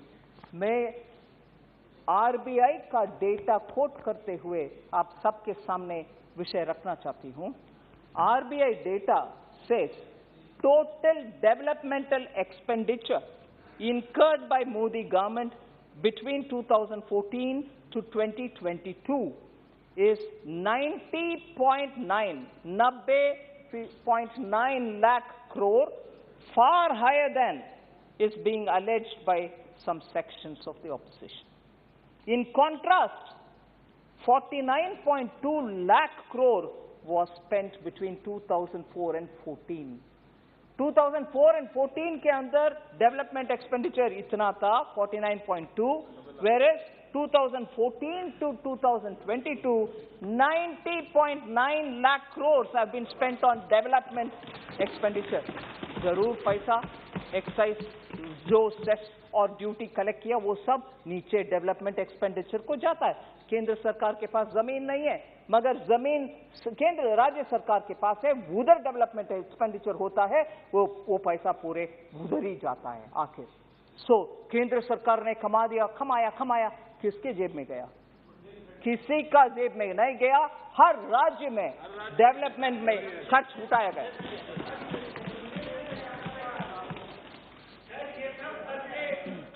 सर ये फूड एंड फ्यूल के ऊपर ये ठीक है, डेवलपमेंट रोड बना दिया, मगर गरीब को ध्यान रखा नहीं है, बिल्कुल रखा गया है, उसका भी मैं बोल रही हूँ। Expenditure incurred by our government includes 24.85 lakh crore spent on food and fertilizer and fuel and 26.3 lakh crores on capital creation. Over the 10 years of UPA, only 13.9 lakh crores was spent on subsidies. ये बार बार हमें बोलते हैं मनरेगा में ये कर दिया, कुछ और में ये कर दिया, गरीब के लिए कुछ नहीं किया। आपके 10 साल में 13.9 लाख ही खर्च किया आपने करोड़। हमने 24.85 lakh crore on food, fuel and fertilizer किया और 26.3 lakh on capital creation किया। Sir,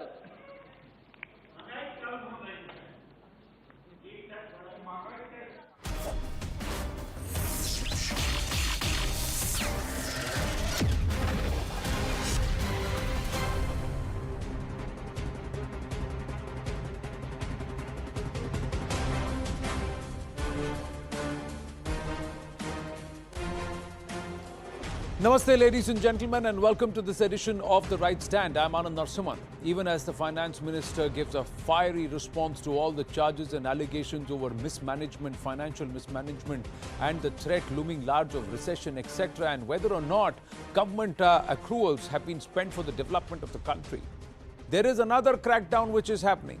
And the central intelligence agencies, the central agencies seem to have woken up to this threat after CNN News 18 here on the right stand urged the government to take the right stand, to crack down and conduct an internal strike against radicals. And that crackdown has happened, ladies and gentlemen, over the last 48 to 72 hours across 10 to 12 states of our country. In 48 hours, 48 radicals have been nabbed, operating in various nooks and corners of the country. They were busy radicalizing via social media. They themselves were highly radicalized and they were just one step away from unleashing a Sar Tan Se Juda inspired module. Now, these are the data and the information that we are going to share with you. Courtesy our investigations editor Manoj Gupta, who's accessed this detailed intel note on this entire crackdown by the NIA. Let's try and understand where all across the country. There is Madhya Pradesh where the crackdown happened, Gujarat, Bihar, Karnataka, Maharashtra, Rajasthan, Uttar Pradesh, 6 states, 13 districts, 48 hours, 48 people detained, and what's been busted is a module of the ISIS in our country. This has what been busted. Now in 48 hours, 48 people have been detained. 35 people on Saturday, 13 people on Sunday. Let's try and get the details, ladies and gentlemen.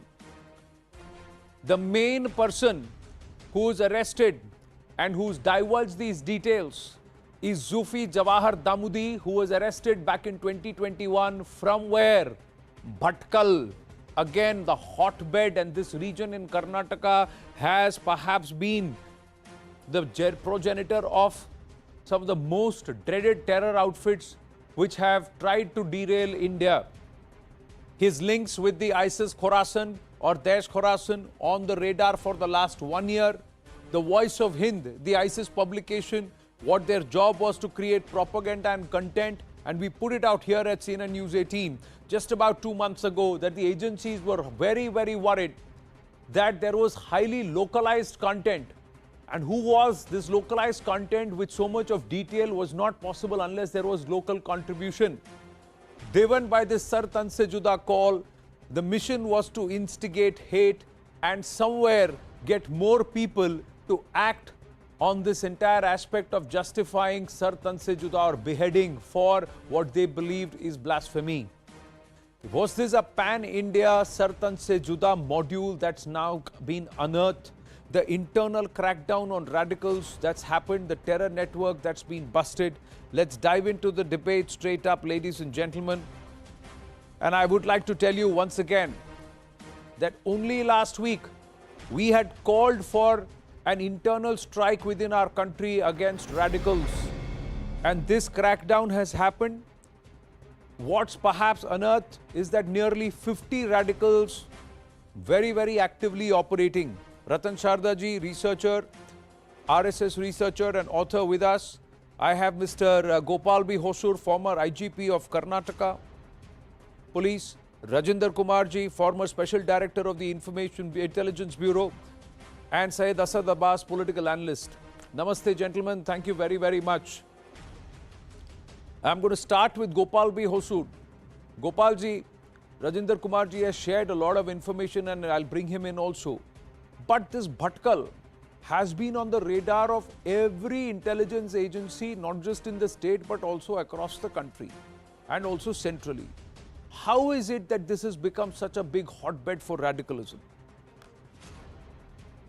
Thank you for this question. Actually, I think Bhatkal seems to be the epicenter of militant, violent, radical Islam. We have investigated a number of cases which are linked to Bhatkal, Riyaz Bhatkal, Shabandri and his brother, who were just young boys who went to Mumbai, stayed in the Tiger camp, got themselves radicalized, and subsequent to the Simis being proscribed, they formed the Indian Mujahideen. And every investigation of every serial blast in this country led to Bhatkal. these boys had left Bhatkal but had gone to the Mumbai and from there to Kerala and then to Mangalore. So the whole of the West Coast, in my opinion, was highly radicalized place for carrying out terrorist activities in this country. And to this day, Riaz Bhatkar and his brother are still not caught by the Indian investigating agencies. Probably I am told that they are in Pakistan. Yes. So this is a very, very serious matter. Once the SIMI was proscribed, the local outfits, right from 1990 further, the SIMI, the KFP, the PFI, the SDPI and all this, they got highly radicalized and the youth joined the movement of the Indian Mujahideen. They carried out serial blasts across the country. Thanks to the present dispensation, they came down very, very heavily on terror and they strengthened the anti-terror mechanism of the country. In the recent past, we have never had any serious problem connected to violence in the hinterland or by the homegrown terrorists within India and more so the southern India. So I feel that Bhatkal, which has been an epicenter, it has been a very, very important center. It is on the west coast and it has been highly influenced by the terror outfits from Kerala who were caught going over to ISIS. Yeah. They were caught, encountered on the Kashmir border, so on and so forth. So I think we need to pay far more greater attention to the radicalization of the youth who have taken to violent terrorism. Now, because if it was Indian Mujahideen then, it is the Daesh or Islamic State now, but the whole manifestation is radical bent, pan-Islamist, and somewhere there is this influence which is foreign to our country. Now, I have our research team just pull out some information and backgrounder to Bhatkal. I'm just going to quickly read it as I bring in Rajinder Kumarji and Ratan Shardaji. Now, Bhatkal is a quiet coastal town in Karnataka. And how did it turn from a quiet coastal town in Karnataka to the hotbed for terror and radicalism? That's the larger question, ladies and gentlemen. It's been termed mini Dubai, mini Pakistan, and the birthplace of the Indian Mujahideen. Now, even though Bhatkal is in the Uttara Kannada district, has a population of less than 150,000 people, every intelligence agency, state or central, has its units deployed in this town. It's a hometown like he was telling us just now, Gopalji was telling us, that it is the hometown of Yasin and Riaz Bhatkal, two masterminds behind multiple terror attacks in the country and also active founders or members of the Indian Mujahideen. Many believe that RSS activist and local MLA Dr. Chittaranjan's murder in April 1996 actually changed the political narrative of a town which historically was known for its communal harmony. And according to census data says, and let's try and call out some of the information which we plotted via graphics. Now, according to census data, besides a very, very predominant population of Muslims, there are also Christians, Buddhists and Jains in this area. And barring a few minor clashes in 1974, 78 and 88, now the town had an easygoing pace and free interaction among the people of different communities. It all started changing in the 90s. And if you were to see, birthplace of the Indian Mujahideen, Yasin Bhatkal, Riaz Bhatkal is one. And then now the ISIS connect happens with Zufri Jawahar Damudi. Now he is also a Bhatkal resident. So since 1991, things had started going down south, ladies and gentlemen. And in there, the Lok Sabha polls 1991, that changed. Communal clashes erupted in 1993. The Muslims in Bhatkal are seen as primarily known to be either Nawayats or the Dakhinis. The Nawayats trace their origin to Arab countries and they believe that their ancestors came to this town somewhere in the 8th century from Arabia. Decades before partition, Muslim families of the Nawayat community had business links with Karachi and other parts of Pakistan. So over the years, marriage alliances between Karachi and Bhatkal became common. Even after partition, this has happened and this practice continued. And many women who married men from Bhatkal got Indian citizenship. So this Arabi influence and also this Pakistani influence continued. It existed before, it has continued even now. And somewhere, as Gokulji was saying, Rajinderji, this influence of the petrodollars and also Malayalis returning from Gulf and coming back very, very Arabized in their approach. Has that also had an influence? And are you surprised to find that there are 48 highly radical elements who have now been cracked down upon?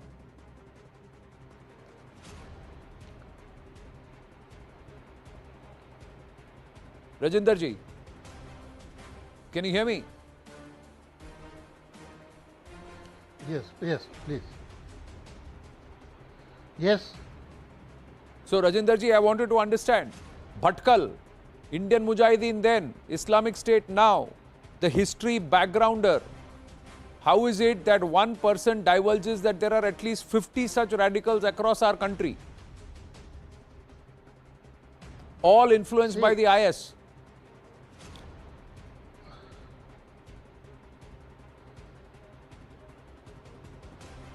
Hello. Yes, Rajinder ji, can you hear me? Hello. Yeah, I can hear you. See, Bhatkal has an old history. I will not say that it has suddenly got this Islamic radicalism. It has a very, very old history. In fact, if you go into the whole of the history of the terrorism, Islamic terrorism in India, you will find one thing very important, that the basis, all these people who subsequently got into the terrorist business, they all initially have linkages with the underworld. They were all part of the underworld. Even this Bhatkal area was landing point for lot of smuggled goods from other countries in the 80s and 90s. These are the people who got their legs there, and I remember that in these people, even in 2000, they were part of the LET. Large number of people were having connection with the LET. The same people now LET too. They are keep on changing their clothes. They are now in with the other organizations. But the mentality, that same Wahhabi thinking, Salafi thinking continues, and their dream of creating India a caliphate is there, and they keep on working on this. In this, they get lot of assistance from Pakistan. Pakistan is the Karachi is the base of the people who are in Bhatkal. And large number of people from Bhatkal, large number of people with terrorist background from Bhatkal are living in Karachi. Karachi and the Bhatkal has also linkages. Bhatkal module also has linkages with Hyderabad module. Their linkages are as old as early 90s. So this linkages are going on, and the only thing is that the Indian agencies, and more than agencies, now there is a need for a preventive law. Preventive law for these people whom the people who are suspect of being involved in terrorism or supporting terrorist activities. We have to have laws like in UK and USA. Only then we will be able to control. But otherwise, I don't think that we will be able to control. I also know that somebody on your panel may say that we are suggesting something very, very anti-democratic. But it is. I am telling you, in India, this terrorism is this root of terrorism is going to spread very fast. It is not going to stop because I think in a way there is an attempt to create another create another division in India and have another Pakistan by the name of some other name, by some other Pakistan by some other name. So that is my thinking. You believe that there is another, the machinations for another partition are afoot to try and split this country further and shrink, what is erstwhile Bharat or Hindustan further. That's what you are saying, and there are forces which are afoot. No matter how long it takes, they are going to continue their work, and this work is happening at different corners of the country. So be it on the south, be it on the west, be it on the north, or be it on the east. But Ratan Shardaji, my larger question is, the call for an internal strike happened. There is a strike which is happening, a rounding up of radicals are happened, but these radicals were trying to spread vitriol on social media. These people are members of groups which have more than 200 to 500 people. The Rajasthan police is on record saying that at least 250 to 300 people are already highly radicalized and they are active pan-India, of which nearly 200 are present only in Uttar Pradesh itself. So is 48 people in 48 hours across 6 states enough? Or is this just the tip of the iceberg? Anand, first of all, I compliment you for following up this radicalization and terror creating modules in India for a long time on our programs. And also the two ex-police officers who have actually given the complete backgrounder, and you have given the complete history about what is happening and what might happen. To my mind, the issue is that 48 number is very small, first of all, because that would be number, if you were to actually strike hard, would be found even in Kerala not enough. What are the roots? Why did radicalization spread? Because there are people who in the name of secularism have kept on egging on these forces, kept on supporting these forces overtly, covertly. So they have been encouraged. The first example of ISI style of killing was in 2003 in Marad beach attack, when 8 Hindu fishermen of backward caste, scheduled tribe were butchered in the early morning on the beach of Marad. And then we have seen that bomb explosion in Coimbatore, again conducted with base in Kerala. But both the cases, these people are supported by the left, by the Islamic groups and by the secular parties. For example, this particular case, there was Indian Muslim League involved, and National Democratic Front involved, People's Democratic Party (PDP) involved, and this I'm speaking from Justice Thomas report based on police report. If that is so, how does it matter whether NDF becomes SIMI or SIMI becomes PFI? How does it matter that Razakars become AIMIM? How does it matter that Khaksars had converted to Muslim League? So these are just formatting and transforming into new names, but ultimate aim of Darul Islam and ultimate aim of having caliphate in India, as one pointed out, this kind of daydreaming and this kind of mythical Ummah approach that we are global Ummah and we have no loyalty to any country. This is the undoing of this country. And we must stop this wherever we are or wherever they are, because you cannot pester them, you cannot play with their victim card and try to win over them, because victim cards are the same ummah and same kind of jihadis has been differently played in different countries. Every society has different victim card, but it doesn't work that way. So we have to very firmly expose these people and be very, as the officer pointed out, very firm law and order situation. It cannot be treated as some religious tolerance issue, because de-radicalization was tried in UK for 30 years. Where have they reached? De-radicalization will succeed only if Muslim society from itself, from modern educated Muslims, if they decide enough is enough, we will not allow these Maulanas to play with our future and play with our society. Only then the society will change. Because these poor, ignorant Muslims are in thrall of Maulvis and Maulanas who have played with their emotions and kept on trying to radicalize them, give them worse kind of horror stories, to frighten them and keep them captive in the 7th century ideology. While modern Muslim has to come out, moderate Muslim has to come out and say enough is enough. We will not be cowed down by these Maulanas and Maulvis. We follow religion, but we will not follow their diktats. That is the only way, because outsiders cannot reform, and unless they reform, these things will keep on happening as they are happening world over. Unfortunately, in our case, all these cases are then put into secularism versus communalism. They are put into some kind of victim card playhood and trying to say that the Indian government is fascist and whatnot. Remember, the biggest terror attacks took place during the very secular government. Yeah. And under the so-called communal government, there have been no serious terror attack. So once we understand this psyche, we'll be able to control it. But the fact, like you said, has to come the resistance or the need to ensure that these people are cut down and the radicals are not given any fodder or any place to flourish, has to come from within. And it is the moderate Muslims who have to speak up. The majority has to, among the Muslim society in our country, has to speak up. Plus, there has to be a serious program against radicalization, against identifying radicals and radical elements. Gopalji wanted to say something, and then I'll come to you, Syed Asad Abbas.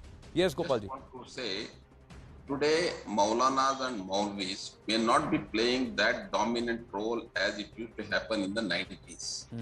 Today, the social media has taken over. Yeah. The young Muslim youth who get influenced through this social media, I think that is a very, very important factor. And I think the counter-terror agencies, the intelligence agencies are fully aware of this fact. Because today's technology is able to spread radicalization much faster than what teachings take place in the madrasa. That is number one. Number two is that unless the government acts very strongly, see, because we have certain laws, and those laws, when applied, they go through our own criminal justice system, which take a very, very long time. When America was attacked, they amended the law. When UK was attacked, they amended the law. They came down very heavily and firmly on, not that I'm not Muslims should do this, but a very, very small section of Muslims. Majority of the Muslims to whom I have interacted, I have interrogated, I have spoken to, have been extraordinarily good as regards nationalism is concerned. Correct. But only the small deviant Muslims, those need to be identified, put in place, and they need to be de-radicalized. I think that is the biggest challenge that we have. But the biggest challenge is that can such people be even de-radicalized? The other concern which I also have is that how many of these people are actually originally Indian citizens? Now there is another threat that looms large is that a lot of these people have dubious antecedents. Their origins trace themselves towards Bangladesh or from somewhere else. Some of their papers are dubious. They are operating in India for 10-15 years and they have mixed into these groups. And a lot of these Maulvis who are coming there, or mullahs who are these dubious ones, let's be very clear, not all Maulvis and not all mullahs are following this line. There are a lot of them who are actually openly rejecting it, and they are also making calls and trying to advise. But some of them go viral.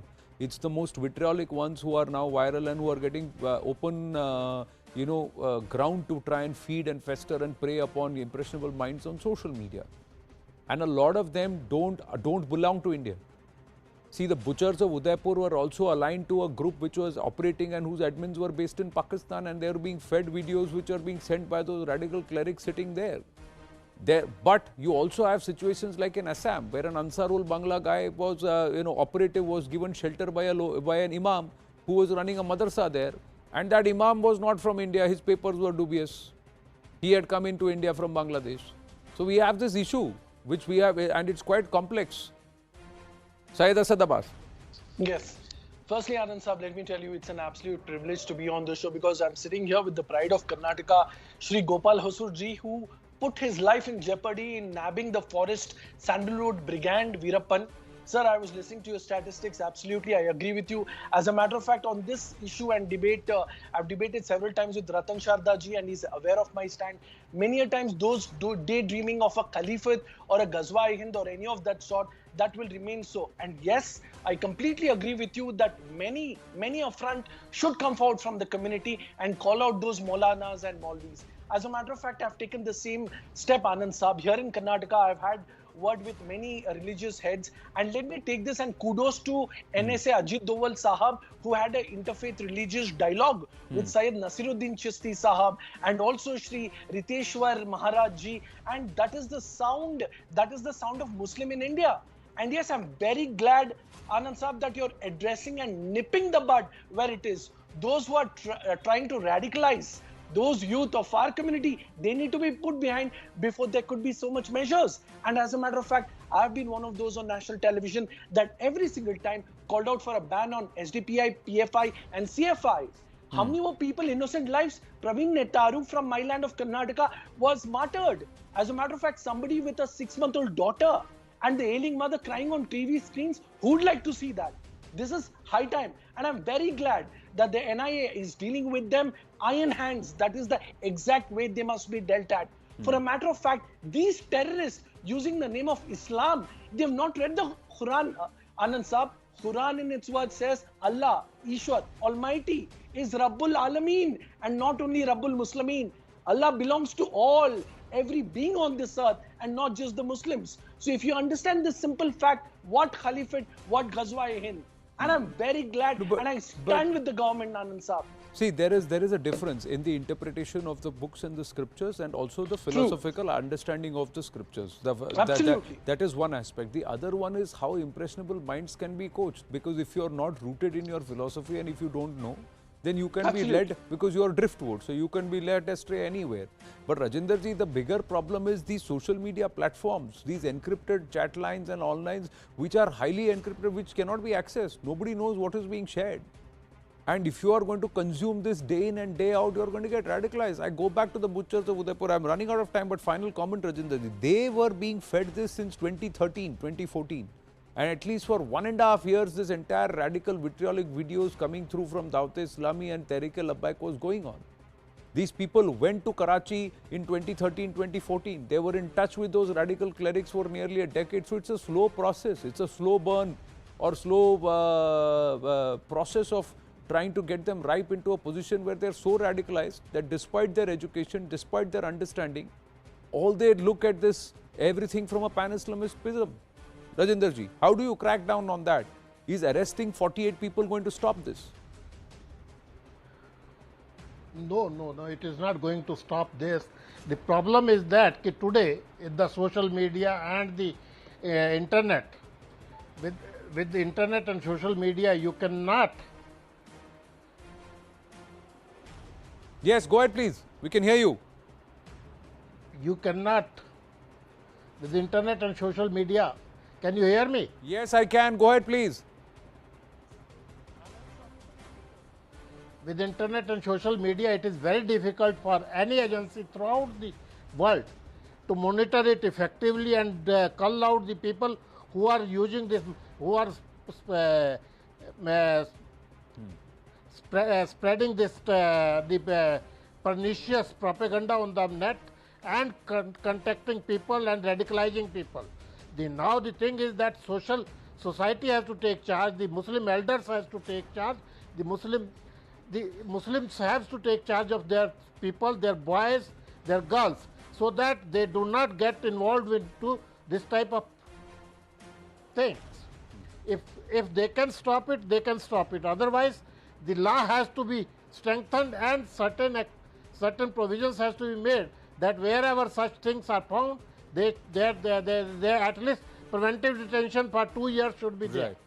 So that is this thing. Right, and there has to be, in a way, if there is something that can be, that is called de-radicalization, it should be attempted, because the ISIS widows are still highly radicalized. They don't want to change their ways. They want to come back to India, but they don't want to change their ways. Once they are brainwashed, they're gone so far, it's difficult to bring them back. That's what the story is. But there is also the Arsha Vidya Samajam, which has been able to bring back at least 5,000 people and work towards de-radicalizing them. And they are doing their work in Kerala. So there are two sides to this coin, and somewhere there has to be a solution that has to be found from within. But right now, at least we've woken up that there are Trojans and there are radicals who are within us, and we need to get at them and crack them down at the earliest. Gopal Hosurji, such a pleasure speaking with you. Rajendra Kumarji, thank you very much. Ratan Shardaji, as always, and Sayyida Satabas, thank you very, very much. We have to move on, ladies and gentlemen, and quickly setting up debate number 2. And this is an issue, this is a worry, because the spy ship, Dragon's Dirty Dare, this spy ship, Yuan Wang 5, is going to dock in Sri Lanka. And it's going to be there not so far away from now, just about 10 days, and it's going to hang around the Indian shores for at least 4 to 5 days. This is a ship that can spy deep into Indian territory and listen in, ladies and gentlemen. And it's going to dock in at the port of Hambantota. It's scheduled to dock from the 11th to the 17th of August. Let's try and get you the details of this 115, a third-generation spy ship, which has been commissioned since 2007, and it is prowling around in the Indian Ocean. This spy ship, Yuan Wang, is to dock on the 11th of August, and it stays on till the 17th of August. And it's going to dock in the port of Hambantota, and this is a vessel used by the PLA. It's a military vessel. That's what it says. The details that we have, and of course, this military vessel is being used by the PLA and other global navies too. But more importantly, the post where it is going to be. Post the Sri Lanka stopover, it will carry out ops in the Indian Ocean. But where it is going to be posted or where it is going to dock at Hambantota, from there, our critical installations are within its listening distance. The movement is timed to perhaps exploit the Sri Lanka economic crisis. The reason given for its arrival is for refueling, repairs and stocking up. That's what the reason. But at a country which is facing crisis and at the very port which the PLA or the Chinese now have on a 99-year lease from the very family that has now been pushed out of Sri Lanka. Understand this. It's embarrassing the Lankans and also to spy on India, because the Lankans cannot say you cannot come because that port has been leased out to the PLA. Yuan Wang 5 is a latest gen space tracking ship. That's the nature of this ship. Let's quickly understand this. It can monitor satellites, ballistic missile launches. It can also listen in to the naval areas and the naval yards. And it can also go ahead and understand critical installations and see the placements. It has an aerial reach of more than 750 kilometers. Several southern areas can be snooped upon, and it's going to be actively in that range. 6 southern ports in 3 cities are under its radar, including Chandipur, ladies and gentlemen, and that is a critical issue and a need for concern for us. Dragon at the doorstep and the dragon's dirty dare is the question that we ask. The timing is a big question. The Chinese or the PLA, the CCP and the PLA are very clearly coming out and saying it's routine. Don't make such a big deal about it. But if that is the case, why was it opposing that the fact that there were some American US warships in the vicinity at that time? So there are many counter questions also. We will try and ask those too, some of the unanswered questions. Why you cannot take everything that the PLA says or the CCP says at face value. Ambassador Parthasarthi, former diplomat, with us. Andrew K. P. Leong, international and independent China strategist based in Hong Kong, is with us. And Dr. Shrikant Kondapalli, professor in Chinese studies, JNU, China expert, is with us. Namaste, gentlemen. Good to see you all with us, with me here on the show. I'm going to start with Dr. Kondapalli. Dr. Kondapalli, how would you read this? Because many would say this is not the first time the Yuan Wang 5 is docking at Hambantota. Indeed, this is a huge ship, nearly half of an aircraft carrier, and of course focusing mainly on the satellite tracking and others, including ballistic missile tracking and survey ship.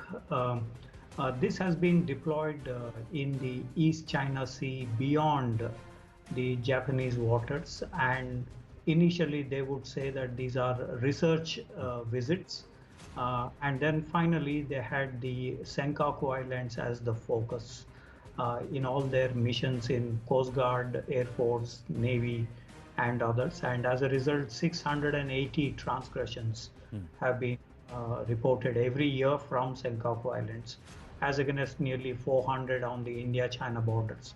So this is a preliminary way to militarize the areas, and China also has the APSCO, Asia Pacific Space Cooperation Organization, in which they have Pakistan, Bangladesh, Sri Lanka and some African countries as members, Southeast Asia as well. So this is also for those space tracking missions. Sri Lanka is about to cooperate with the Chinese on the space cooperation. So this is a preliminary measure for them to beef up the space related.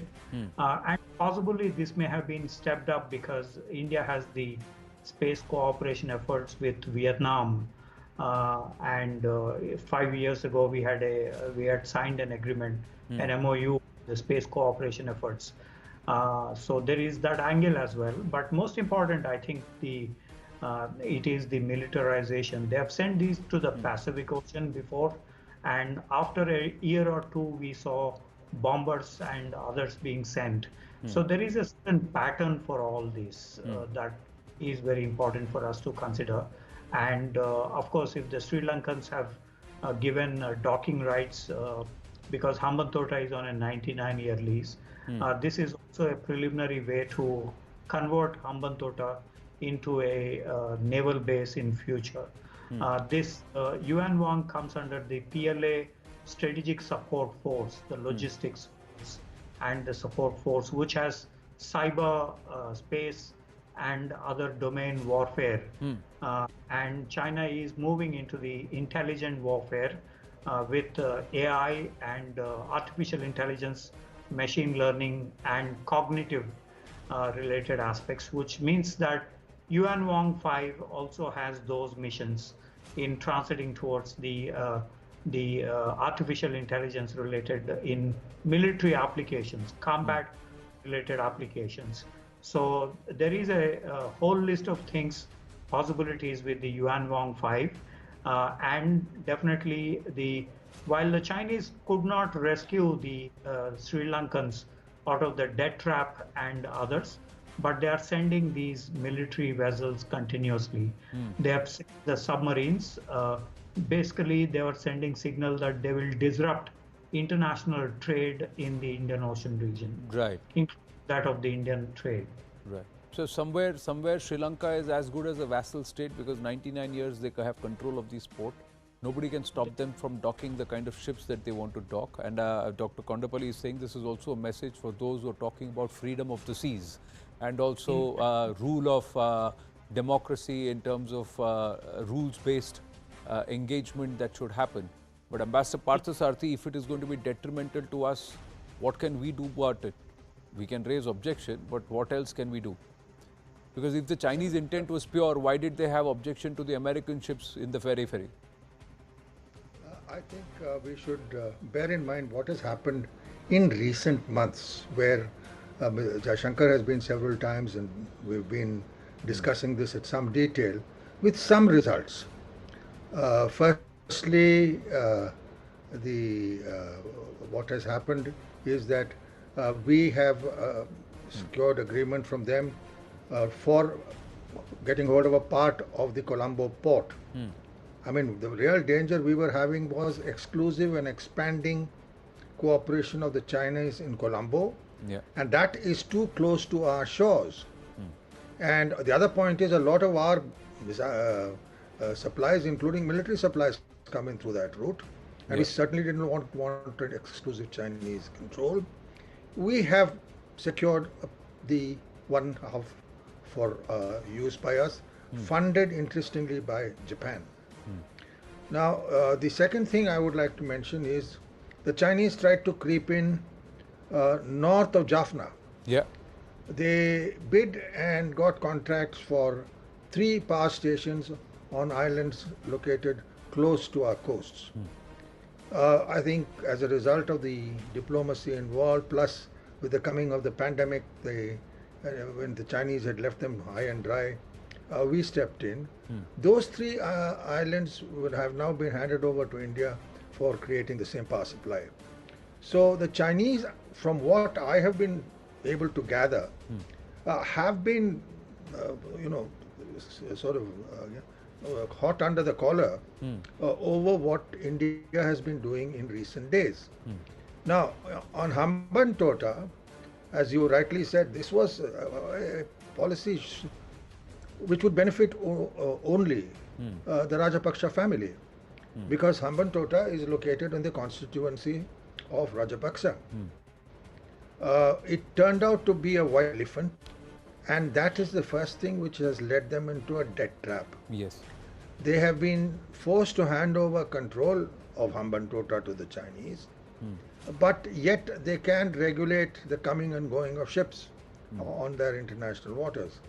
Now, in this case, what I understand is that the proposal was put through very cleverly by the Chinese at the height of the demonstrations in Colombo. And the decisions were taken when the government was under pressure.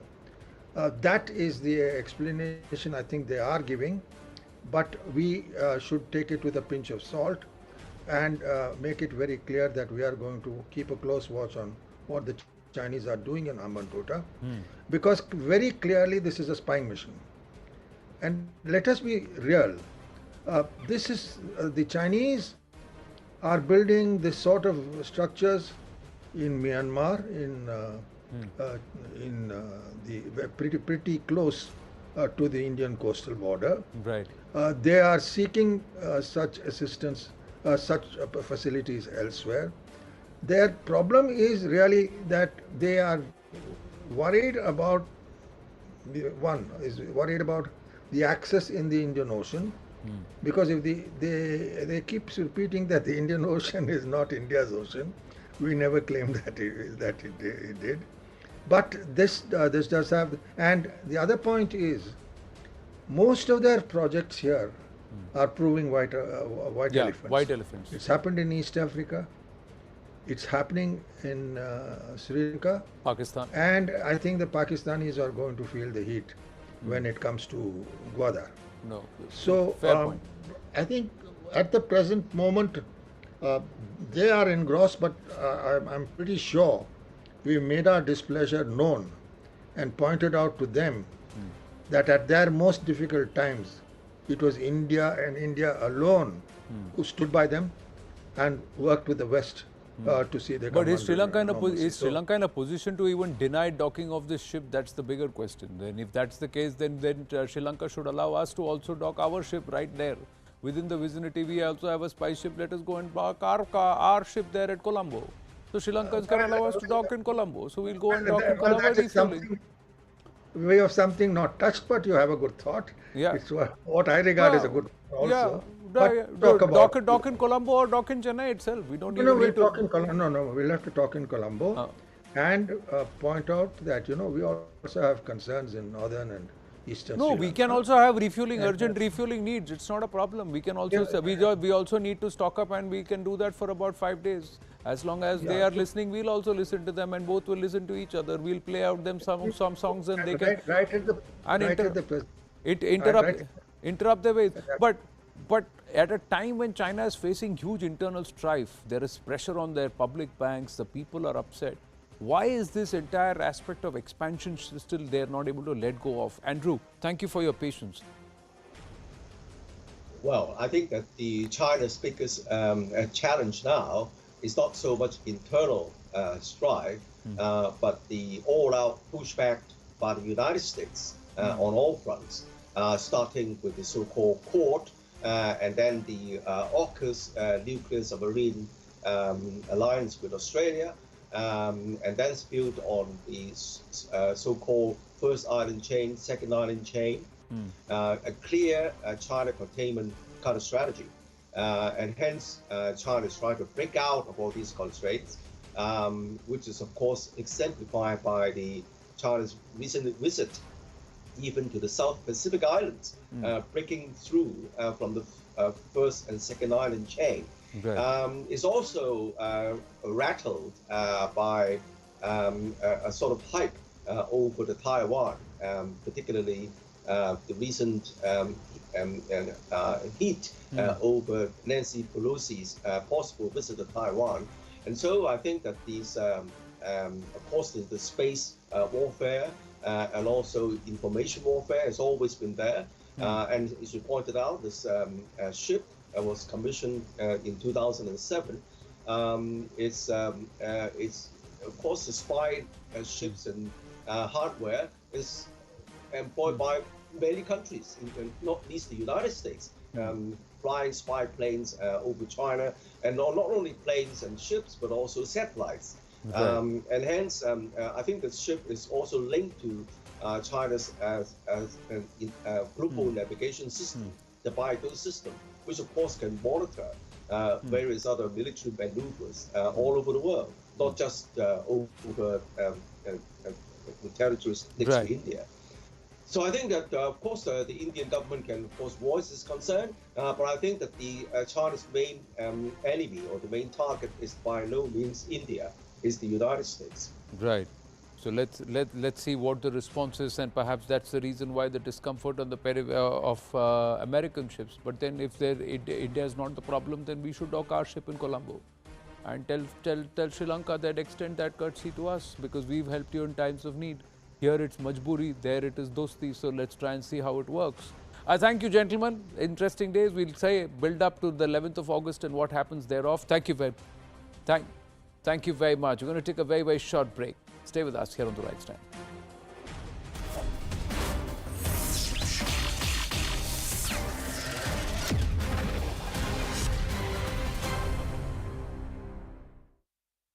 I speak to Shefali, she had an interview her co-stars or the crew, the filmmakers. They only have the most wonderful things to say about you, Shefali. That streak continues. Thank you. I mean, so sweet of both of you. And Vijay, I have to ask, there's a Bichu connection in this as well. Bichu, you know, do you all of you know his other Bichu connection? No, what? No idea. What is this? Oh, What see? is this? So I did a show called She, Huh. in which the word bichu is used a lot. You have to watch it. We can't explain it now. Okay. But it's a Bichu connection is following you, huh? So success also following. I don't know, yeah, but it's a recurring thing. I hope I get rid of this freaking bichu now. Other people also asked you, or I'm only like a keen eye? No, as soon as I read the script, I knew कि बिच्छू वापस आ गया है. Alya, you are Badru in this, and you are famously Badri ki Dulhania. So you've decided now you are already Dulhania, so you'll be Badri also or Badru also. Badru Nisa. I am Badru ki Dulhania. Yeah. You're Badru ka Dula in this, technically. How cute, yeah. What do you like? What do you think about this name, Badru? Badru Nisa is her name. Badru Nisa, Shamshu Nisa, Badru Shamshu.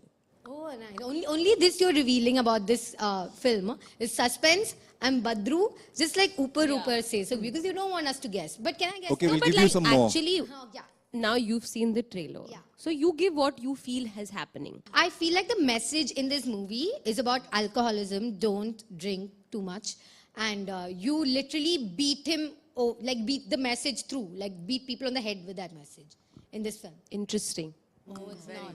Maybe, I don't A know. thought to ponder on. Oh. That's interesting. This is Alia's first, I think, interview ever since she announced the pregnancy. But I'm going to talk about only this baby, your production baby. How do you feel about this one? Very excited, very nervous. It's weird, while we were shooting for the movie, it was like, I'm only an actor. I don't really think that I was a producer on the sets of the film. But now, and since we've come close to putting the film out, putting the teaser together, trailer together, suddenly the involvement is so much more than an actor. And then there is like all this sort of feeling of like the amount of like upar niche, aage piche, and the kind of grilling work that goes into putting a film out. Oh my God, it's crazy. Like I know of it, but when you're a part of it, it's much different. And then the feeling is very different. You're not just looking at it like mera kaam kaisa hai. It's all about the wholeness and the largeness of the film. So yeah, I think I'm very excited, but I'm very, very proud of the film. And I say that with like the utmost modesty. I think for me, the responses from everyone who we've shown the film to also, and people are seeing, they're all correctly and aptly responding. So that makes me feel quite like, chalo theek hai. Okay, so continue with the correct and apt responses. Thank you very much, guys. And we won't, we'll keep the suspense under wraps. Thank you so much. Thank you. Thank you. Last week, India celebrated the 5th anniversary of, guess what, GST. And by saying celebrated, I mean nobody had any idea. It was the 5th anniversary of Goods and Services Tax. Wait, I'm playing Happy Birthday in the background. Lovely. And how did the government celebrate this iconic anniversary? By adding more GST. More GST on essential products like milk, curd, wheat and paneer. Let's go straight to the alleged spokesperson for the Finance Ministry. Alleged spokesperson, please understand that. Sharmila Geeta Sita Tita Raman. Now, what exactly is this name, Sharmila Geeta Sita Tita Raman? No need to call me by my full name, Sharmila Geeta Sita Tita Raman. You can call me by my short name. And that would be? Short for Sharmila Geeta Sita Tita Raman, Sharmila GST Raman. There's only one person who writes this kind of gag and repeats everything and everything and everything. I'm so tired, I don't do the rest of the gag. People watching are like, let's stop. Okay, now that the joke is over, can we proceed? Yes, of course. I will try and answer all your questions. That's good, that's great. That's why we're here, please. Or at least 77% of them. Oh, hang on, you will try and answer just 77% of my questions. Why? Because rest of 18% plus 5%, which is 23%, will go in GST.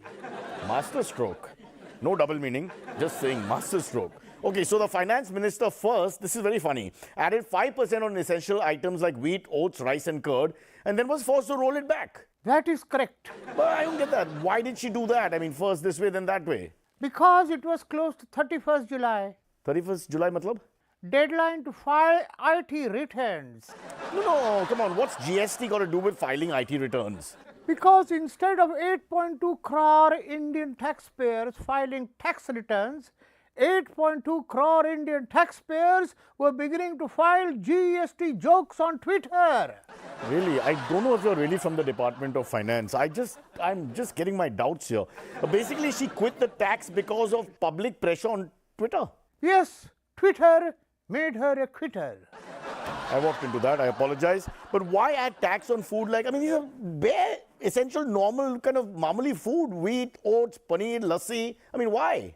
Because she's on a diet. Exactly like she doesn't eat onion, she also doesn't eat wheat, oat, paneer and lassi.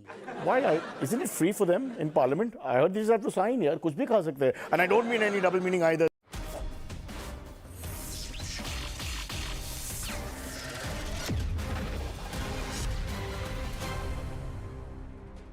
Back on the right stand with news just coming through where it is confirmation. Our investigations editor Manoj Gupta getting us the confirmation that the NIA will take over the Praveen Natharu murder case after the state government decided, given the interstate nature of the case, that they would hand over the case to the NIA. The NIA will now take over the Praveen Natharu murder case. This is what top sources within the National Investigation Agency are telling CNN News 18. The case will be taken under the UAPA. The murder has interstate ramifications and the murder has suspected involvement of the PFI and SDPI cadre. Now, the information is also said that given the modus operandi and the gruesome nature of the crime, there is other aspects will also be noted or other aspects will also be considered. The NIA feels that this is a case which is fit to be investigated under the NIA Act of 2008.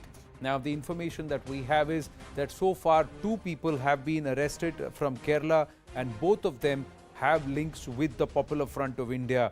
There also needs further deeper probe into other aspects, including the purpose or motive behind the murder and also the financial aspect. Harish now joining us with more details. So after Basavaraj Bommai said they will want to hand over the case to the NIA now, top sources within the NIA saying NIA will take over the case. Yes, remember the state government is currently under the process of officially requesting the union government and the NIA to take over this case. But NIA making it clear that they would soon begin a probe into this under the UAPA Act. And as Basavaraj Bommai had pointed out earlier, this is no longer just a one-off incident or a one-off murder. They see an organized crime and there are interstate ramifications. Remember, some of these suspects who have been picked up are from neighboring state of Kerala. They're from Kasaragod district in Kerala, and the state police would find it difficult to crack it. That's the reason NIA's help has been sought. And they're also feeling, the NIA feels that it's a fit case to be probed under the NIA Act of 2008 as well. And remember, already one person, and it's in fact one of the suspects' wife has already made it clear that he was a member of PFI and SDPI, actively involved in the so-called social work of SDPI. And perhaps the NIA would want to probe the larger conspiracy angle here as well, because the state believes that there is a larger conspiracy. This wasn't just a the family has also alleged the same. Family and friends of Praveen Natharu have also alleged that there were other indications that there was a certain amount of change that was being brought about. There was a business angle and also about perhaps who holds sway or control over the meat business. That is what the brother the friend of Praveen Natharu had alleged. But the gruesome murder, the motive, the real motive, and are there other underlying layers? These will all be investigated now by the NIA, who now we are given to understand will be formally taking over the case very soon. Harish Upadhyay, thank you for your inputs. With that, we call it a wrap on this edition of The Right Stand. Zakar ready with BrassTacks.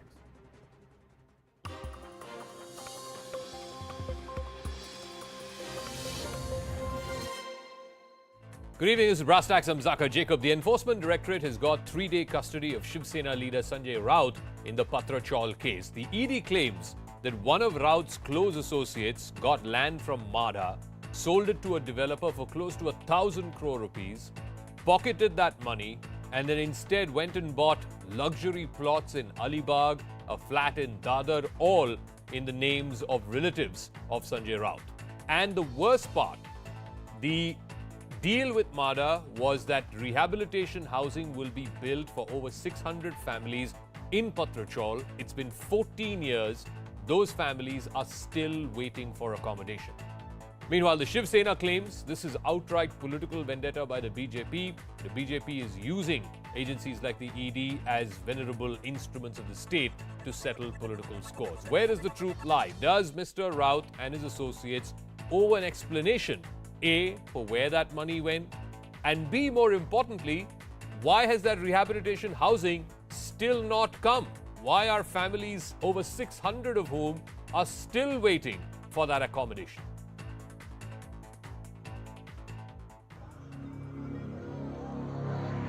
A midnight arrest, several hours of questioning, and now in ED's custody for 3 days. Shiv Sena MP Sanjay Raut has his back against the wall. He has been accused of financial irregularities in the redevelopment of a chawl in Mumbai's Goregaon and related financial property transactions involving his wife and alleged associates. While the Enforcement Directorate had sought 8 days custody, a special court only granted custody till the 4th of August. The judge observed that 112 crores was siphoned off, of which 55 lakhs was transferred to the accused's wife. The PMLA prima facie refers to trail of money and the role of the accused. Custodial interrogation is necessary considering the volume of the matter. The ED deserves custody in order to investigate the crime thoroughly. Sanjay Raut is one of the few prominent Shiv Sena leaders who remained in Uddhav Thackeray's camp when a political upheaval brought down his government. So when his close aide was arrested, Uddhav Thackeray went and met Raut's family and stood firmly behind him. आज मात्र जे ज्यांच्या डोक्यात हवा गेलेली आहे त्यांनाही मी सांगू इच्छितो की निर्गुणपणाने वागू नका. दिवस आणि काळ हा सगळ्यांसाठी नेहमी चांगलाच असतो असं नाही. Thackeray's Sena faction also raised the issue in Parliament. Chairman has to be kept in the loop in case any such action is being taken against a sitting member of Parliament. I would want to ask the Chairman if he has been kept in the loop. If he has not been kept in the loop, what is the procedure that he is going to be following? And if he was kept in the loop, why is it not finding a mention in the Parliamentary Bulletin, which the rules clearly suggest? But independent MP Navneet Rana, who was arrested for threatening to play the Hanuman Chalisa outside Uddhav Thackeray's home, linked the scam to the former Chief Minister. Still reached to many people. But Mathushri, yes. Because the way he used to work in Mahavikas Agadi as an agent, any work should be done, means done by Sanjay Raut. Sanjay Raut was summoned 4 times by the Enforcement Directorate but appeared only once before the agency. So can his vendetta claim still hold? Before we go into our debate on the talking point this evening, CNN News 18's Herman Gomes, in fact, visited the Patra Chawl in Goregaon. He went there to find out how this scam began and, more importantly, what has happened or changed, if at all anything has, in the last 14 years. This is what he found out in his ground report. We are right now inside Siddharth Nagar, which is more popularly known as Patra Chawl, which is at the heart of the controversy in which Sanjay Raut has been arrested by the Enforcement Directorate. At one point in time, there were 672 tenants that lived here. It was then decided by MADA that the area needs to be developed, and therefore an agreement was signed between 3 parties. One was Guru Ashish Construction Private Limited, which was awarded the tender, MADA itself, as well as the tenants. But 14 years later, nothing has really changed. In fact, it was only in 2010 that the ED says that 83 lakhs was allegedly given to the wife of Sanjay Raut, who brought a flat in Dadar, Mumbai, which is now seized as part of money laundering. Due to non-payment of rent and other irregularities, MADA sent a termination notice in 2018 to the developers. The 9 developers then moved Bombay High Court and the project was stalled. In June 2021, the project was restarted again based on a government GR. In February 2022 this year, the construction work once again began, but at a slow pace. Now MADA is supposed to develop the project and give possession to the 672 families, besides completing work in 306 flats. All right, let me now go across to our talking point panelists. Aparajita Sarangi is BJP Member of Parliament and National Spokesperson. Adil Singh Boparai, spokesperson of the Congress Party. Raj Punj is Shiv Sena leader. Naveen Chomal, advocate. And Satyendra Singh is former Deputy Director of the Enforcement Directorate. Adil Boparai, I'll start with you. In 2008, MHADA, which is the Maharashtra Housing and Area Development Agency, had in fact taken up this redevelopment project as per the deal between MHADA and this Guru Ashish Construction, in which one of Mr. Sanjay Raut's close associates owns Guru Ashish Constructions. The deal was to rehabilitate 672 tenants and redevelop the locality. MHADA paid this Guru Ashish Construction to the tune of almost 1,000 crores, but none of these flats have come up in a way that people can inhabit there. Isn't it a legitimate question to ask Mr. Sanjay Raut and his associates, where is that money? Why hasn't this rehabilitation housing, these flats come up? Good evening, Zaka. I'll request for 120 seconds of uninterrupted time. Today in this country, the opposition parties face two formidable challenges. The first challenge is from a malicious government, which is anchored in political vendetta, which has a disdain for political opposition. The second challenge is from a biased, a compliant, and a pliable media, which is playing the role of a cheerleader for the ruling dispensation.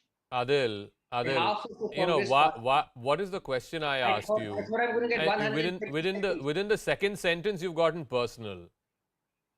I mean, I have no doubt in my mind, the Congress party has no doubt in its mind that the media is playing the role of a cheerleader. But Adil, no, one second. No. I can also. No, one second. First of all, this is not the question I asked you. If you have an answer, if you haven't, no, of course it matters. Of course it matters. I mean, Adil, I'm not here to. No, Adil, one second. I'm being very respectful. I'm being very respectful to you. No, I'm being very respectful to you. I have a question. Do you have an answer for that question? You answer that question. If you don't have an answer for that question, don't answer that question. But please don't get into these personal attacks on the media. Sorry, the media doesn't fight elections. If you fight elections and you can't win against the BJP, don't blame it on the media. I think our charge stands vindicated that the media has indeed become. Can I repeat that question? You're a lawyer. Do you want me to repeat the question? Can I answer? Yes. I get uninterrupted time to answer. Yes, provided you're answering the question. If you don't have an answer, don't answer. I'm fine with that. But don't make these low blows. Please don't make these low blows, Adil. No, please. Come on. You cannot. No. We believe that the media is playing the role of a doormat for the BJP. Come on, please. We believe that. Please. Can I say what we believe in? I can also start making low blow personal attacks against you and your party. I don't do that. I'm not going to bring myself down to that level.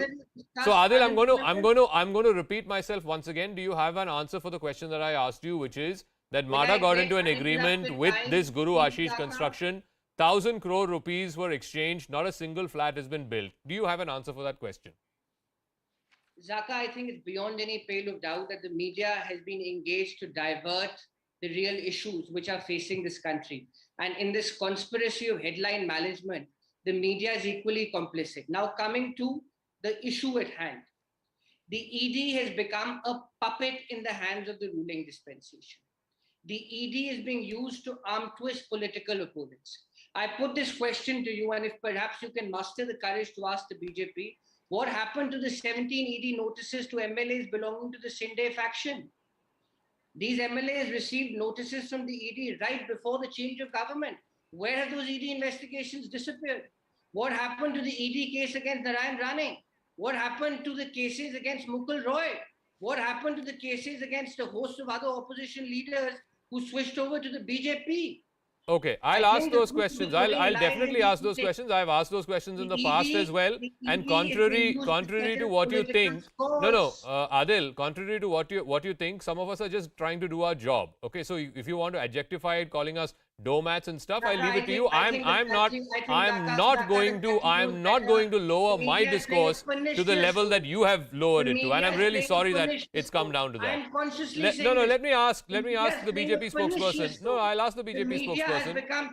This is a constant charge from the opposition, from the Congress, that somehow the people who have ED cases against them, who join your party or who ally with your party, they get whitewashed in the washing machine of the BJP. There's no case, or at least the case is in deep freezer when it comes to Narayan Rane, Himanta Biswa, Yediyurappa. All of them, the cases are in cold storage. So please respond, Aparajita Sarangi. A very good evening. I think it has become a fashion with the opposition parties to level charges against the BJP and against Prime Minister Modi and his team for doing something which is right, which is good for the country. And there is zero tolerance to corruption in the country as far as Modi government is concerned. And we mean business. And this is being reflected in all our actions, in all our works. Naturally, there would be opposition. I can understand. They have to speak because there's a question of their relevance. Now, I'll just take 30 seconds. I was sitting in the Lok Sabha 10 minutes back. There was discussion on the price rise and suddenly the Congress stages a walkout. The opposition parties create a ruckus and they stage a walkout because they don't want to listen. The same is the case here. You know, the fact remains that if you don't know how to play the chess, you can't blame the chessboard. The fact remains that ED and CBI, when they are on the job, they are unraveling the truth. Now, all these things, whatever the statements that are being made by the esteemed panelist, would have held relevance and would have been, you know, kind of appreciated by all of us had ED gone into the act of unraveling the truth, would not have found anything. Yeah. Now, here there is a 1,039 crore scam. And we are aware of the fact that since 2014 till date, poor 672 tenants of a chawl have not got their houses done. And there has been, you know, exchange of money. 901 crore rupees have been given to the 9 builders. I think we are all aware of this. Yes. Now, what is the connection between Sanjay Raut ji and Praveen Raut? And we have incriminating evidences. We have documents. And let me tell you very candidly, very emphatically, that CBI or these ED, they are independent agencies, and I am not here as an advocate of ED. I want to be very clear on that. They are independent agencies. Once again, I have others also on the other guests also. Sanjay Raut ji and others. Let me go one second. Adil, 1 second. Let me go to Raj Punj. He's of the Shiv Sena. Raj Punj, this is what the ED has claimed today in court. That Praveen Raut, who was part of Guru Ashish Construction, a close aide of Sanjay Raut, misled MADA. He sold floor space index or FSI to 9 private developers. He got 901 crores as a result of that transaction. Did not build, like I said earlier, did not build the 672 flats that they were supposed, low-cost housing that they were supposed to build for the original tenants. Instead, a new project called Meadows was launched. He also got money to the tune of 138 crores for this new project, and this new project also did not come up. And then the private developers went to court and the court put a stay on this project. Shouldn't Sanjay Raut explain what is his connection with Praveen Raut? Shouldn't Praveen Raut explain where he took this money? And how is it that Sanjay Raut's wife allegedly bought a flat in Dadar, allegedly using this money? Aren't these relevant questions that Shiv Sena needs to clarify and that Sanjay Raut needs to clarify on? Raj Punj? Absolutely. You have to unmute, sir. You have to unmute. Thank you. जो इसमें आप देख रहे हैं कि जो भी हो रहा है, इस समय मैं ये नहीं कहता, सारंगी जी हमारे बीच में है और पीछे प्रीवियस में हमारे साथ रहे, तो ये वही शख्स है, ये वही गद्दावर नेता है शिवसेना के, जिन्होंने हमेशा प्रधानमंत्री मोदी जी की रिस्पेक्ट करी है। उन्होंने कई मुद्दों के ऊपर इनका साथ दिया और खड़े होकर साथ दिया, बेबाकी से साथ दिया। ऑलवेज आप देखते हैं, कभी भी वो निडर होकर इस बात को कहते हैं। अगर आप सही और गलत को गलत, सही को सही और गलत को गलत नहीं कहना सीखेंगे तो आप फिर एक सच्चे शिव सैनिक नहीं है। तो एक सच्चे शिव सैनिक होने का जो आप आज सुना आपने सबने भी कि उद्धव साहब ठाकरे ने यही बात तो बोली है कि सच्चे शिव सैनिक है, जो सही को सही और गलत को गलत कहते हैं, वो भी आज इस प्रकार से प्रताड़ित हो रहे हैं। द पॉलिटिकल वेंडेटा जो है, राजनीतिक प्रतिशोध नहीं होना चाहिए। ईडी की हम हमेशा रिस्पेक्ट करते हैं, सीबीआई की हमेशा रिस्पेक्ट करते हैं, एनसीबी की हमेशा, जितनी भी एनआई, जितनी भी हमारी केंद्रीय एजेंसियां, हमेशा उनकी रिस्पेक्ट करते आए जैकब। और अभी भी हम यही कहेंगे कि हमें भी कानून पे भरोसा है और कानून अपना कार्य करे, और जिसमें भी इसमें बड़ा द फॉल्ट इज कुछ भी हो इसमें, गुरु आशीष नहीं, लेकिन राज पुंजी, आपने सवाल का जवाब तो नहीं दिया। क्या कनेक्शन है संजय राउत और गुरु आशीष कंस्ट्रक्शन का? ये जो पैसे लिए गए वो कहाँ गए ये पैसे? और मैं मान लेता हूं कि अगर ये 14 सालों में कुछ फ्लैट्स वहां आए, कुछ लोग वहां रिहैबिलिटेट हुए, लेकिन हमारी ग्राउंड रिपोर्ट, हमने रिपोर्टर भेजा वहां पत्रा चौल, वहां पे एक भी फ्लैट पूरी मतलब कंप्लीट नहीं हुआ है और एक भी टेनेंट रह नहीं रहे हैं। काफी लोग बॉम्बे छोड़ चुके हैं क्योंकि वो उनके लिए रहने की जगह नहीं है। जैकब जी, यही तो मैं यही कहना चाह रहा था। आपने मैं पीछे बताना चाहता था क्योंकि सारंगी जी हमारे बहुत ही सीनियर भारतीय जनता पार्टी के लीडर हैं और मैं इनको यही बताना चाहता कि पीछे हमारे साथ रहे। और आज भी मैं यही बात कहना चाह रहा हूं कि अब ये जो either is a scam of 3,500 houses are not made, मतलब जो नहीं बने या उन पे क्या इश्यूज है, whatever the issues is there, ED जो भी है उसके ऊपर कार्यवाही करेगी, डेफिनेटली करेगी। उसके ऊपर जो भी लोग हैं, मैं ये आज तक ईडी पे मैं एक चीज और कहना चाहूंगा कि ईडी ने आज तक जितनी कार्रवाई की है, कितने लोगों के ऊपर आज तक केसेस को हैंडल किया है, आज तक उसके रिजल्ट भी कोई ज्यादा अच्छे नहीं है। ठीक है, ईडी अपना काम करती है। उस टाइम वहां पर आप देख रहे हैं पिछले 2.5 साल से महाराष्ट्र के अंदर क्या हो रहा है। महाराष्ट्र के अंदर भी यही हुआ, कितने बॉलीवुड के एक्टर एक्ट्रेस को इस प्रकार से पूछा गया, लाया गया, हुआ, कई चीजें इन्वेस्टिगेशन हुई। सुशांत सिंह राजपूत के केस में आप देख लीजिए, कुछ भी ऐसा हुआ। नहीं, ये आपकी बात नहीं, आपकी बात ये सही है कि काफी सारे ऐसे केसेस हुए हैं जहां it did not result in conviction, the track record is poor, वो सब ठीक है, लेकिन you're still not answering the question. Anyway, Naveen Chomal, let me go to Naveen Chomal. एक second, Raj ji, एक second. The ED further today went on to say in court that Praveen Raut got 100 crore rupees from one of the real estate companies, HDIL, which is part of the 9 companies to whom this land was sold, and he diverted money from this 100 crores to accounts of family members of Sanjay Raut, through which Varsha Raut, his wife, received 83 lakh rupees, and she used that money to buy a flat in Dadar. And 8 plots of land were also bought in Alibag in Varsha's name. Now, you please tell me, isn't this a matter of worth investigating? Isn't this a matter where Sanjay Raut and his family members at least owe an explanation? If not to the country, if not to the city, certainly to those 672 families? No, I would rather say that they are responsible and they are answerable to the entire nation, because these crimes are not just against the 672 families, but these crimes are against the nation. The people who are in the political power, they are misusing their power. They have the police machinery under them to prolong the matter of the cases, allegations against them. So I think they owe the explanation to the entire nation. Now coming to the issue, that each time these people are saying it's a political vendetta, and I appreciate there are figures, there are records of cash being transferred, and we have also the record that when the inquiry started, Mrs. Varsha Raut again returned back the money to Praveen Raut. So definitely they are trying to wash their hands up and trying to blame Praveen Raut. So I think Praveen Raut may be of a lesser role, and the main players may be Sanjay Raut and maybe people in Matoshri also. So ED definitely needs to be given a chance to investigate the entire matter. And coming to the again their allegation that these people have been voicing their voice against Modi government, very well. They are in the opposition, they have all the right. But that doesn't mean that all their crimes will get absorbed. When they are caught with the crimes, they have to answer for themselves. They cannot say that you have to find, what about the notice issued to 16 other people who changed to the sides. I am sure the ED will definitely pursue the matter against those people also. Let us have faith in the organization, and let us build the atmosphere of faith in these organizations, and let us pressure this organization to not to spare anybody, whether they are in the ruling dispensation or in the opposition. No, so the answer to the questions that Mr. Raut needs to explain, and all these loopholes that I have pointed out, and this is what the ED has claimed in court.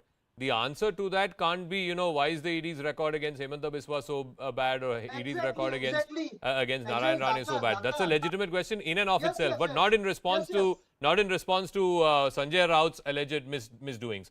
But let me ask Satyendra Singh. Sir, one second. Sir, one second. Satyendra Singh is a former deputy director of the Enforcement Directorate. Sir, I think the question that opposition is also asking is simply this. You look at the record of the Enforcement Directorate since PMLA came, which is I think about 17 years ago, only 23 convictions have happened, which is a conviction rate of 0.5%. Now, please explain why, the opposition's charge is not valid. That look at Enforcement Directorate's track record. They have such a poor track record. And in this case, they're going only after opposition leaders. So it's being used as an instrument to settle political scores. That's the charge. जी, पहला सवाल आपने खड़ा किया conviction rate पे कि इतना कम conviction rate क्यों है 0.5%। जी, देखिए, मैं आपका ध्यान दिलाना चाहूंगा सबका कि कन्विक्शन रेट कैसे निकाली जाए। कन्विक्शन रेट निकलेगी कि कितने केसेज में ट्रायल कंप्लीट हो गया और जजमेंट प्रोनाउंस हुआ और उसमें कितने लोग कन्विक्ट हुए, उससे कन्विक्शन रेट है। जहां तक मेरी जानकारी है, अभी तक टोटल 19 केसेज में कन्विक्शन हुआ है, ट्रायल कंप्लीट हुआ है और उनमें से आउट ऑफ दैट 17 केसेज में कन्विक्शन हुआ है। अब बड़ी सिंपल मैथमेटिक्स है, ये कन्विक्शन रेट है 90% और 0.5% बताई जा रही है। अब नंबर ऑफ केसेज जो कोर्ट में पेंडिंग, उनके ऊपर ईडी का क्या रोल है? ईडी क्या कर सकती है? अदालत है, उनकी अपनी स्पीड है, उनकी अपनी प्रायोरिटीज है। तो उसमें ईडी पे एलेज करना कि ईडी उसको लॉजिकल एंड तक नहीं ले जा पा रही। ईडी ने लॉजिकल एंड पे जो इन्वेस्टिगेशन किया, जितने किए, और उनमें कंप्लेंट फाइल कर दी, प्रोसीडिंग कंप्लेंट जो फाइल हुई है 1900 समथिंग, अब उसमें कोर्ट में यदि पेंडिंग है तो उसके लिए मैं नहीं समझता कि ईडी को जिम्मेदार ठहराएगा। नहीं, लेकिन सत्येंद्र सिंह साहब, ये तो हर एजेंसी में, चाहे वो दिल्ली पुलिस हो या कोई और स्टेट पुलिस हो या सीबीआई हो, कन्विक्शन रेट तो ऐसे ही तोला जाता है ना कि आपने कितने केस में आपने कन्विक्शन सजा सुनवाई, तो आपके जो रिकॉर्ड है उसी के ऊपर होगा। अगर if the agency is not able to prove it in court or able to find convictions in a reasonable amount of time, और मैं मानता हूं कि फाइनेंशियल ट्रांजैक्शंस प्रूव करना मुश्किल होता है, मनी ट्रेल प्रूव करना मुश्किल होता है, ऐसा नहीं है कि वो आसान काम है। मतलब जैसे मर्डर हो, मर्डर के लिए तो आपको मर्डर वेपन चाहिए और मोटिव चाहिए, और जो भी गिल्टी है you find that person, whereas in financial transactions it's hard to prove. I'm not denying that, but the fact is that record तो इतना ही है ना। रिकॉर्ड इतना नहीं है। मेरा फिर यही कहना है कि रिकॉर्ड कहां से बनाएंगे आप? रिकॉर्ड होगा, स्टेटिस्टिक कैसे बनेगी? जितने केसेस में कोर्ट ने फैसला सुनाया है उसमें कितने में कन्विक्शन हुआ है, कन्विक्शन रेट वहां से आएगा। यदि 19 केसेस में फैसला सुना है और 17 में कन्विक्शन हुआ है तो 0.5% रेट कैसे हो गई? आज यदि कोई पुलिस एफआईआर चार्जशीट फाइल कर देती है कोर्ट में और कोर्ट में 10 साल केस चलता है, तो यदि हम ये डाटा निकालें कि कन्विक्शन रेट बहुत कम आ रही, 90% कन्विक्शन रेट है पीएमएलए का, जो कि एलिगेशन लगाया जा रहा है गलत। देखिए, कोर्ट जब ट्रायल कंप्लीट हो जाएगा, जजमेंट प्रोनाउंस हो जाएंगे, उसमें यदि एक्विटल की रेट ज्यादा है तो कन्विक्शन का रेट डाउन हो जाएगा। बहुत सिंपल मैथमेटिक्स है। Okay, Adil, you want to respond to that? Mr. Satyendra Singh's contention is you can't blame the agency if cases are lying in pendency in courts. You blame it on the judicial process. You can't blame the agency for it. Yes, 4,500 crore Adil crore cases pending है अभी। जी सुन रहा था। Got it, yeah. 5.5 crore cases are pending. Adil, respond, yes. Zaka, the ED is being weaponized. And we're ready for this. We're ready for this struggle. We're living in the times of an undeclared emergency. There will be an onslaught of ED cases. We are ready for this struggle. This is not going to stop. You think this is going to stop with Sanjay Raut? They will come against every leader who speaks up against them. The mantra is very clear. If you're with us, we protect you. If you join us, we will protect you. Just as we protected Mukul Roy, just as we protected Narayan Rane, just as we protected Himanta Sharma.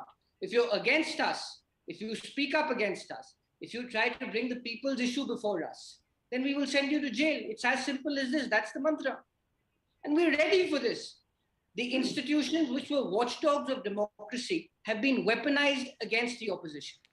And I have no qualms in saying that the fourth estate is complicit. But be that as it may, we're ready. We're ready for this struggle.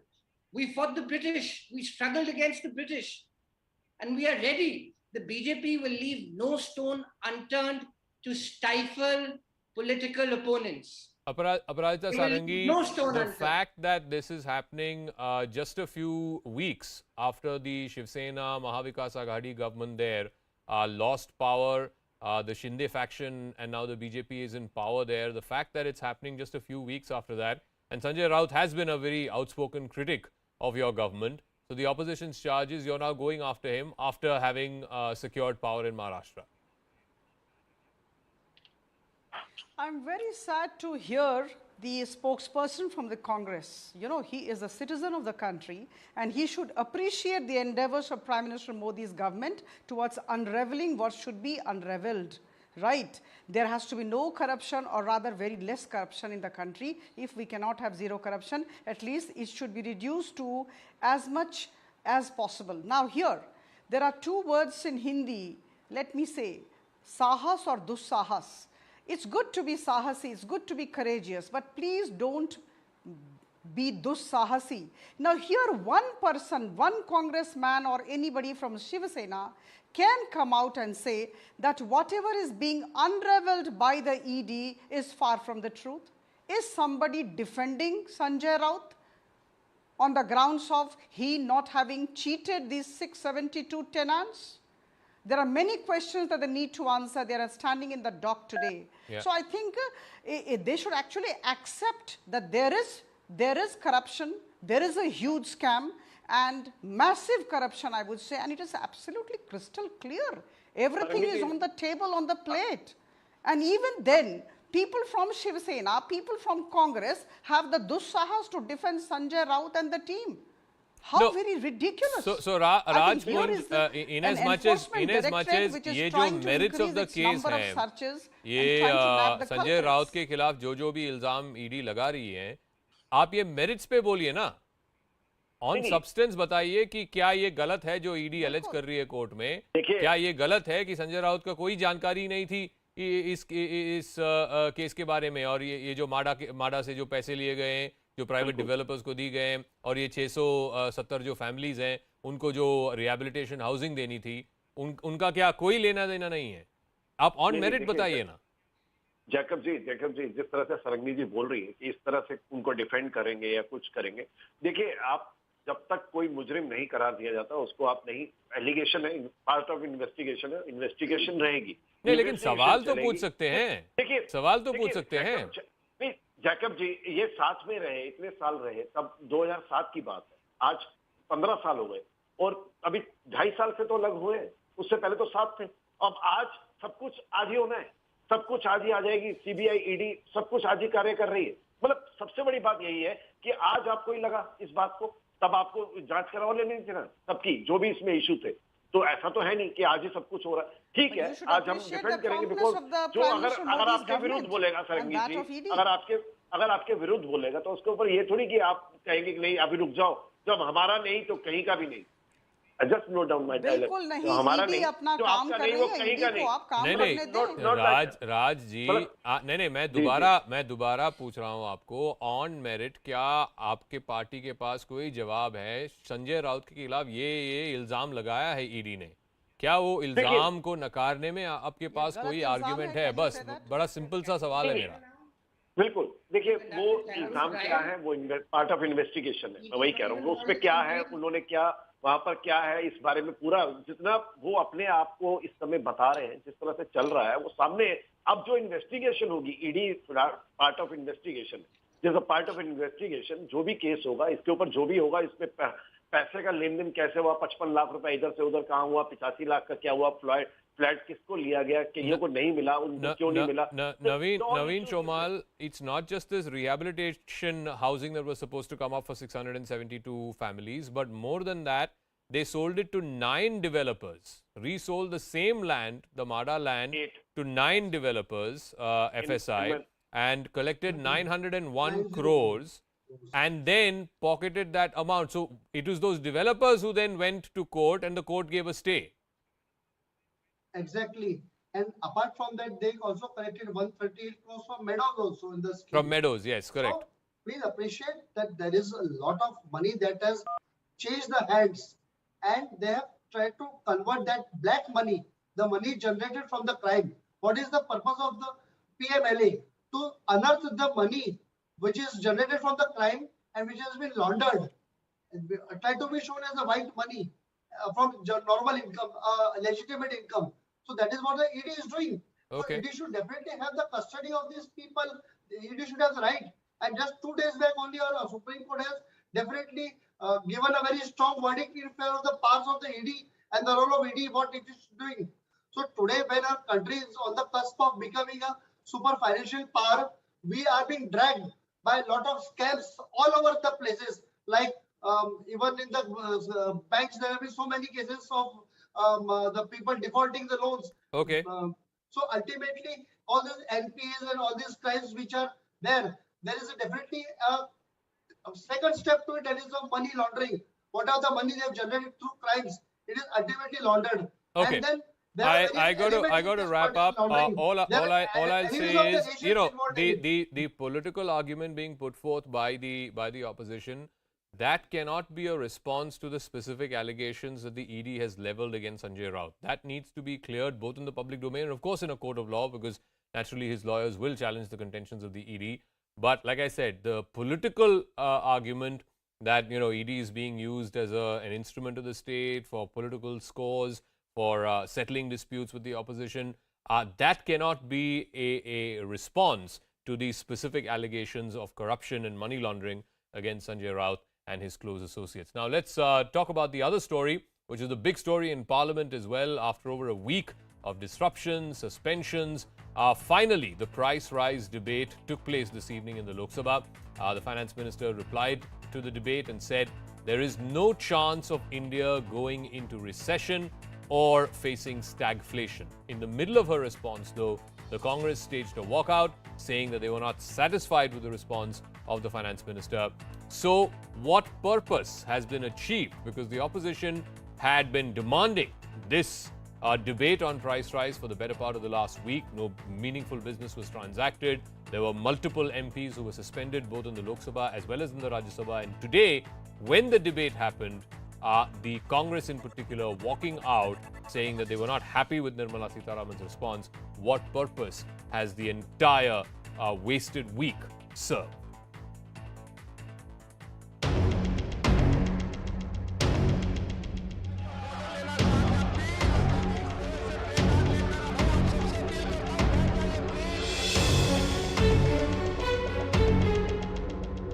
Many economists have already expressed their apprehension that country has been heading towards a stagflation. No question of India getting into recession or stagflation.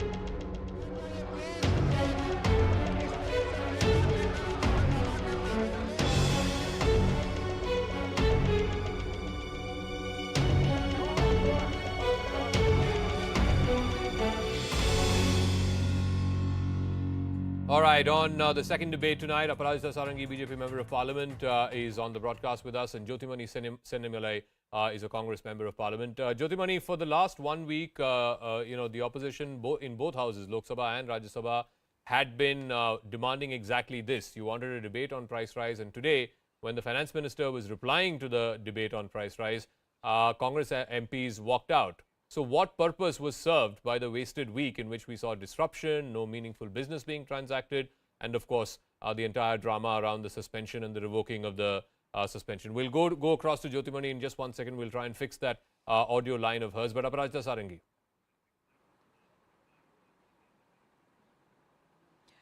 A very good evening. It has been a highly ridiculous performance of the opposition today in the Lok Sabha. I was sitting throughout the debate, and we had expected that the opposition parties would come up with many points against the way we are handling the economy of the country. But unfortunately, a couple of people got up and no facts, no arguments, no tathya, no tark, and thereafter, people from the Treasury benches started. And ultimately, at the end, after very patient listening, Honorable Finance Minister Madam Nirmala Sitharaman started to speak, and she delivered almost more than 2.5 hours of speech.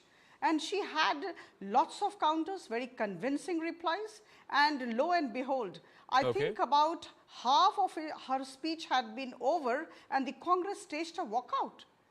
And she actually mentioned Congress had been disturbing us all through, and this has been a particular session which saw the lowest of the productivity rates. And unfortunately, when the time had come for them to listen to the reply of the government, they just staged a walkout because they did not have any kind of argument or any kind of fact to support their contention.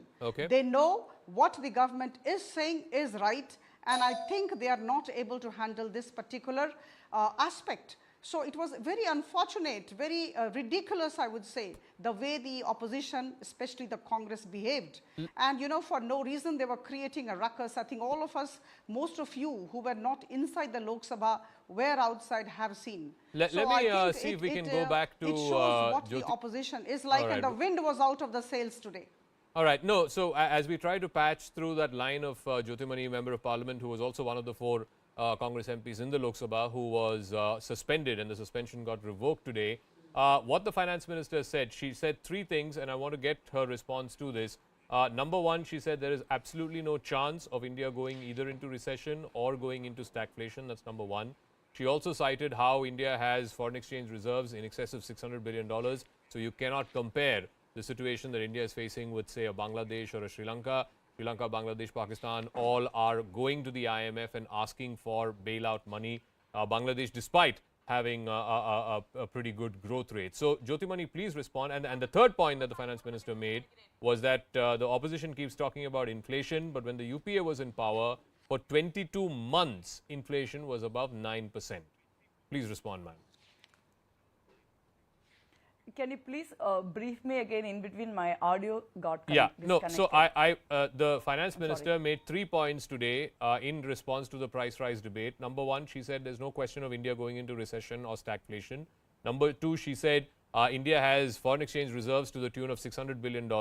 So it is unwise to be comparing India to a Bangladesh or a Sri Lanka and the kind of economic crisis that you're seeing there. And number 3, she said that as far as inflation is concerned, when UPA was in power for 22 months, inflation was above 9%. See, we asked some straight questions. Then everything is okay. Everything is under control. Everything is better than other part of the world. Then why the prices are rising?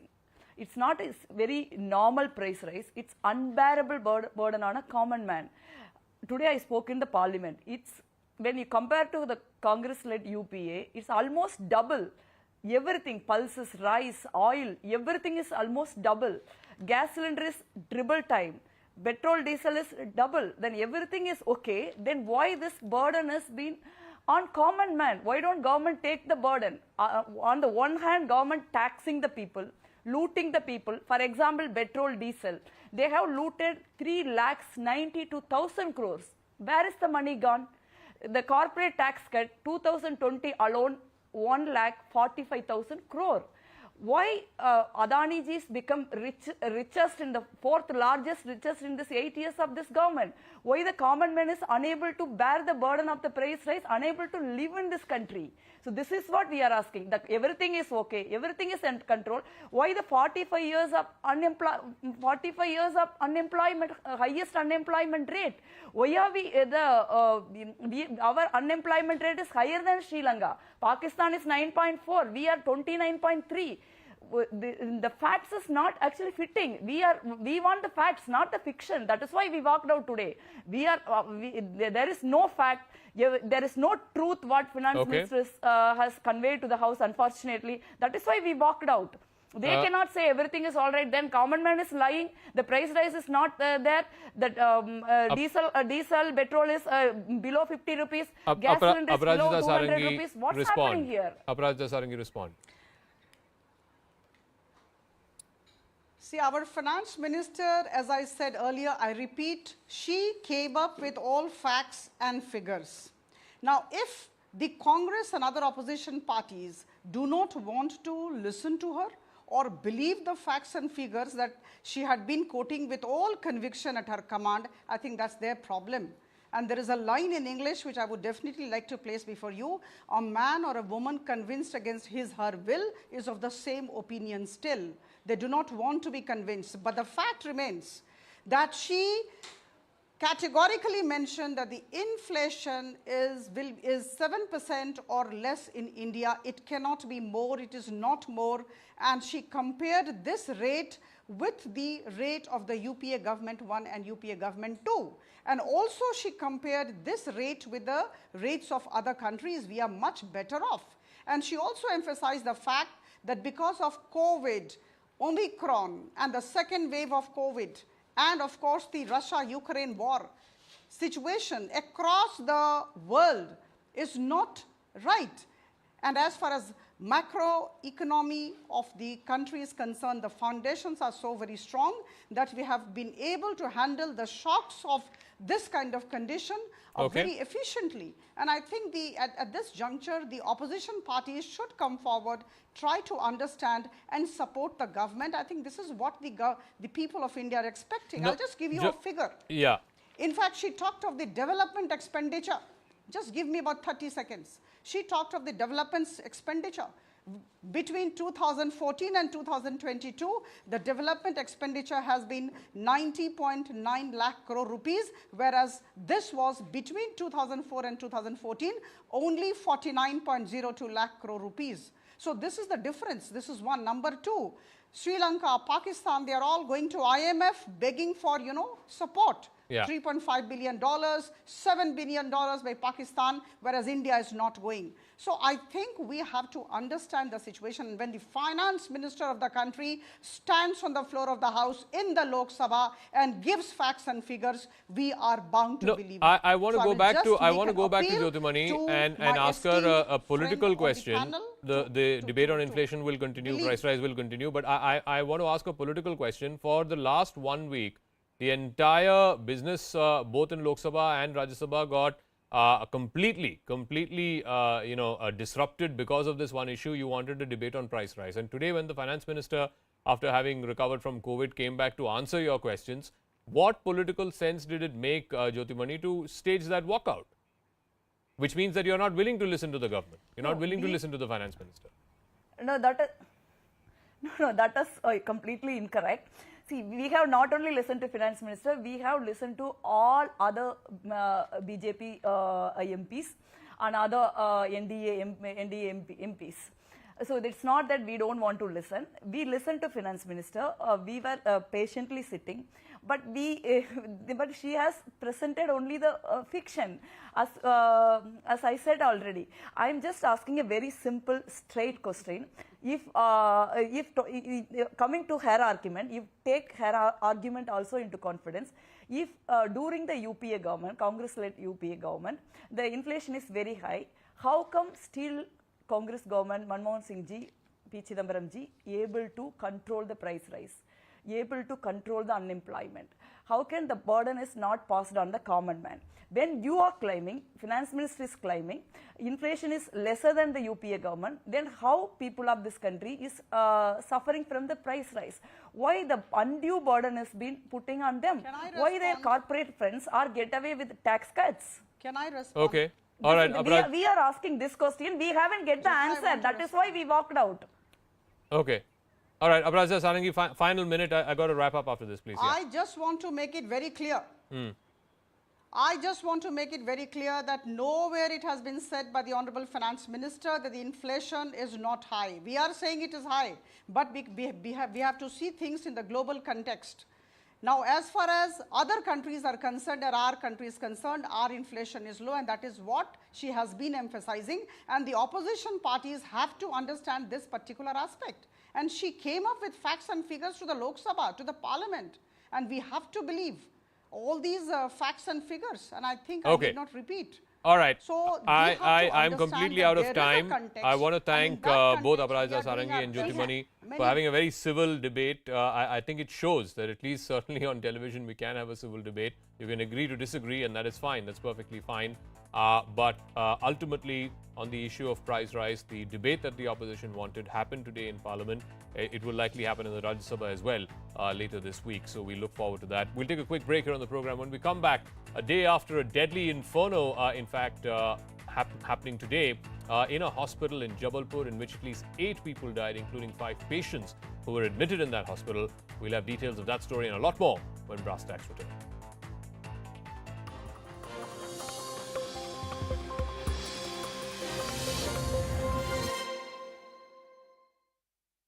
Tax the poor. Hi, how are you doing? Lovely. Lovely. How are you doing? I'm very excited. I just saw the trailer, in fact. The first teaser was very cryptic. So I think you guys are very intent, obviously, on keeping the suspense under wraps.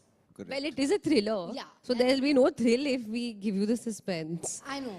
So I won't try to guess it either. Now, there's a teddy bear there. What is the significance? It's actually partly a cute love story as well, wherein a husband tries to woo his wife several times for all the things he's lacking. So this is basically a metaphor for that. And he keeps saying sorry through that teddy bear. And He's always saying sorry, yes. Yeah, and I feel like despite that teddy, your wife cannot bear what you do from the trailer, from what we've seen. We will neither confirm nor deny. It's only in the trailer. So Alia, you are a darling in real life, but in this, are you a femme fatale? I think no. This is a character that you have to discover through the film.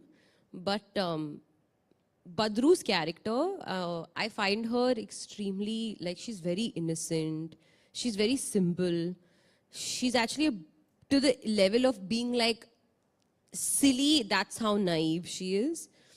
So I don't think she's this femme fatale or anything like that. But it's surprising how some circumstances can totally change a person's perspective and behavior. The maza in the film, in my opinion, is kind of enjoying these two worlds at the same time. And I also really love the scenes with the two of you in the trailer. Such a fantastic dynamic the two of you have. Talk to me about that comedy, cracking that comedy, that dark comedy in your scenes. I mean, it's all in the writing. Yeah, I agree. It was all in the writing. Alia said it absolutely correctly. And I think we had a blast shooting it because it was hilarious. In fact, we had too much fun. Too much fun. I mean, some days it was like, we could have wrapped 2 hours earlier if we didn't laugh so much. Yeah, I can see that on screen as well. And yeah, it's always a delight watching all of you. But Jasmeet, there's so much curiosity about how Alia Bhatt's first production, how she chose this debutante filmmaker. You're also a writer. You've written Gustakhya. I was looking up your work. So how did you strike off this equation with Alia? How did you manage to bag this prestigious project? I co-wrote a script with my co-writers and I took it to Alia and I think she saw something in it. Of course, I told her we are trying to say something important with the film, but in a very entertaining and engaging way. And I think she liked that also about the film. And yeah, once she came on board as an actor and she wanted to produce it, and it was great for us because she's the best Badru. I've actually, the time that I had met Jasmeet, I remember very clearly. It's not like I had free time on my hand. I didn't even know when I would fit a new film in. But there's something that I feel in, you never let a film go. It started off, the narration started. I was like, okay, now, normal story shuru ho rahi hai, and then suddenly, it just changed. And I was like, one second. She surprised me.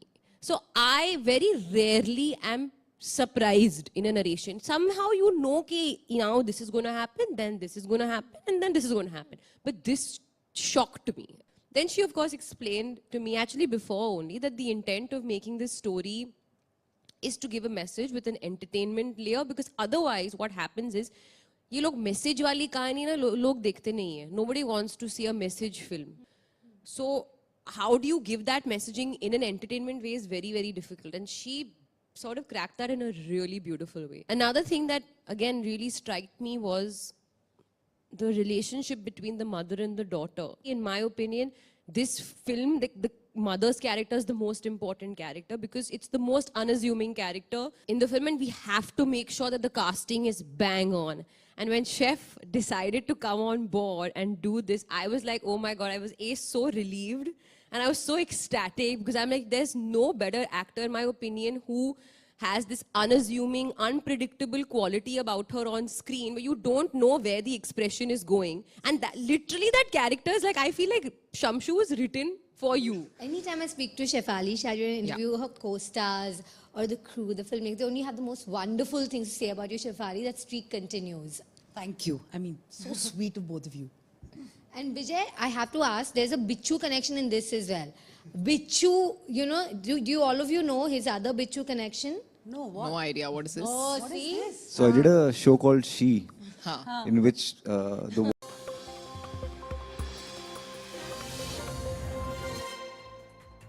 Welcome back. 8 people, mostly patients, were killed in a massive fire that happened at a private hospital in Jabalpur. Huge plumes of smoke billowed above New Life Multi-Speciality Hospital in Jabalpur as the fire raged inside.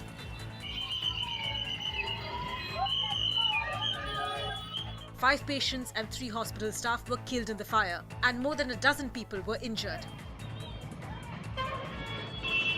According to the initial investigation, the fire was caused by a short circuit. Short circuit ground floor पर होने की वजह से बताया गया है staff के द्वारा. अभी और विवेचना हमारे द्वारा की जा रही है. Madhya Pradesh Chief Minister Shivraj Singh Chauhan has announced a compensation of 5 lakh rupees each for the families of the deceased. Salman Khan has been issued an arms license for self-protection. The actor had recently met Mumbai Police Commissioner over this matter. Salman and his father Salim Khan had received a death threat note just days after Punjabi singer Sidhu Moosewala was shot dead again from the same Lawrence Bishnoi gang. With the hashtag boycott Lal Singh Chaddha trending on Twitter just days before the movie is set to release, lead actor and co-producer Amir Khan has put out his first reaction. He has said that there are many in India who genuinely believe that he doesn't like the country, and that is completely untrue. Amir Khan has also said that he loves India. He has requested moviegoers to give his film a fair chance. India continues its dream run in the Commonwealth Games, winning the 6th medal. 20-year-old Achinta Shioli smashed the Games record by lifting a total of 313 kilograms to win the gold medal in the men's 73 kilograms category. So far, India has bagged 3 gold medals, 2 silvers and a bronze. Amid the 44th Chess Olympiad, chess fever has taken Chennai to new depths. A team of 6 scuba divers decided to play chess underwater in this now viral video. The team used specially designed heavy coins as chess pieces. The game, which took place 60 feet under the sea, also features the Chess Olympiad's mascot, Thambi. A horrific bus accident in Rishikesh was caught on camera. A speeding double-decker bus crashed into the road divider and then overturned. The bus crashed into a police checkpost on the side of the road.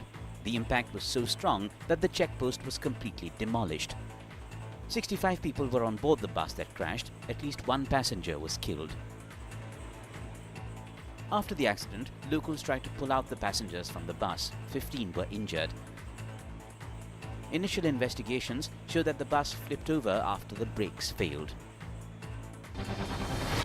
There is a new threat in the subcontinent. Chinese spy ship Yuan Wang 5 will dock in Sri Lanka's Hambantota port. The ship is expected to dock for replenishment. It will conduct satellite control and research in the Indian Ocean. India says it's monitoring these developments, having any bearing on its own security and economic interests. Now, why is this spy ship Yuan Wang 5 in Indian Ocean waters, and why is it going to dock in the Hambantota port for 6 days from the 11th of August till the 17th? Remember, Hambantota is the old constituency. It's the backyard, the home base of the Rajapaksa brothers, both former President Gotabaya and the former Prime Minister Mahinda Rajapaksa. Hambantota is barely 350 kilometers away from the Gulf of Mannar, which is the territorial boundary between Sri Lanka and India. The Sri Lankan authorities say they are taking into account India's concerns, but since the port itself has been given out to the Chinese on a 99-year lease, there is very little that they can do to stop this ship, which they say has been classified as a civilian ship and not as a military ship.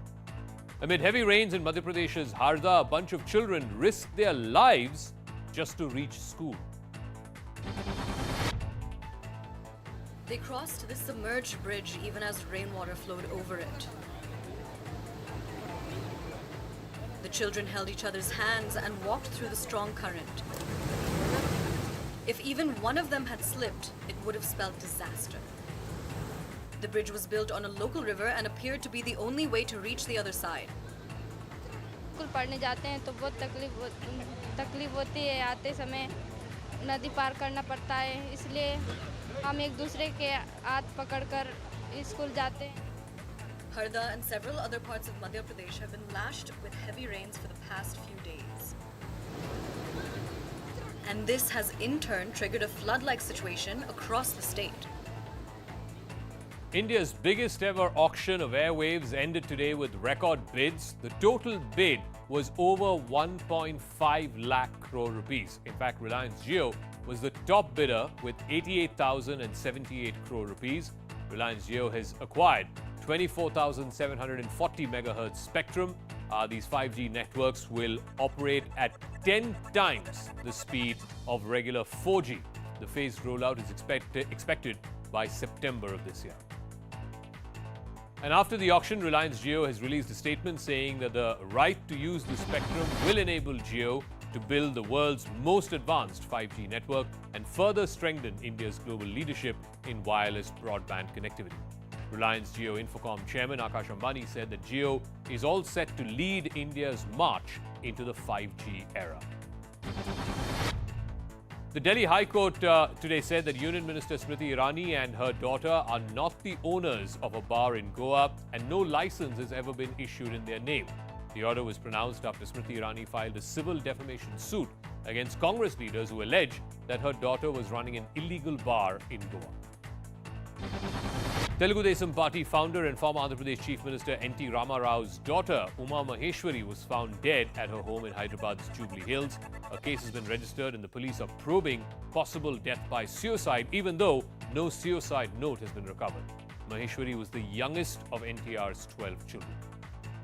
Just over a year after it was launched, Battlegrounds Mobile India has been banned. It has been delisted from Google Play Store as well as from the Apple App Store.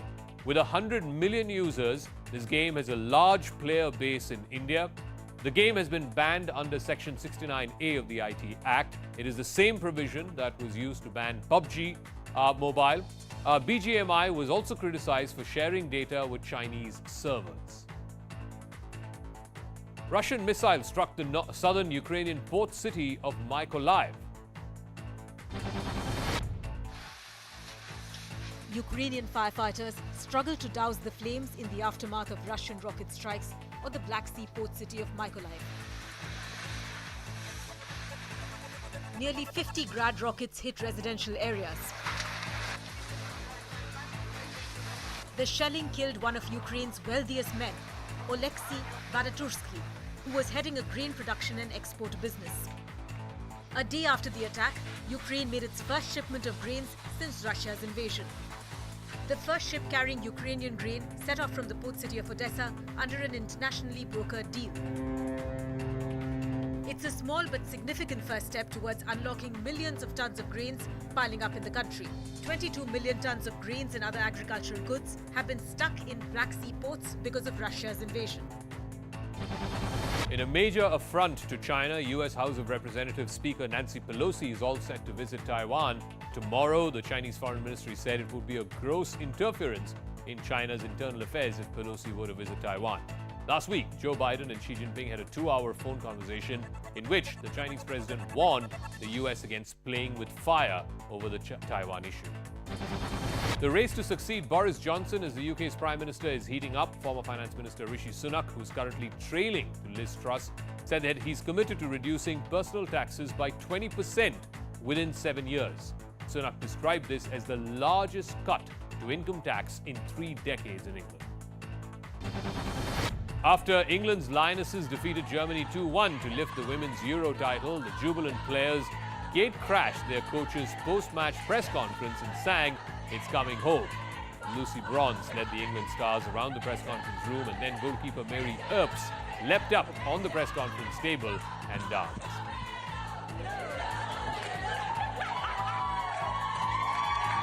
That's a wrap. Mario Shakil will be joining you in a moment with News Epicenter.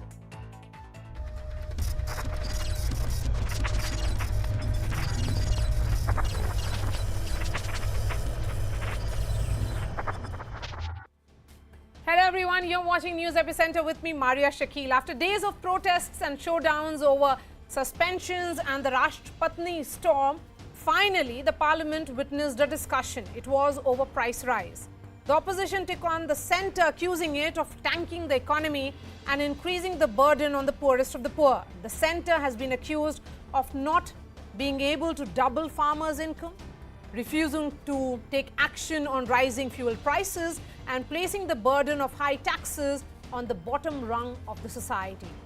The opposition has accused the government to pushing the nation towards a stagflation, or a combination of rising prices, high unemployment and stagnant growth. After recovering from COVID, Finance Minister Nirmala Sitharaman today gave a point-by-point rebuttal to the opposition's charge. Nirmala Sitharaman has said that there has been no data-driven points raised by the opposition, adding that there will be no recession in India. She said inflation has been held at 7% and below, while inflation under the UPA reached double digits around 9 times. The finance minister also said that India's economy is faring better than other nations, highlighting how the US is nearing a recession and multiple Chinese banks are defaulting. She said India remains the fastest growing economy even today, and has accused the opposition of being selective in quoting economists, adding that there will be no compromise on schemes for farmers. As the Congress walked out of Parliament, this seems to be just the beginning of the war of words between the centre and the opposition over price rise. And the storm is only set to get bigger. But what is the economic reality behind this fight? Whose politics is driven by facts and whose by rhetoric? Before we get the guests, here's how the drama unfolded today.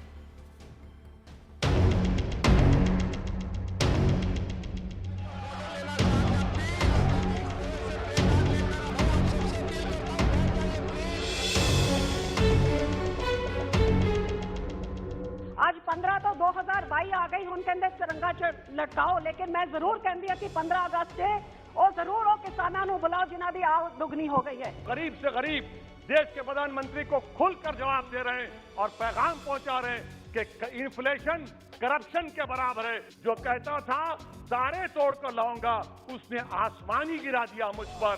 Many economists have already expressed their apprehension that country has been heading towards a stagflation. महंगाई इस जगह में आके पहुंचा है कि आम जनता का जीना हराम हो गया। सरकार से ये दरख्वास्त करूंगी कि आप एक जगह में आइए कि इतना टैक्स मत लगाइए कि आप ही को सिर्फ मुनाफा हो और गरीब मरते रहे। I find it was more a discussion on the political angles of price rise rather than actually data-driven concerns about price.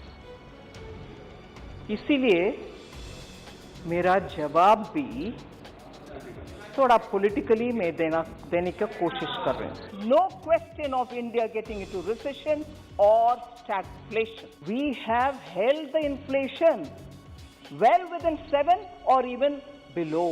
9% से ज़्यादा 28 मंथ्स को आप एक इकट्ठा करके देखेंगे, उसमें 22 मंथ्स में 9% से ज्यादा था यूपीए के कार्यकाल में.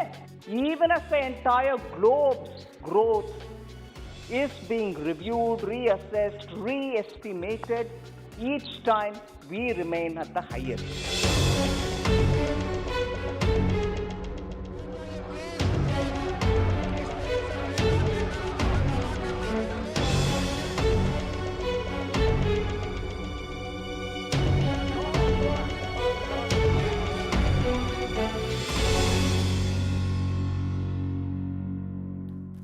let me bring in my guests. Professor Rakesh Sinha is Member of Parliament of the BJP, Syed Nasir Hussain, representing the Congress. We have Dr. Ajay Dua, former Industry Secretary, and Dr. Shashi Panja, Cabinet Minister of Government of West Bengal. Before I bring in the politicians, I want to understand from you, Dr. Dua, when you look at Finance Minister's clarifications and also counters that came together today, would you say that you have reasons to feel that the economy is in safe hands?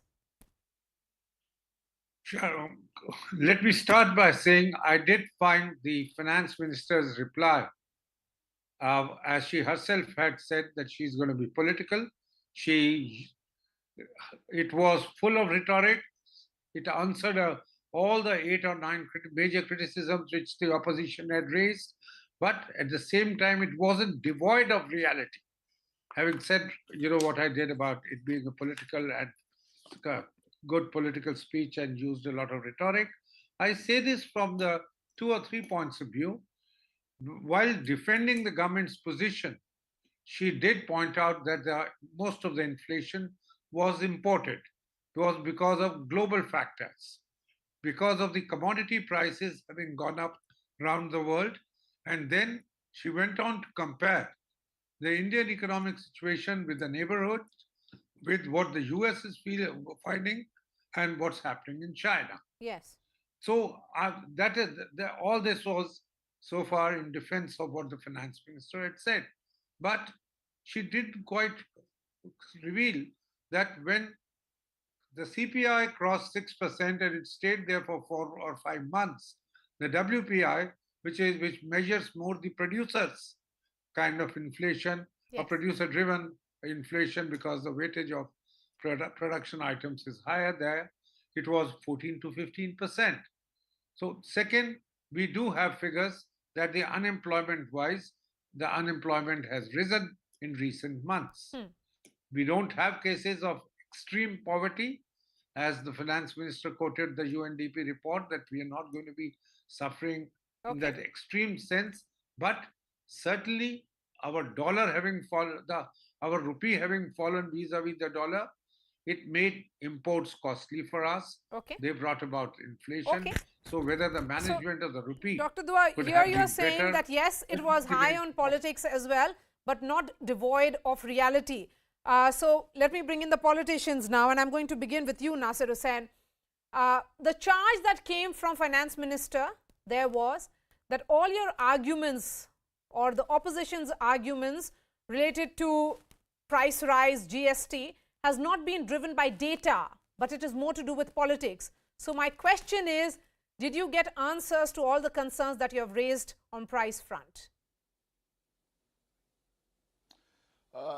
Maria, I think the country has debated enough in the past 2 weeks on the length and breadth of our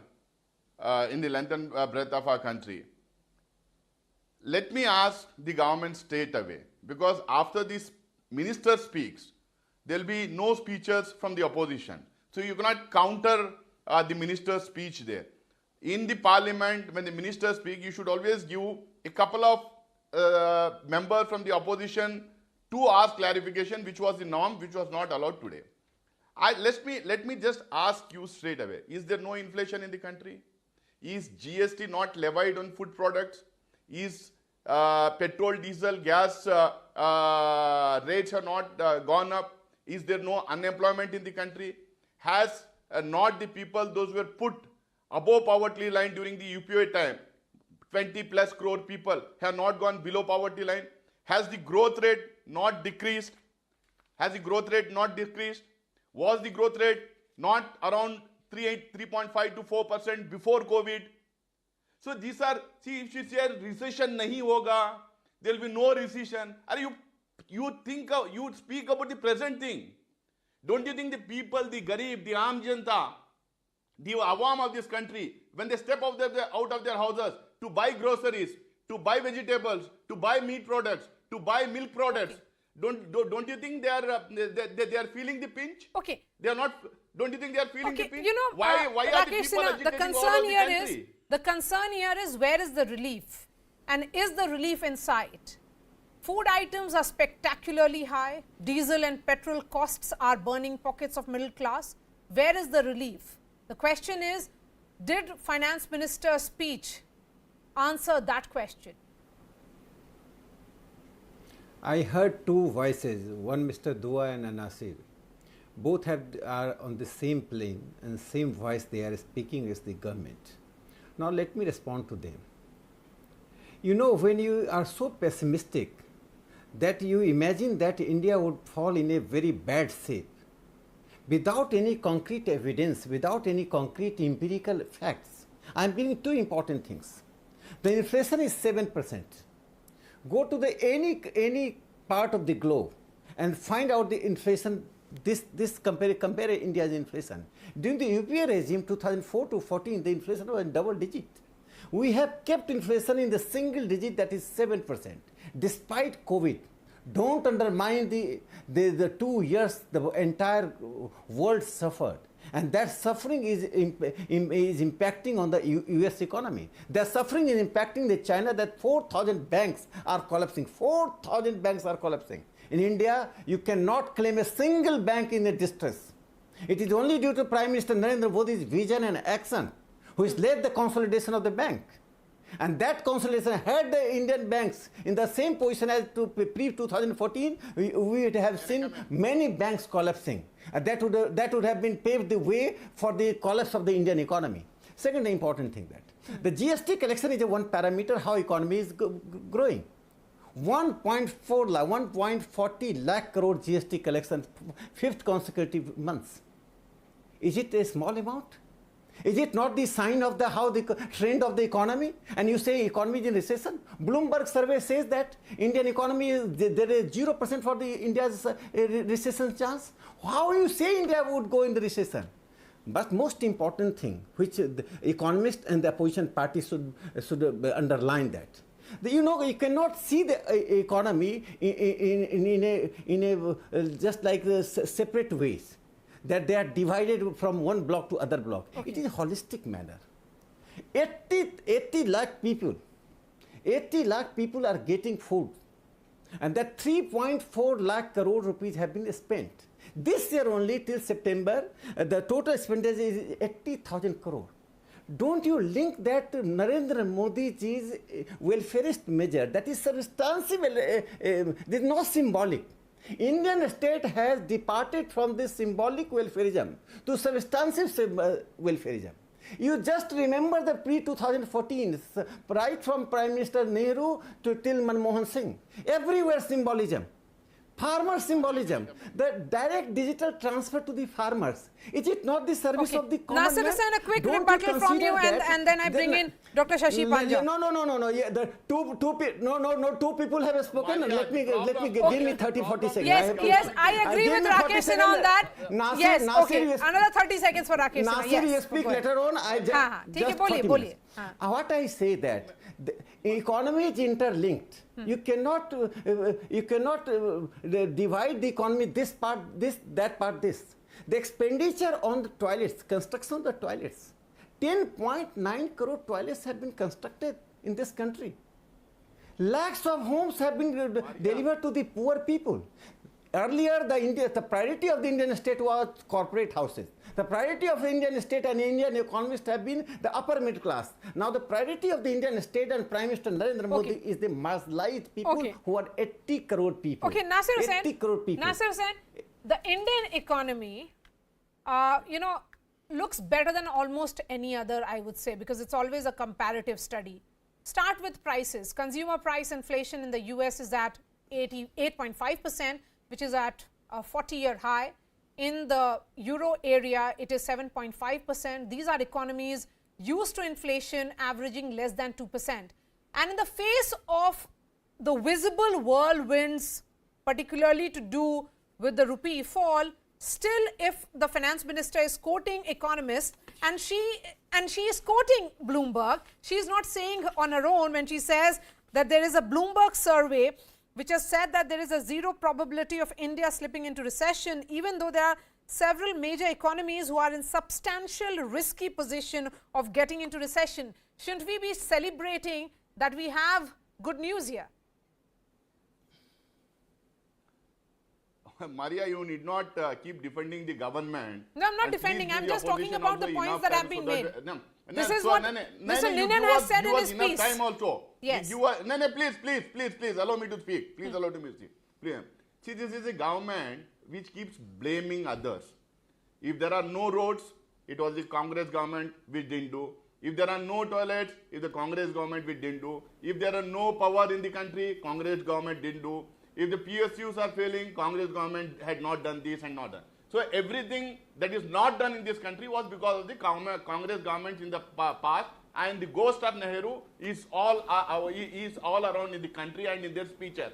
Now, when they have failed on every front, when there is inflation, high prices, high unemployment, and people are being pushed in the poverty, then they start saying, see what is happening globally. What was happening globally? Was there not a recession in the at the international level when UPA was there? Didn't we control the inflation at that time?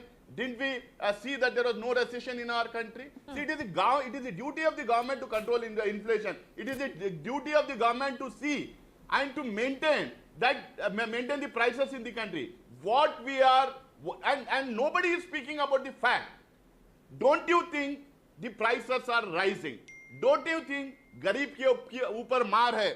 Don't you think that the BJP has said बहुत हुई महंगाई का मार आपकी बार मोदी सरकार? तो अब जो महंगाई है, ये महंगाई के ऊपर क्यों बात नहीं कर रहे? आप जो आंकड़े दे रहे हैं, there are also international reports.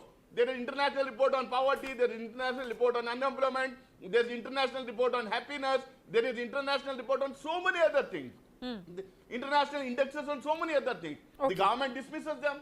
Okay. The government dismisses them. Dr. Don't you Shashi think that Panja, the rupee has fallen? the opposition Don't you wanted think a they are debate. using this? Don't you think they are? The opposition wanted a debate just on one second. price Don't you think- rise and GST. It has happened today. Are you of the opinion, again, the question that I asked Nasir Hussain, that did Finance Minister manage to convince opposition? Maria ji, the only thing that we can be happy about in this country is that finally there was a discussion today in Parliament. No, I'm answering, I'm from the Trinamool Congress who's answering. Yes, that's for Shashi Panja, Nasir Hussain. Yes, go ahead. So, so many problems and this constant denial of the harsh reality on the ground, and those who have told us about the act of God or the Amritkal budget. Are we supposed to be satisfied with all that? Because what is the situation on ground? So if I go over to the person on ground who's hungry and explain to him our economy is doing much better than US, etc., you think that will actually quell its thirst or do away with the hunger? So what we are saying, there are two things. It's very contradictory what the BJP, honorable BJP spokesman is saying. On one ground, they're saying, talking about social welfare schemes.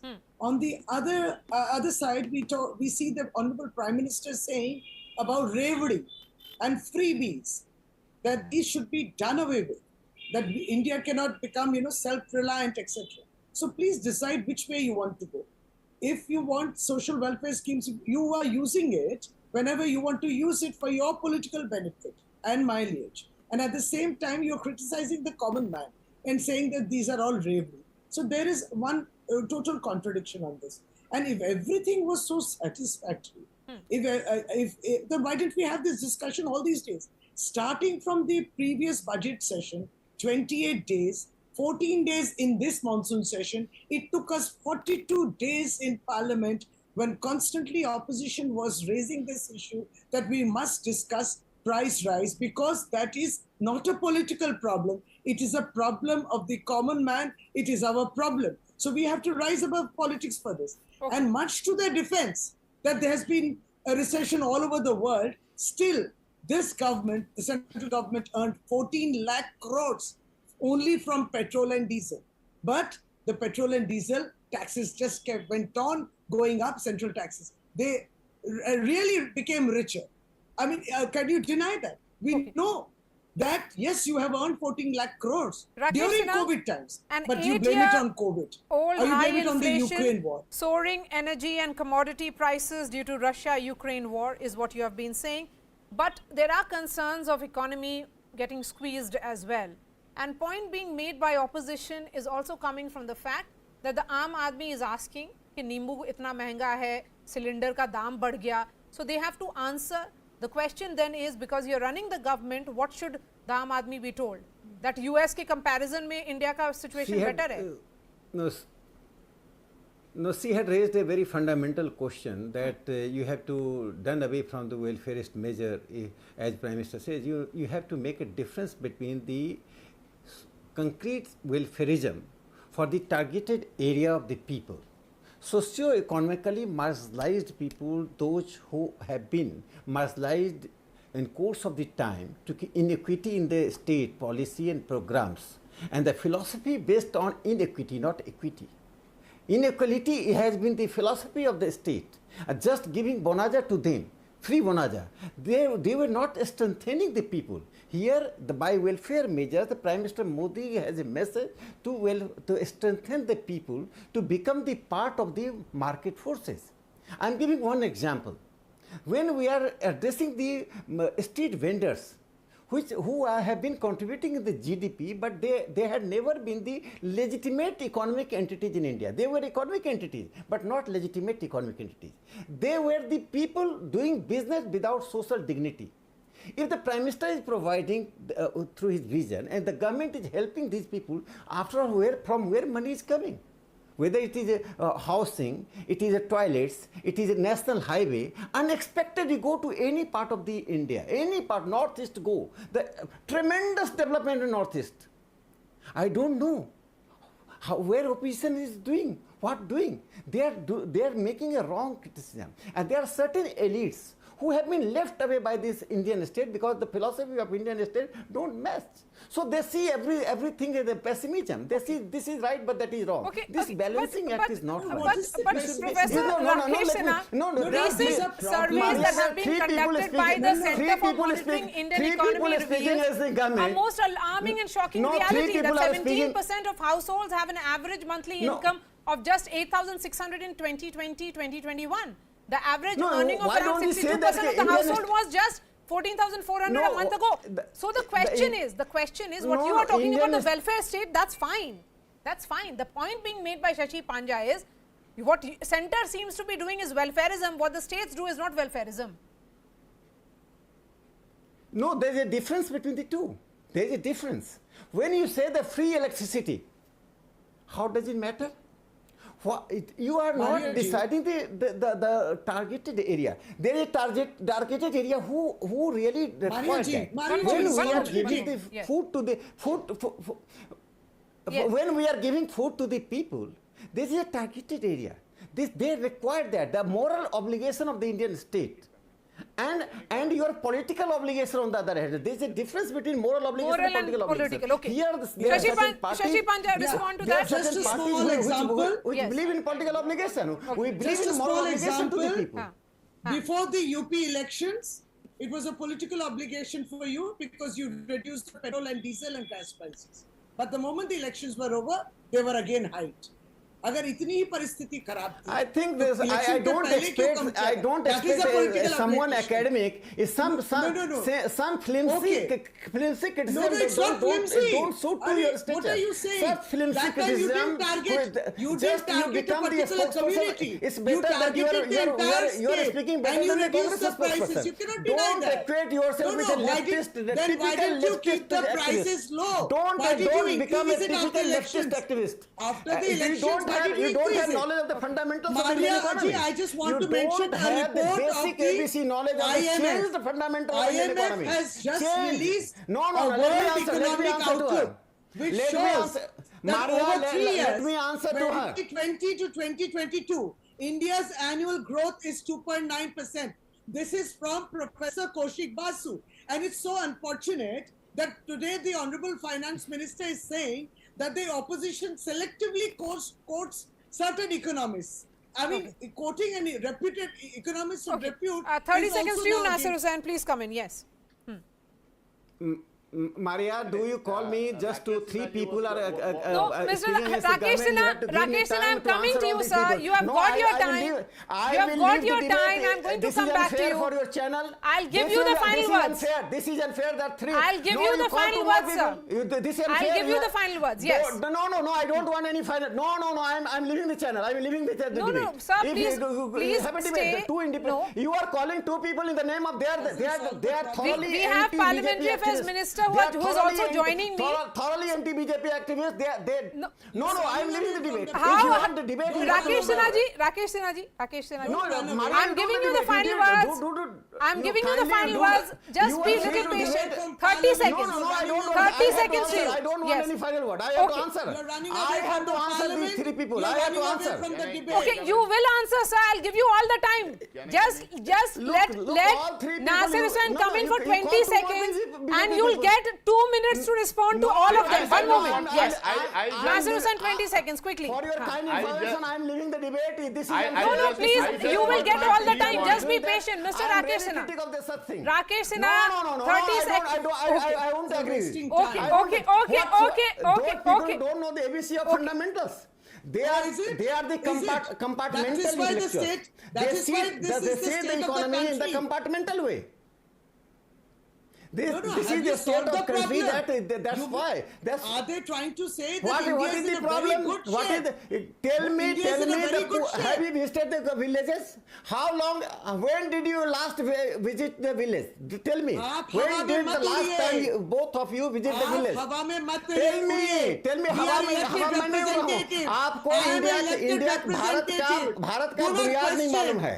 How the villagers are happy about the Prime Minister Modi. How the farmers are happy about the Prime Minister Modi. How the people who have been marginalized geographically, economically and politically, they are the part of the mainstream. Fiscal inclusiveness is the first time India has achieved. Okay, Shashi Panja ji. These are the people.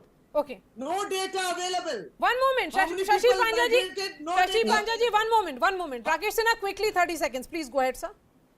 You don't have to get so agitated. That's quite unlike you. I'm telling you, yes. what I'm telling you, there are certain people who don't know the changed environment and climate of the economy, where the Make in India has come first time, where Mudra Yojana has come first time, where Ayushman Bharat has come first time, where insurance has increased to the 49 crore people, individuals, new insurance schemes. They are not the part of the growth of the economy. Growth means upper class, growth means corporate houses, growth means metropolitan people, growth means the people living in a Baraipura village, growth means people living in Kongthong in Manipur, growth means the border area of the northeastern state. These are the growth, the sign of growth is there. You go how northeast is connected. From where money is coming? Are we bringing money from IMF? Are we borrowing money from IMF for all these developments? The maximum, the FDI is coming to India. You compare India with any other country. These are the mark. Are they coming in India because India would go in recession? Are these investors are coming in India to sink their money? These are the so-called economists who don't know the change.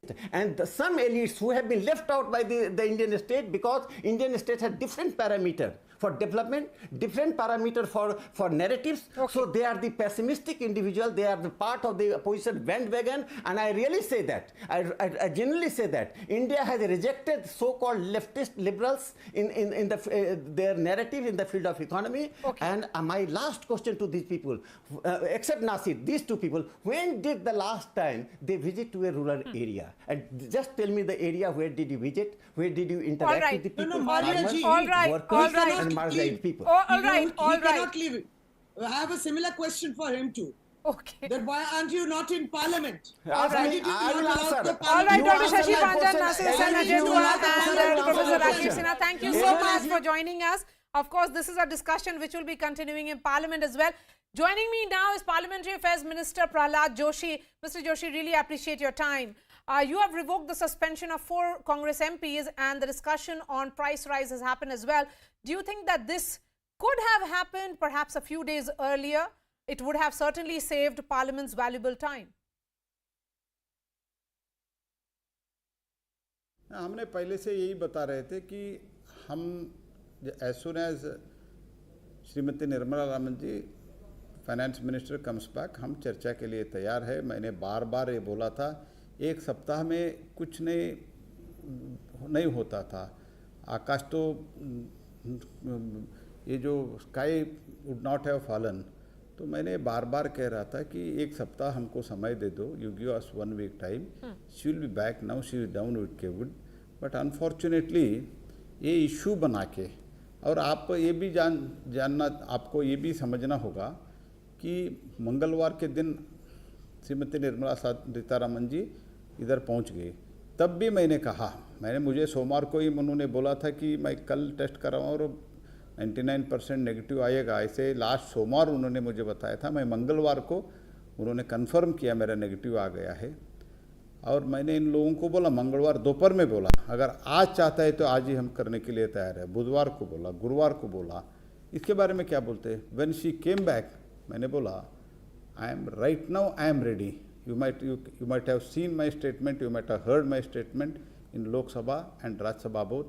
I have told categorically, she has come back. Even if you want now, we are ready for the discussion. Kindly House to allow its smooth functioning. But they did not allow. What can we do? Mr. Joshi, one view certainly is that this government has gone on some kind of suspension spree. Over 30 MPs suspended in both the houses of parliament, and it was largely seen as completely disproportionate to the ruckus or their actions. Do you feel that the action only communicated that this government was perhaps being high-handed? No. What do you mean by disproportionate? I am not able to understand. If they come to well, even that is also not, it is not permissible under the rule, but still okay. They bring the placard. We were there, as far as I remember, and I know very well, I am very firm on that. When we were in the opposition for 10 years, yes, of course we came to well, but we would not have, we never crossed half mark of the well, means towards the treasury bench of the well, we never used to go. I have given example even in Lok Sabha and in other media channels also. When once I went towards the treasury bench of the well, then Pranab Mukherjee ji, then he was the leader of the House, he objected for that. At that time, I was trying to argue because I was a new member. Then Advani ji called me and said, no, you should not argue, you should not go that side. And you leave apart taking the placards in the house, even going towards that side also was not allowed from our own party leaders. This is how we have protested. We have no objection in protesting. They will bring placard, they will show it in the just in front of the face of the speaker, and when PM sits, and even when RM means Raksha Mantri, when Home Minister, any minister who tries to give answer, they will try to bring it in front of me. Is it correct way? What do you mean by disproportion? I am not able to understand your concept. Yes, Prahlad ji, TMC MPs who were suspended, also the Congress MPs, all of them are reminding you, that is the government, of what the BJP did when you were in opposition, since you just spoke about it. They are saying that disruption was seen as a normal, natural process, more legitimate, which the then leader of opposition in the Lok Sabha and the Rajya Sabha, Mr. Arun Jaitley and Ms. Sushma Swaraj had famously said that disruption is a very legitimate form of the opposition to bring concerns of the people on the floor of the House. So what was legitimate during your opposition days became illegitimate right now? No, that's what I have said. When they have come to well, we have not suspended. When they brought the placard and tried to put in front of the chair and also tearing the papers, throwing it on the chair and throwing the books, is it the way? Is there a difference there or not? And even now, and another thing, and issue also you should consider. We said we are ready for the price rise discussion. Then also you do this thing. I asked them, what is your prime demand? They said, we want price rise discussion. I said, initially, they were thinking that we will not allow that price rise discussion. When I said, okay, then they said today itself, I said, give us 1 week. It is a courtesy. She is not well. Give us 1 week. They are not ready to give 1 week. And she came back. I said on Tuesday, today you want discussion, I am ready. Then they disrupt from Tuesday, Wednesday, Thursday, and even Friday in Lok Sabha, there will be 2 hours will be available for the government business. Why did they not do it? See, comparison also should be fair, I am telling you. Okay. The opposition says that it is the government which is in fact running away from discussion and or questions which are related to GST and price rise. No, it is their version you are telling. What I am telling is, but as far as issue of the price rise is concerned, I have already told you. And as far as communication with the leader of the opposition concerned, I have spoken to Mallikarjun Kharge ji over telephone. You can check my call record. I have spoken to Adhir Ranjan Chaudhary. In the lobby, I have spoken to Balu. I have spoken, myself and Piyush ji have spoken to the Tiruchi Shiva. We have spoken to the Derek Oberant. And we have said we are ready for discussion. Kindly cooperate. And any time we are ready for discussion. That is the thing we have told. And as far as the issue of about Adhir Ranjan's statement, it was deliberately done. And what has happened previously, you kindly check the record. When previously some people had given the wrong statement from the Treasury bench, means when Prime Minister Modi was the Prime Minister, at that time how they behaved, and we said, you apologize, you regret, and they are not ready to regret. That's why it is a insult to the Rashtrapati, not only to the Rashtrapati, even एक आदिवासी बेटी को इन्होंने जब deliberately दो बार उन्होंने तीन बार repeat किया है, तो इसीलिए that was the emotions were running high, and that's why some of our senior leaders, they have initiated that and they have expressed their dissatisfaction on the floor of the house. I don't find anything wrong in that. Okay. And that was not the reason for disruption. They were trying continuously avoid the discussion on prices because they know that what is happening in the world and what the steps Modi government has taken, and also most of the opposition rule states, they are not reducing their VAT on the petrol and diesel, that is taxes. That's why they are feeling that it is better to postpone. Even today they tried, only because not to give them a chance, we decided of course with the permission of the speaker to withdraw the suspension. Otherwise, if we had not have intention to discussion, then we said we will not withdraw it. Then this stalemate would have been continued. Our intention was to discuss. That's why we continued. Praladji, we withdrew. One point that is being made is that these MPs did not even express regret, and you have gone ahead with the withdrawal of the suspension. So what really is the message that is being conveyed? No, that's why the speakers, when they were adamant, arrogant, speaker find out that at least they will say we will abide by the rules and the procedure. Then and speaker has clarified that hereafter nobody will be allowed to bring placards and other things. And I also said we strictly abide by the rules and procedures, means in that rules and procedure bringing the placards is also not allowed. I have reminded with that precondition. I have followed I have obeyed the orders of the speaker. Last question to you, sir. The productivity of this session of Parliament has been around 26% as far as the Lok Sabha is concerned. With just 10 days to go, you have important bills on your agenda.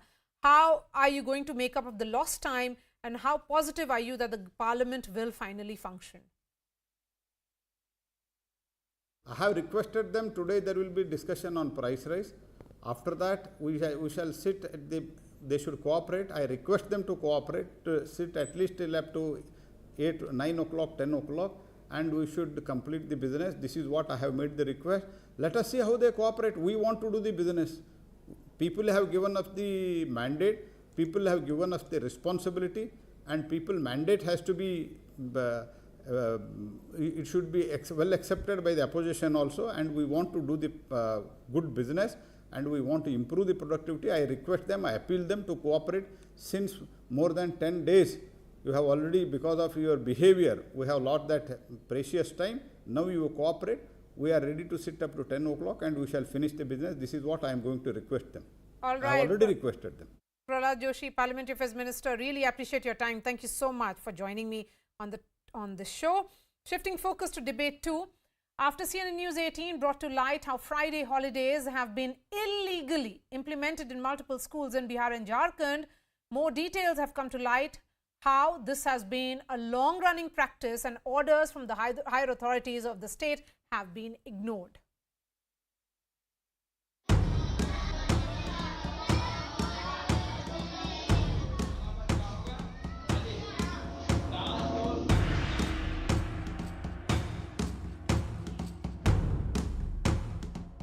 देखिए सरकार की ओर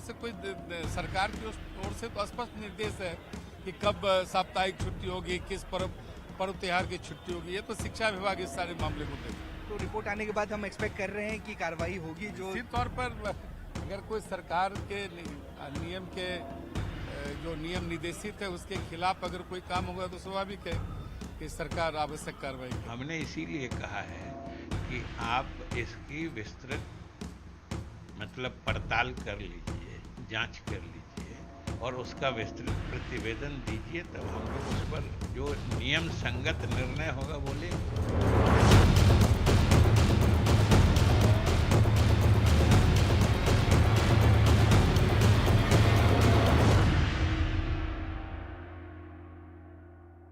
And CNN News 18 has now accessed a 2012 directive which was issued by former Bihar Governor Mr. Konwar. This directive to Muslim employees of the state mentions a special break of 2 hours for Jumma prayers. However, despite this directive, the practice of Friday holidays were implemented in Muslim majority areas. These Friday holidays have been forced on all students regardless of their faith after pressure from local village leaders and politicians. It is a brazen contravention of the law, and we have shown you how students are resorting to skipping schools, while teachers who have been raising their voices have been silenced by local authorities. After our report, the Bihar and Jharkhand governments have promised swift action to implement the law and punish those responsible. However, the governments are still waiting for a report. While the legal rules have not been implemented in all schools and action has not been taken against the local authorities, so why are the governments dragging their feet? Does faith and the politics surrounding it trump the law and even the education of young children? Joining me on the show, Mayank Kumar Sinha is JDU leader, Chitranjan Gagan is spokesperson of the RJD, Maulana Masoodul Hasan Kasmi is a Muslim scholar. Mayank ji, I hope you know कि बिहार में जो schools हैं उनके dropout rates बढ़ रहे हैं. I'll just give you some numbers. That in 2017-2018 it was 13.3%, 2018 and 2019 it was 12.9, and 2019 और 20 में 9.2% है. When you have a high dropout rate, multiple reasons could be the factor, but one thing that can be avoided is a rule such as this, where Fridays के दिन छुट्टियां मिल रही हैं, जबकि वो माइनॉरिटी वेलफेयर डिपार्टमेंट से भी चलता हुआ स्कूल्स नहीं है. In the last debate, I have already told to you the investigation process is going on, and if any investigation process is going on, so government will wait and watch regarding for that process. तो आप अगर अभी जो drop out का बात आप जो कर रहे हैं, ये तो आप देखिए जब कोरोना हुआ था तो स्कूल चला ही कहाँ, स्कूल तो सारे ऑनलाइन मोड में चल रहे थे. और उसके 2018-19 की बात कर रही हूँ और 2017-18 की बात कर रही हूँ. बहुत हाई है ड्रॉप आउट रेट बिहार में. मैं कह रहा हूँ कि ठीक है जो आपने बताया आंकड़े, क्योंकि मुझे जो आज टॉपिक दिया गया था वो आपने दिया था कि जो हॉलीडेज को लेके ही टॉपिक था. जी वही है मेरा नहीं, एकदम वही है. आप मयंक जी, दोनों चीज जुड़ा हुआ है. अगर ड्रॉप आउट रेट हाई है तो इस तरह का जो हॉलीडेज मिल रहा है वो नहीं होना चाहिए. बिहार गवर्नमेंट में ये सब कंसर्न्स ही नहीं है जैसा लगता है, जबकि स्टोरी करने के बाद आप लोग बोलते हैं रिपोर्ट आएगी. रिपोर्ट कब आएगी? स्कूल सारे खाली हो जाएंगे तब आएगी, एक्शन तब होगा. आपने तो आज एजुकेशन मिनिस्टर से भी बात किया है और एजुकेशन मिनिस्टर का जो बाइट आया है कि हम लोग जो डीओ का है रिपोर्ट मांग रहे हैं, कब से ये छुट्टियां चल रही हैं?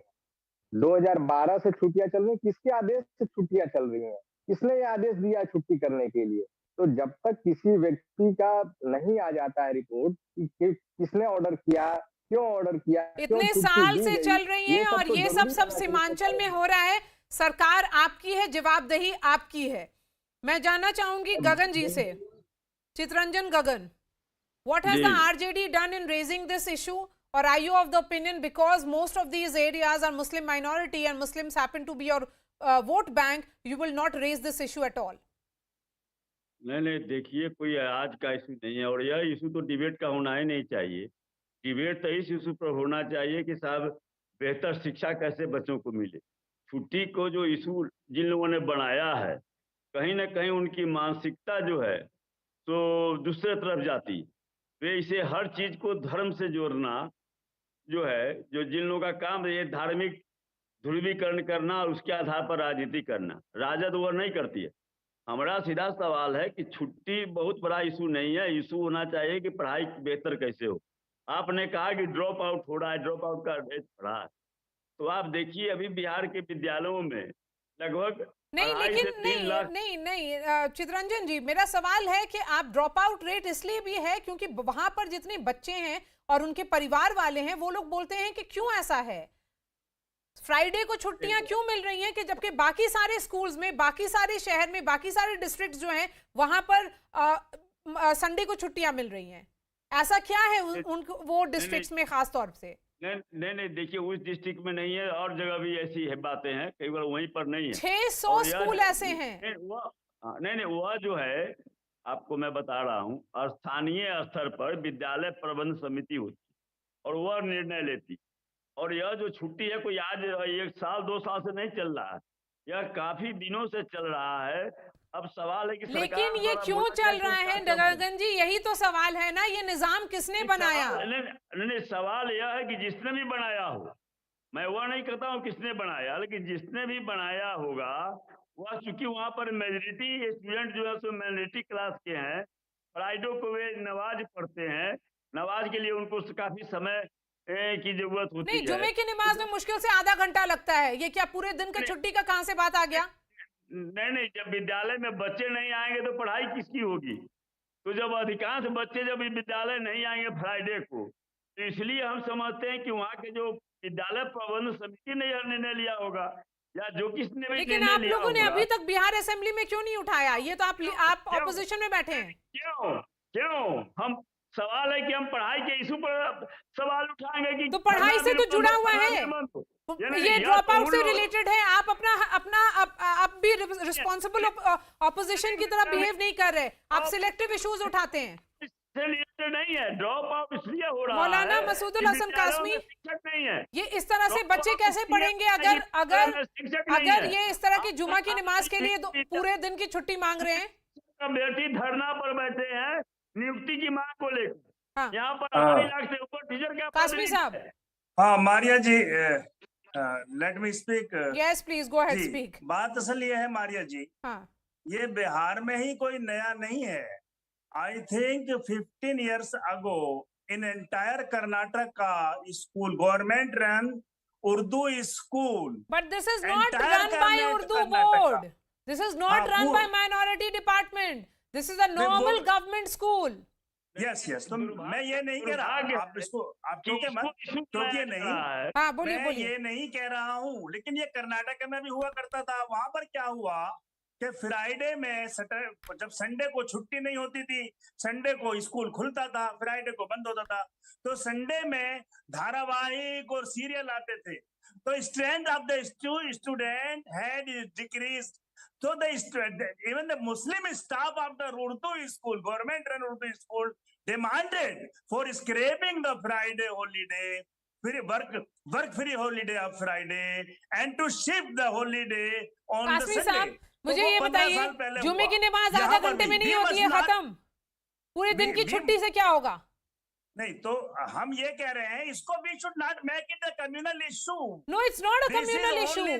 It is about it is about education. I'm worried about that. That's why I'm quoting about school dropout rate. I'm talking about no. My previous speaker was also calling. Why are you not debating school education for the development of schooling? Yes. For establishing a school. Yes, Mayank Sinha, I'm going to quote another data to make my point that this is about education and I'm worried about education in my state. उसका सवाल उठा रहे हैं. In 2015, one moment, Mayank जी रुकिए. 2015 में the general enrollment rate in higher education in Bihar was just about 8% against the national average of about 20%, even below Jharkhand and Rajasthan. These are the data which should be a matter of concern. मेरे पास जो madam data है कि honourable union minister Annapurna Devi talk about the drop out rate in school in the parliament on April 2022 and she highlighted that the dropout rates among the school girls in the state of the Bihar in the 2017-18 13.2%. And I have read that, sir. मैंने already आपको ये सुना दिया है. अब आप मुझे ये बताइए, आपकी सरकार 17 साल से चल रही है. आपने क्या किया है? ये डिक्लाइन हो रहा है. ये डिक्लाइन हो रहा है. जो ड्रॉप आउट रेट है वो डिक्लाइन हो रहा है. सरकार आपकी 17 साल से है. हर चीज में आप बोलते हैं कि आपसे जो पहले जो सरकार थी लालू जी की उसमें प्रॉब्लम था. आपने क्या किया है? अगर पटना यूनिवर्सिटी को सेंट्रल यूनिवर्सिटी का दर्जा दिया जाता तो क्या दिक्कत था? वो हमारी कब से मांग है केंद्र सरकार से उसको सेंट्रल यूनिवर्सिटी का दर्जा. भाजपा के साथ अलायंस में सरकार आप चला रहे हैं तो आप किससे डिमांड कर रहे हैं? मदद तो हमको यूनियन देगा तभी तो मदद हमें मिलेगा, तो हम उसको इंफ्रास्ट्रक्चर नहीं. तो ये टेलीविजन स्टूडियो में आप बात करिएगा कि मदद नहीं मिल रही है, या फिर आप सॉल्व करिएगा बैठ करके उनके साथ.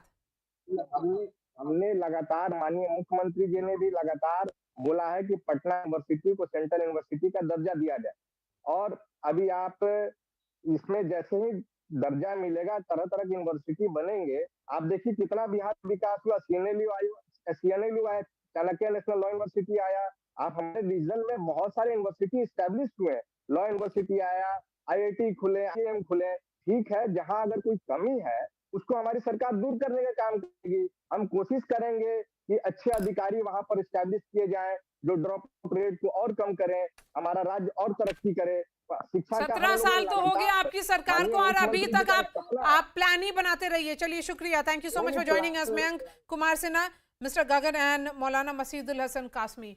We're slipping into a short break. Coming up, the Enforcement Directorate shifts the lens to Shiv Sena leader Sanjay Raut in a multi-crore land scam. The court has extended his custody till August 4th after including prima facie evidence. A CNN special report coming up next.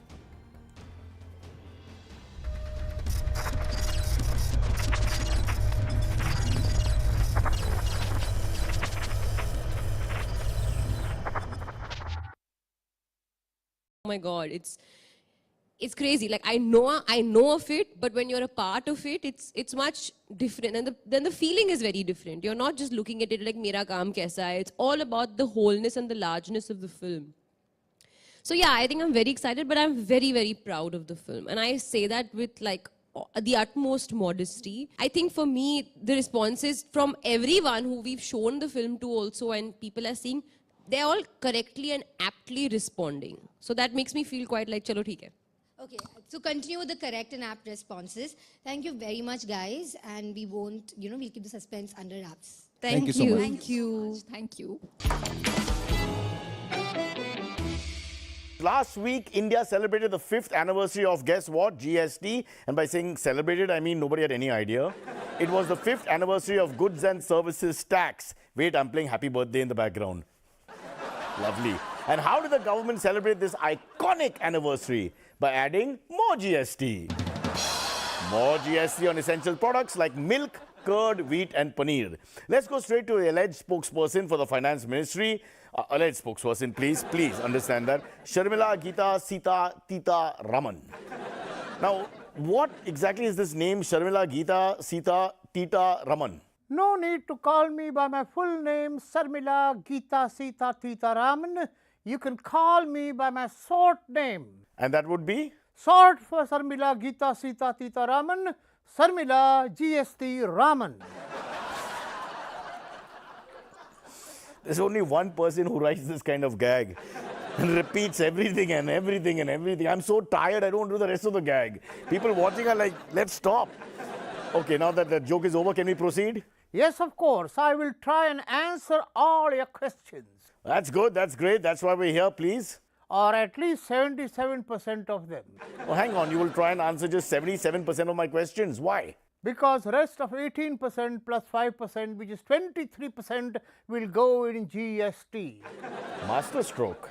No double meaning, just saying master stroke. Okay, so the finance minister first, this is very funny, added 5% on essential items like wheat, oats, rice and curd, and then was forced to roll it back. That is correct. But I don't get that. Why did she do that? I mean, first this way, then that way. Because it was close to 31st July. 31st July, matlab? Deadline to file IT returns. No, come on. What's GST got to do with filing IT returns? Because instead of 8.2 crore Indian taxpayers filing tax returns, 8.2 crore Indian taxpayers were beginning to file GST jokes on Twitter. Really? I don't know if you're really from the Department of Finance. I'm just getting my doubts here. Basically, she quit the tax because of public pressure on Twitter. Yes, Twitter made her a quitter. I walked into that, I apologize. But why add tax on food like, I mean, these are bare, essential, normal kind of mamali food. Wheat, oats, paneer, lassi. I mean, why? Because she's on a diet. Exactly like she doesn't eat onion, she also doesn't eat wheat, oat, paneer and lassi. Why? Isn't it free for them in Parliament? I heard these have to sign here. Kuch bhi kha sakte. And I don't mean any double meaning either there. So why did she roll the tax back? That is because she realized one important thing. What would that be? That if there is 5% extra tax on curd and 5% extra tax on rice, all of South India would have to pay 10% extra tax on curd rice. Just word to the viewer. The writer of the gag and the performer sometimes are the same person. Huh? Sometimes not, sometimes yes. The question, however, is that at a time when inflation is high and prices are going through the roof, should the government have imposed more tax? The government is doing all it can do to help those who are poor and have no food. Like what? Like subsidies and welfare measures such as the PM Gharib Kalyan Anna Yojana for 800 million persons. So on one hand you give food subsidies and on the other hand you increase tax on food. We have to do that. Otherwise, where will the money for subsidies come from? You tell me. To give subsidies to the poor, we have to tax the poor. Hi, how are you doing? Lovely. Lovely. How are you doing? I'm very excited. I just saw the trailer, in fact. The first teaser was very cryptic. So I think you guys are very intent, obviously, on keeping the suspense under wraps. Well, it is a thriller. Yeah. So there will be no thrill if we give you the suspense. I know. So I won't try to guess it either. Now, there's a teddy bear there. What is the significance? It's actually partly a cute love story as well, wherein a husband tries to woo his wife several times for all the things he's lacking. So this is basically a metaphor for that. And he keeps saying sorry through that teddy bear. And I He's also always saying sorry, yes. Yeah, and I feel like despite that teddy, your wife cannot bear what you do from the trailer, from what we've seen. We will neither confirm nor deny it. It's already there in the trailer. So Alia, you are a darling in real life, but in this, are you a femme fatale? I think no. This is a character that you have to discover through the film. But Badru's character, I find her extremely, she's very innocent. She's very simple. She's actually to the level of being like...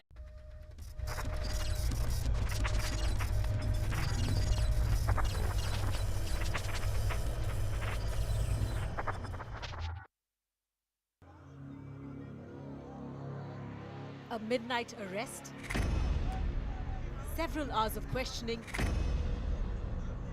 and now in ED's custody for 3 days. Shiv Sena MP Sanjay Raut has his back against the wall. He has been accused of financial irregularities in the redevelopment of a chawl in Mumbai's Goregaon and related financial property transactions involving his wife and alleged associates. While the Enforcement Directorate had sought 8 days custody, a special court only granted custody till the 4th of August. The judge observed that 112 crores was siphoned off, of which 55 lakhs was transferred to the accused's wife. The PMLA prima facie refers to trail of money and the role of the accused. Custodial interrogation is necessary considering the volume of the matter. The ED deserves custody in order to investigate the crime thoroughly. Sanjay Raut is one of the few prominent Shiv Sena leaders who remained in Uddhav Thackeray's camp when a political upheaval brought down his government. So when his close aide was arrested, Uddhav Thackeray went and met Raut's family and stood firmly behind him. आज मात्र ज्यांच्या डोक्यात हवा गेलेली आहे त्यांनाही मी सांगू इच्छितो की निर्गुणपणाने वागू नका. दिवस आणि काळ हा सगळ्यांसाठी नेहमी चांगलाच असतो असं नाही. Thackeray's Sena faction also raised the issue in Parliament. Chairman has to be kept in the loop in case any such action is being taken against a sitting member of Parliament. I would want to ask the Chairman if he has been kept in the loop. If he has not been kept in the loop, what is the procedure that he is going to be following? And if he was kept in the loop, why is it not finding a mention in the Parliamentary Bulletin which the rules clearly suggest? But independent MP Navneet Rana, who was arrested for threatening to play the Hanuman Chalisa outside Uddhav Thackeray's home, linked the scam to the former Chief Minister. See, it will reach to many people. But Mathushri, yes. Because the way he used to work in Mahavikas Agadi as an agent, any work should be done, means done by Sanjay Raut. Sanjay Raut was summoned 4 times by the Enforcement Directorate but appeared only once before the agency. So can his vendetta claim still hold?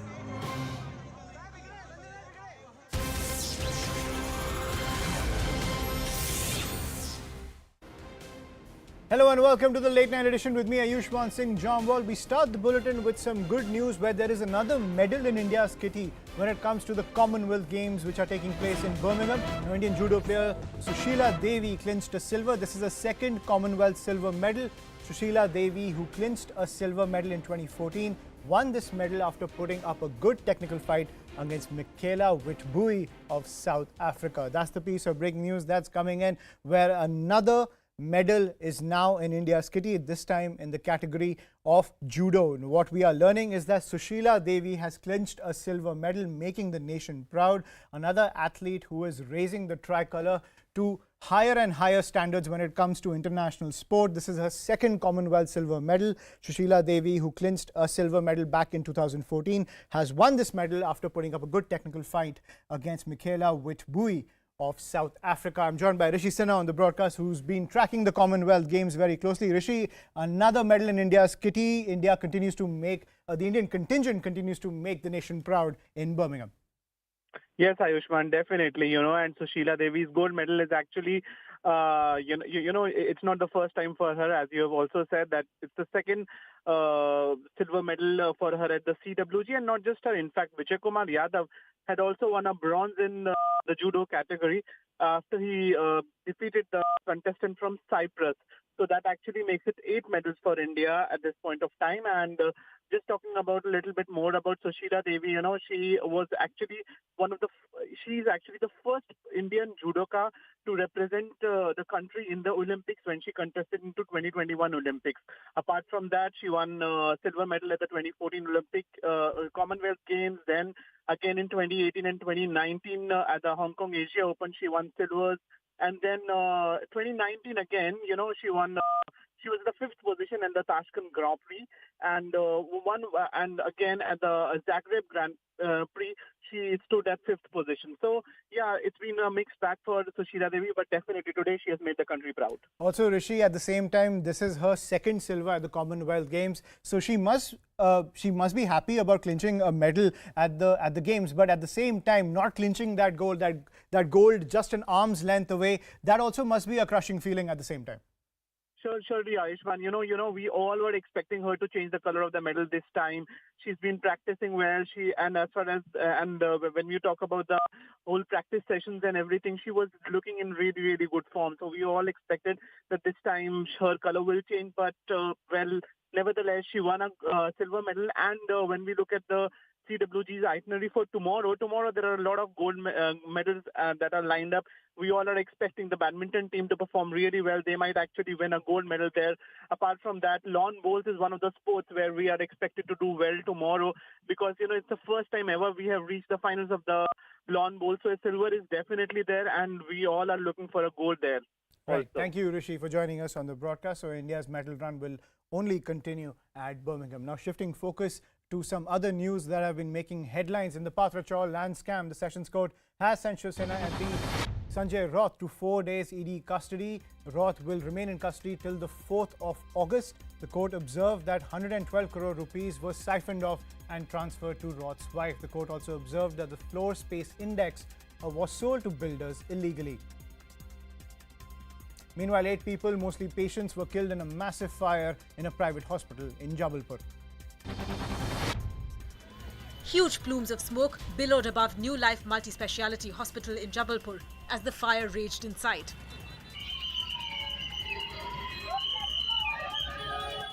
Five patients and 3 hospital staff were killed in the fire, and more than a dozen people were injured. According to the initial investigation, the fire was caused by a short circuit. Short circuit ground floor पर होने की वजह से बताया गया है staff के द्वारा. अभी और विवेचना हमारे द्वारा की जा रही है.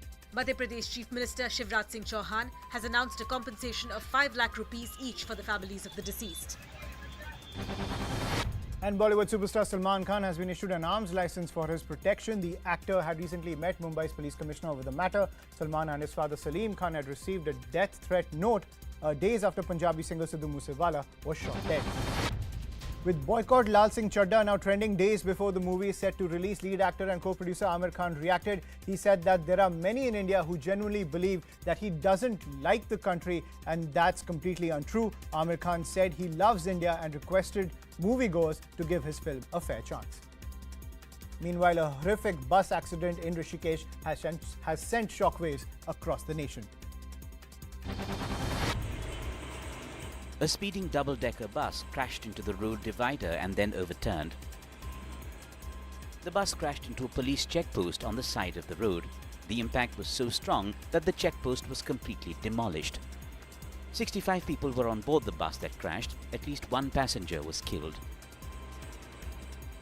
After the accident, locals tried to pull out the passengers from the bus. 15 were injured. Initial investigations show that the bus flipped over after the brakes failed. And there is a new threat in the subcontinent. A Chinese spy ship called the Yuan Wang 5 will dock in Sri Lanka's Hambantota port. The ship is expected to dock for replenishment and will conduct satellite control and research in the Indian Ocean. The supply lines will be continuing from China to Sri Lanka, as Sri Lanka is in dire need for aid after the collapse of the economy. Now, India says it is monitoring any development having a bearing on its security and economic interests. And more breaking news coming in. This one from the national capital. It has been decided that private liquor shops in the national capital will reopen for at least 1 month. The Delhi government, in order to move the existing stock of the shopkeepers, has decided to extend the L1 and L3 licenses for 1 month and 2 months respectively. The old regime will be implemented for a period of 6 months afterwards. Sources are telling CNN News 18 that the LG has approved the same. With this, one can expect that liquor shops in the national capital will open again from tomorrow. That's the piece of breaking news coming in. I'm joined by my colleague Akash Sharma on the phone line. Akash, over to you. Give us the details. So, Ayushman, there was a lot of confusion over liquor shops and also liquor policy in the national capital. Just a few days back, we had reported how Delhi government was planning to go back to old policy, in fact, the old regime, and wanted to prepare a fresh policy keeping the flaws, or I can say some sort of correction in the current one. In fact, we had Manish Sisodia just a day before yesterday coming directly and addressing a PC telling how vendors and officers are receiving threats of ED and CBI and how no one wants to continue with it. He also gone on to say that from 1st of August only government shops will be opening. However, Overnight, this was not possible, and that's why today we saw that shops were closed in the national capital. But now we are learning about the extension of retail licenses for both country liquor and for foreign liquor as well. And as per the official order by the Excise Department, L3 retail licenses are given an extension up to 31st August, that is for 1 month. And also there is an order which suggests that country liquor license holders will be given a time till 30th September. Further, the order says that from the 1st of September, the old regime would be implemented for the next 6 months till the time the new policy is in framing. Further, we are also learning that LG has given his approval for this. And from tomorrow onwards, these shops would be reopening at least for a month. Officers are, saying that this has been done to avoid chaotic conditions in the city, which were visible in the isolated parts even today. Ayushman. Right. And Akash, at the same time, the politics is also far from over, because sources are telling CNN News 18 that the Aam Aadmi Party is blaming this entire confusion over this policy on the BJP, saying they're the ones who are trying to play politics and kind of ruin the image of the Aam Aadmi Party government by claiming that there has been corruption when it comes to this entire policy. Right. We are, seeing a political slugfest. And at this point in time, not only the Aam Aadmi Party, but also the BJP is clearly blaming Aam Aadmi Party government, saying that, they are bringing not only the loss to the national capital, but also some sort of discomfort to the people of Delhi. And at this point in time, also, interestingly, Ayushman, let me mention here that some official and confidential documents were leaked to media. And there are allegations that, BJP is doing so just to promote confusion. And at this point in time, while Aam Aadmi Party is pretty sure that they want to work on a new policy, and till the time they want to go back to the old regime, they are also saying that, they need to look for the vendors, because ultimately they have, they have invested their money in the whole system. And that's the reason why now we are, witnessing that this particular extension has been given, keeping in mind that there are still pending stops that need to be cleared first, Ayushman. Right. Thank you, Akash, for joining us on the broadcast. Now, shifting focus to some more news. Now, amid heavy rains in Madhya Pradesh's Harda, a bunch of children risked their lives in order to reach school. They crossed this submerged bridge even as rainwater flowed over it. The children held each other's hands and walked through the strong current. If even one of them had slipped, it would have spelled disaster. The bridge was built on a local river and appeared to be the only way to reach the other side. School पढ़ने जाते हैं तो बहुत तकलीफ होती है, आते समय नदी पार करना पड़ता है, इसलिए हम एक दूसरे के हाथ पकड़कर स्कूल जाते हैं. Harda and several other parts of Madhya Pradesh have been lashed with heavy rains for the past few days. And this has in turn triggered a flood-like situation across the state. Now, after the auction, Reliance Jio released a statement saying the right to use the 5G spectrum will enable Jio to build the world's most advanced 5G network and further strengthen India's global leadership in wireless broadband connectivity. Reliance Jio Infocom chairman Akash Ambani said Jio is set to lead India's march into the 5G era. The Delhi High Court has given observations where Union Minister Smriti Irani and her daughter are not owners of a bar in Goa and no license has ever been issued to them. The order was pronounced after Smriti Irani filed a civil defamation suit against Congress leaders who alleged that her daughter was running an illegal bar in Goa. Now, TDP founder and former Andhra Pradesh Chief Minister N.T. Rama Rao's daughter Uma Maheshwari was found dead at her home in Hyderabad's Jubilee Hills. A case has been registered and police are probing the possible death by suicide, even though no note has been found. Maheshwari was the youngest of NTR's 12 children. Amid the fierce fight between Siddharamaiah and D.K. Shivakumar to be the Congress's chief ministerial face, former Karnataka Chief Minister Virappa Moily has thrown a third name into this entire tussle that is taking place inside the Congress. He says S.R. Patil would be an ideal candidate for the post of Chief Minister. Moily also recommended Patil's name for the post of PCC President. Meanwhile, continuing our focus on the flood havoc across the nation, several rivers in Himachal Pradesh are overflowing after incessant rains.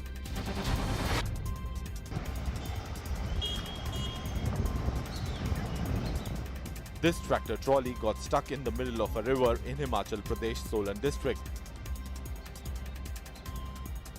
The driver tried to cross over to Haryana through this river in a bid to evade no entry on the road. But the vehicle got caught in the overflowing river. The tractor started swaying in the gushing waters. 3 migrants who were sitting in the vehicle then jumped into the river.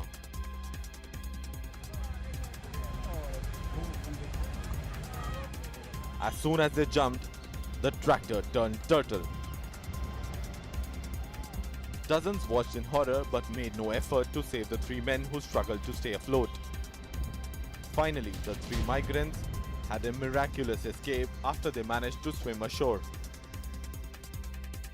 Meanwhile, the Indian Army carried out a daring rescue operation in Poonch in Jammu and Kashmir amid the flood havoc.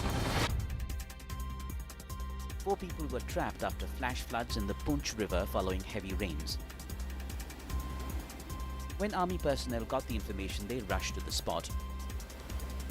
They travelled on a boat to reach the stranded civilians in the gushing flood waters.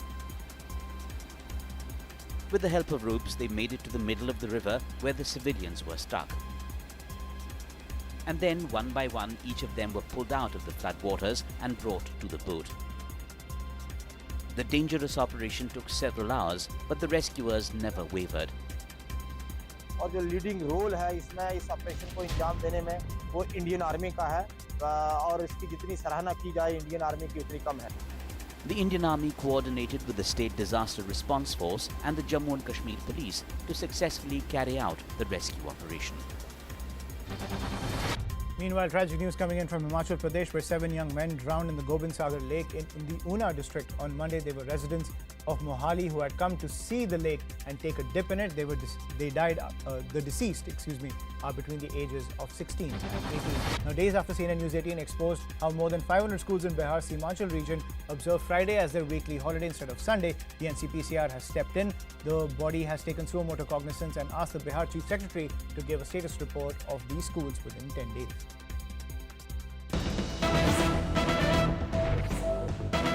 Breaking news coming in now. Speaker of the U.S. House of Representatives Nancy Pelosi will meet Taiwan's president on Wednesday. Interestingly, Pelosi did not include Taiwan in her official itinerary. This comes after China issued a strong warning to the Biden administration, suggesting that the PLA will take action against Pelosi if she goes ahead with her planned visit. That's the piece of breaking news that's coming in. I'm joined by Abhishek Jha on the broadcast amid the simmering tensions between China and the United States. Abhishek, so what action can the Chinese take when it comes to Pelosi's visit to Taiwan, or is this just a war of words between the two administrations as China tries to flex its muscle when it comes to its right over Taiwan?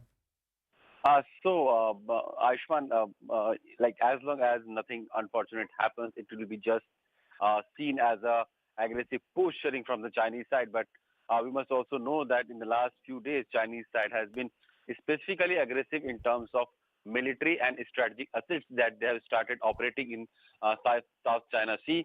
Especially they have had a military exercise that drill probably also included projectile assets and some missiles, it was reported.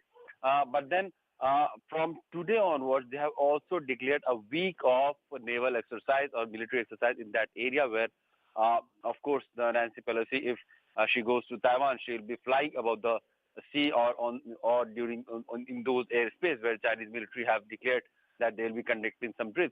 So possibly this is something that Chinese side are trying to, in most strongest terms, they are trying to alarm or warn American side that they are doing everything and they might do something unprecedented also, because China has also said that in past that they will not like USA to cross the red lines of China.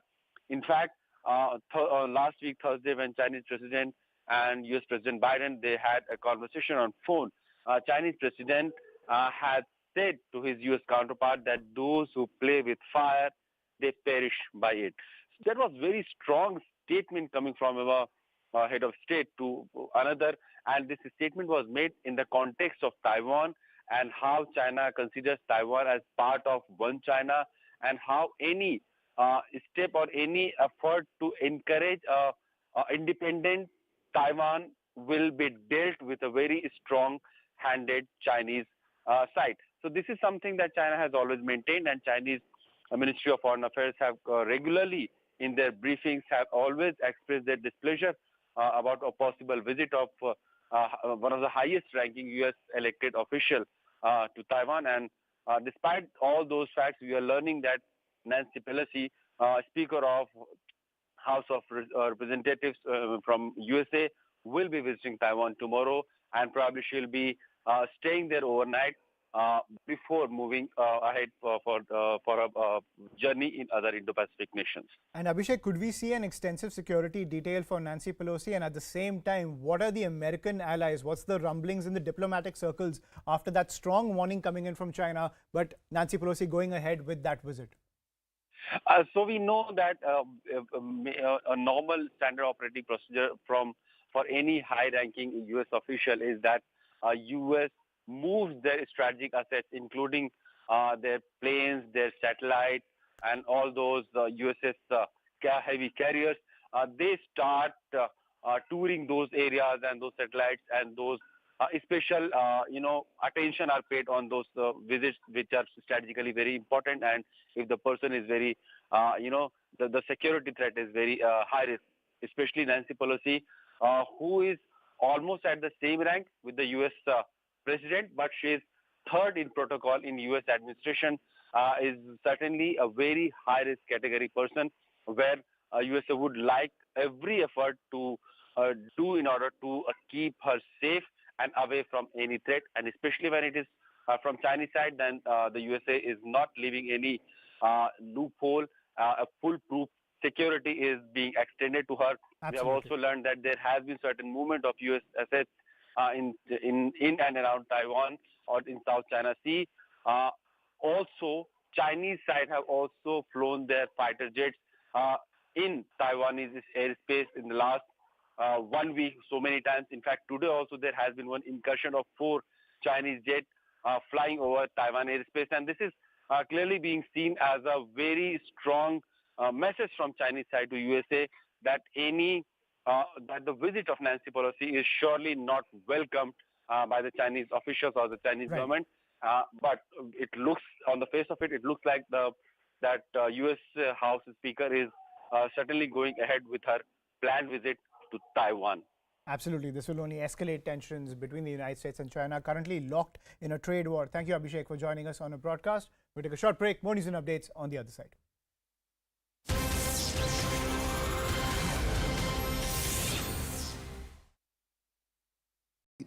Partly a cute love story as well, wherein a husband tries to woo his wife several times for all the things he's lacking. So this is basically a metaphor for that. And he keeps saying sorry through that teddy bear. And He's always saying sorry, yes. Yeah, and I feel like despite that teddy, your wife cannot bear what you do from the trailer, from what we've seen. We will neither confirm nor deny. It's only in the trailer. So Alia, you are a darling in real life, but in this, are you a femme fatale? I think no. This is a character that you have to discover through the film. But Badru's character, I find her extremely, she's very innocent. She's very simple. She's actually to the level of being silly. That's how naive she is. So I don't think she's this femme fatale or anything like that. But it's surprising how some circumstances can totally change a person's perspective and behavior. The maza in the film, in my opinion, is kind of enjoying these two worlds at the same time. And I also really love the scenes with the two of you in the trailer. Such a fantastic dynamic the two of you have. Talk to me about that comedy, cracking that comedy, that dark comedy in your scenes. I mean, it's all in the writing. Yeah, I agree. It was all in the writing. Alia said it absolutely correctly. And I think we had a blast shooting it because it was hilarious. In fact, we had too much fun. Too much fun. I mean, some days it was we could have wrapped 2 hours earlier if we didn't laugh so much. Yeah, I can see that on screen as well. And yeah, it's always a delight watching all of you. But just me, there's so much curiosity about how Alia Bhatt's first production